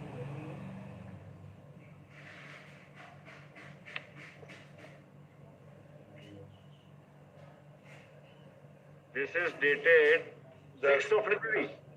No, Manoj, that's the test memo number. Manoj, down at the signature, Chilaka Naresh, 15th of February 2021. 15th February. And 6th February is the date of the giving of the sample. That's right. That is the day on which they must have requisitioned the report also. May I read it, Manoj? It's a short report. The sample as received is in the form of colorless liquid. It is composed of mixture of hydrocarbons having following contents. Then the details are given, whatever the technical specifications are. So the report nowhere says that this is natural gasoline liquid. In fact, it says mixture of hydrocarbons, which, if at all, could be an indication that it is naphtha, but not. There's no indication that this is natural gasoline. Now, what follows is more interesting. They write a letter to this gentleman, chemical examiner, at page 430 on the next day, 16th of February 2021. Yes. In which they say test was required, second parameter, inter alia, that whether the goods is naphtha or otherwise, whereas it is reported that the goods is mixture of hydrocarbon. In view of the above, it is requested to confirm whether the goods is full range naphtha or otherwise. That means they discredit their own report saying that it is vague, it is not clear. What are you trying to say? Please answer whether it is full range naphtha or otherwise. Now, this is followed by a second letter, which is on 17th of February at page 431.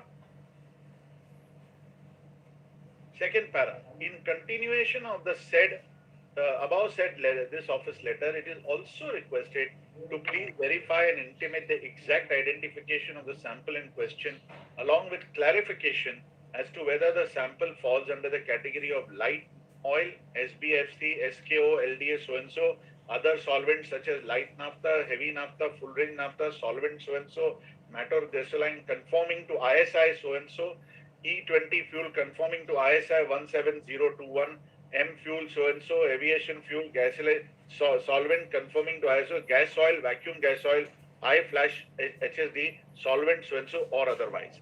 The Lordship will find there is no reference at all to the natural gasoline liquid because they also gave 12, 14 options ki which of the item is the seized for. Right. Why I'm laboring at this because all these 14 items are in the tariff, but natural gasoline is not in the tariff.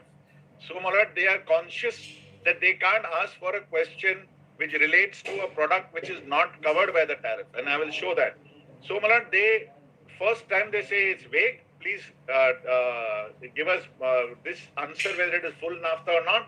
Then they amplify that to say whether it falls under these products. Of course, then they put the twist in the tail by saying or otherwise. Or otherwise means now their specific case at the time of seizure is that this is natural gasoline. It is not that they don't identify this product to be something, and I will show that is why the mischief. Now, please see next page 432. Now, seizure has not been made so far. So far is not made. This is the only document with them, and I'll show your Lordships on it. 432. This is where they, my lord, pounce on this and then they act and seize. 432. Yes. This is the letter dated 19th of February 2021. Of the laboratory? Of the laboratory. Correct. The same gentleman, Chilaka Naresh, who has signed it, chemical examiner. This is dated 19th February. 19th February. 7 days before the seizure. Kindly read this. Yes.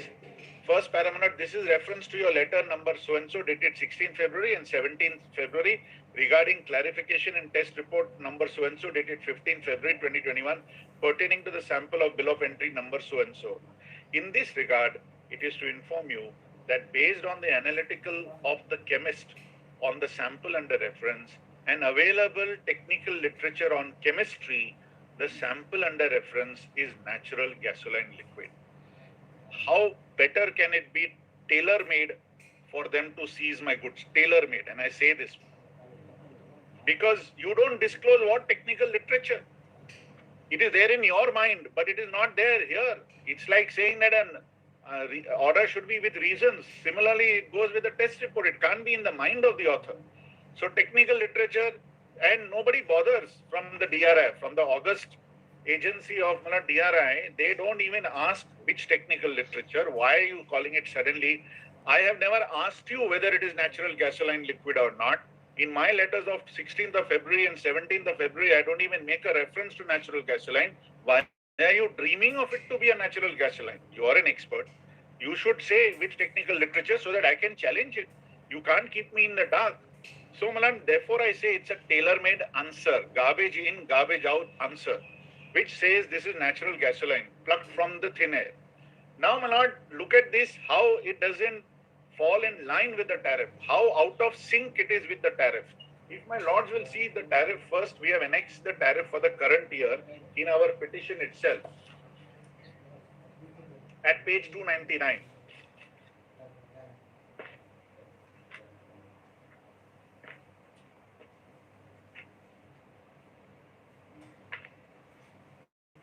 So this is the only evidence before them, with them at the time of Caesar. Now 299. This is the customs tariff for the year 21-22, that is the current year. And if my lords will be pleased to see page 303.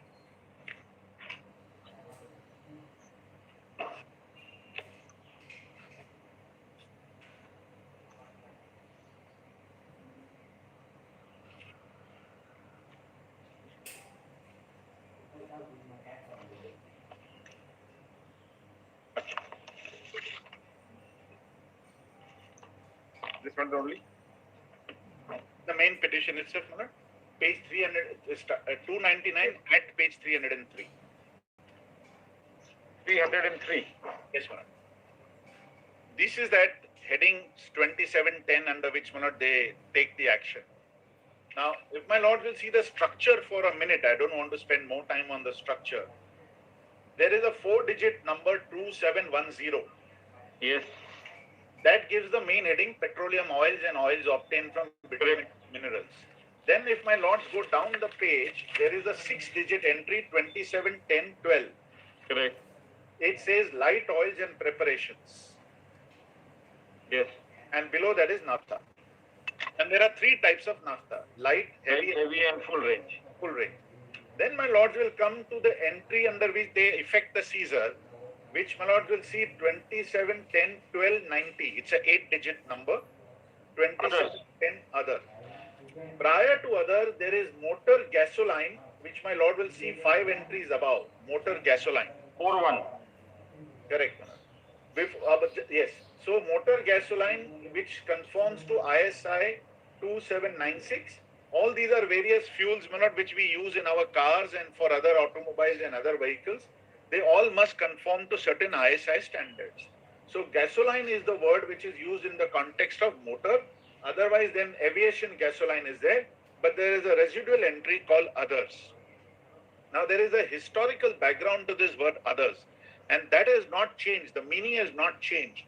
That I will demonstrate by showing that way back in 2017-18, there was an entry natural gasoline, which the parliament deleted and substituted it with motor gasoline without affecting the scope of the word others.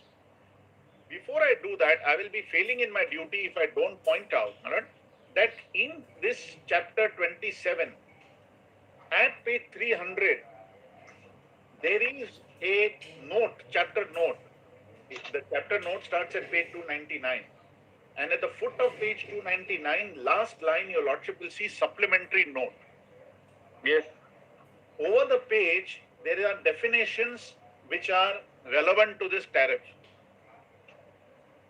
There is a definition called natural gasoline liquid at B, clause B. Supplementary note B, B for Bombay, Milan. Just 1 minute. At page 300.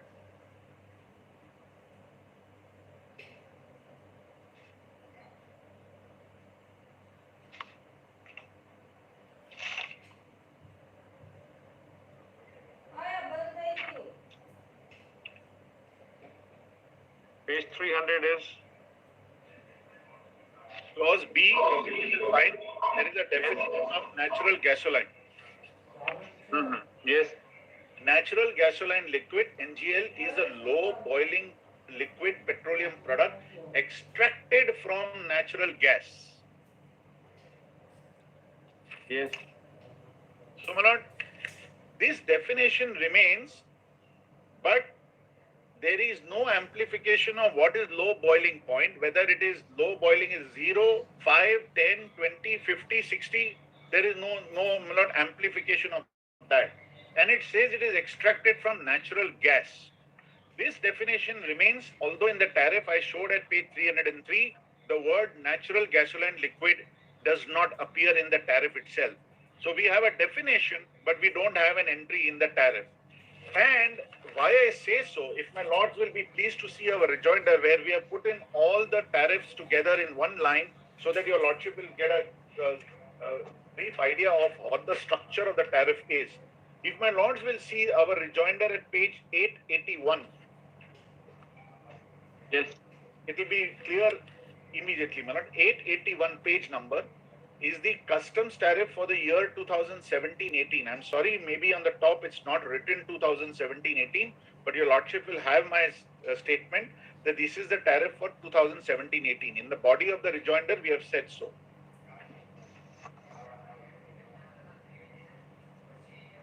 Now here also at page 882, the definition of natural gasoline appears.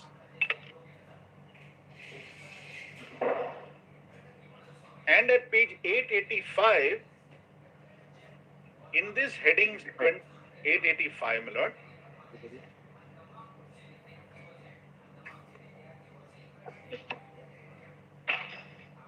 yes, at page 885, my lord will see 2710. There is an entry 8-digit number 2710-1220 natural gasoline liquid. 889. 885, my lord. 885. 27, 10. 2710, 12, 20. Yes. My lords got that? My lord, it says natural gasoline liquid, yes. And just below that, there is another entry which says 2710, 1290 other. 90 is others, which is there even today. Continuing now also. So, my lord, the tariff and the parliament very clearly distinguished to say that natural gasoline is apart from, does not fall within the entry others. It is a separate entry of 2710, 1290, which was natural gasoline liquid. There was a definition which says it is a low boiling point extracted from natural gas. Now this, my lord, continued from 2007 till, my lord, 2018-19, which my lords will also find at page 897 for quick reference. 897.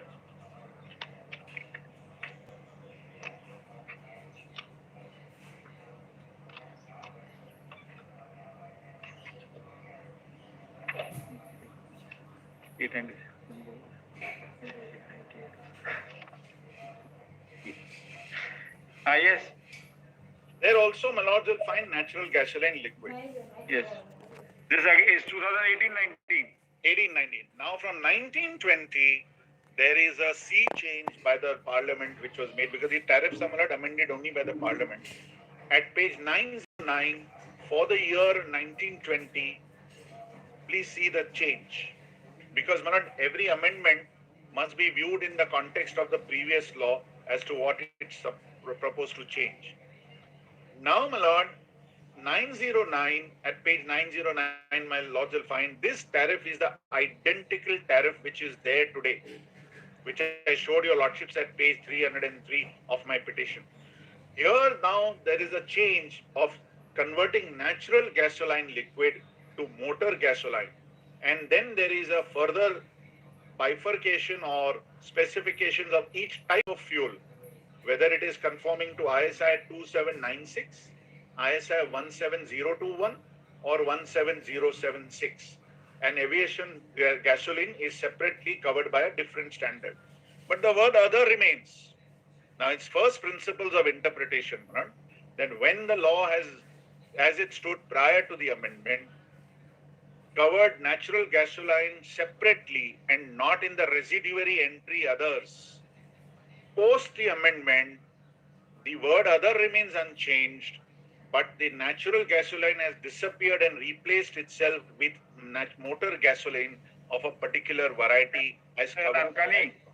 Is there any literature to show why the parliament changed this and by deleting NGL or merging it with motor gasoline or rephrasing it as motor gasoline? I tried my level best to search, and my learned friend Mr. Ramesh also tried very hard to get to the statement of objects and reasons, but unfortunately we did not. One of the reasons I can only, as instructed, I was told, because I'm not a technical man or a chemical person.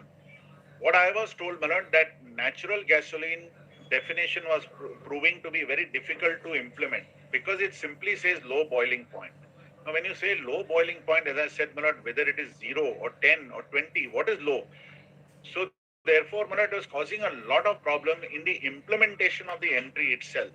And that is why in the foreign trade policy, they deleted the definition of natural gas. They deleted that entry.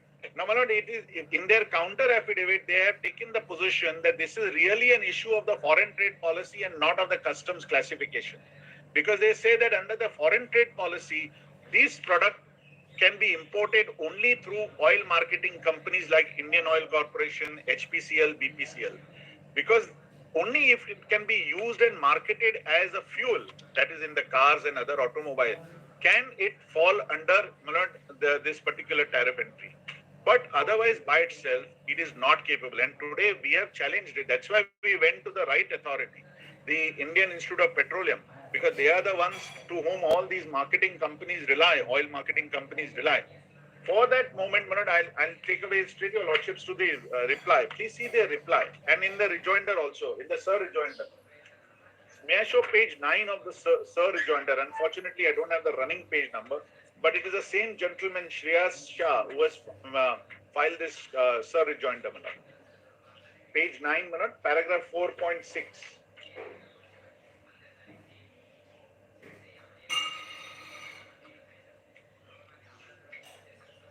This was filed, I believe, Manoj. Running page would be 983. I'm grateful to my friend. 983.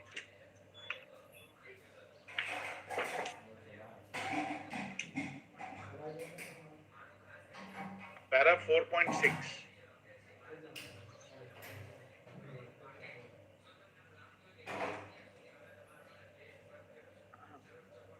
Yes. With reference to the contents of paragraph BA and paragraph BB of the affidavit of rejoinder, it is submitted that the issue under consideration is not at all present pertaining to the classification of goods under the customs tariff and levy of duty thereon, but it is pertaining to the import policy provisions specified in ITC-HS classification. So, Malad, and for good reasons, they concede. DRI is not so easy, Malad, to concede a position and Malad take the stand. The reason is that whether it is natural gasoline, as they want to the court to believe, or Malad, it is naphtha, the valuation does not change. The rate of customs duty does not change. So there is no impact as far as the revenue is concerned. The only question is that if it falls under natural gasoline, then I can't import it, but Indian Oil can import it. Bharat Petroleum can import it. I can't import it. That is, and this is a very relevant aspect in the context of re-export. When I am seeking re-export, I'm saying, all right, if you want to dispute that this, I can't import it, I'm taking it back. What is your problem? What is your difficulty? You are only interested in the goods should not go into the market and be sold as motor gas or fuel. Nobody in his right mind will buy this fuel. The car will immediately get inflamed. It's so inflammable, this material. But be that as it may, you have now said it is an issue under the ITC-HS and not an issue under the customs tariff. Now, ITC-HS, I did circulate it, and my lords were pleased to record this fact in the last order of my lord. ITC-HS, which is part of the foreign trade policy, ITC-HS stands for Import Trade Control, ITC. And there, my lords will see chapter 27. There is no corresponding definition of natural gasoline liquid. There is absolutely no reference whatsoever to natural gasoline liquid in the foreign trade policy. Now, that is also an instrument of law. That is also, my lord, has statutory force. Therefore, if the foreign trade policy under which they seek to make out a case does not specifically classify natural gasoline liquid at all, what is the basis on which you can seize? My whole issue is that under Section 110 of the Customs Act, if you have a reason to believe that the goods are liable for confiscation, you seize. You don't have, there's no material before you. One gentleman says this is a mixture of hydrocarbon. You then ask him to clarify. In the course of clarification, you ask him various queries. You don't even ask him whether this is natural gasoline liquid. And yet his answer is, this is natural gasoline liquid. What basis? Some technical literature. Where is the technical literature? Nobody knows. And then you seize it. Therefore, Manoj, in our respectful submission, please see I don't know whether, Manoj, the ITC-HS printout was given to my lords or not. Manoj, we had emailed it before the last hearing. Because if it is NAFTA, then it is freely importable. If according to them, it falls into the definition of others, then others does not, by legislative history, does not include natural gasoline. By the very process of amendment and by legislative history. So our respectful submission is your season memo is defective. You don't say it falls into the category of others. You say it is natural gasoline falling under that particular entry. May I take my lords once again to page 171 to show how defective and faulty the Caesar is. Page 171. Because now my lord has the background of the legislative history and the test report. And Nalkani, don't you think it would be very relevant to examine as to why the Parliament 2019-20 removed NGL from the tariff chart? It would be, Manoj, but apparently there is nothing available in public domain. My learned friend, Manoj, would be in a better position. And maybe the object and regions mentioned that NGL should be placed with others and it should go into the residuary class. But then even if it goes into the others residuary class and you say natural gasoline liquid cannot be imported except by an oil company, then there should have been a complete ban and therefore it could have been removed for that reason. I will not bow to what falls from my lord, but if that was the position, Manoj, my learned friend would have seized the opportunity. He has filed a Sir Rejoinder. He would have definitely invited my lords. We could not find anything in public domain, Manoj. We could not, I must confess.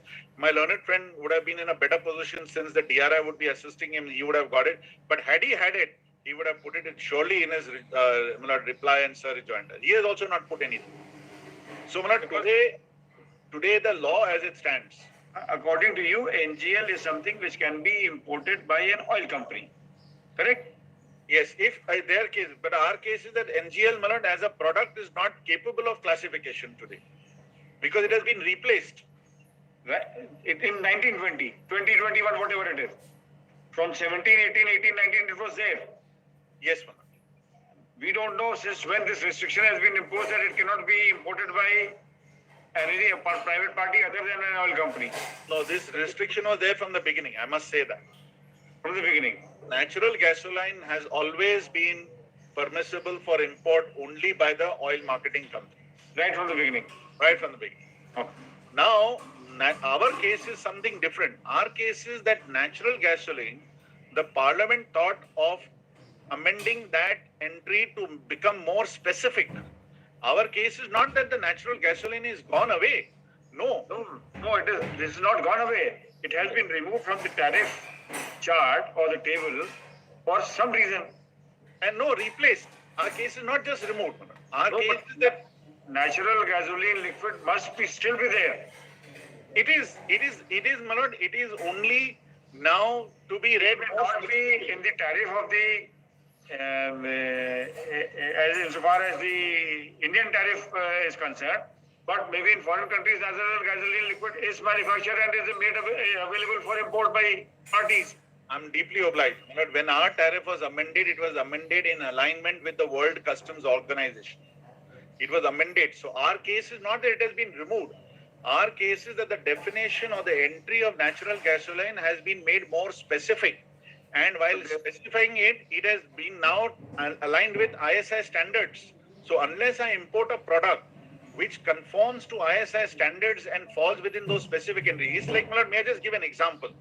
Let me say that the example was that earlier there was a broad entry which says milk preparations. Fair. Very Now well. that entry has been removed and replaced by saying By milk 10 more entries.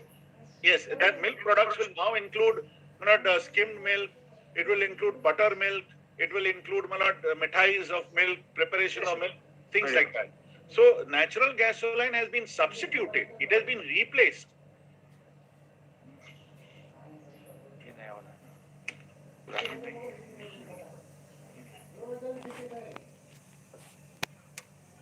Our case is not, it's removed.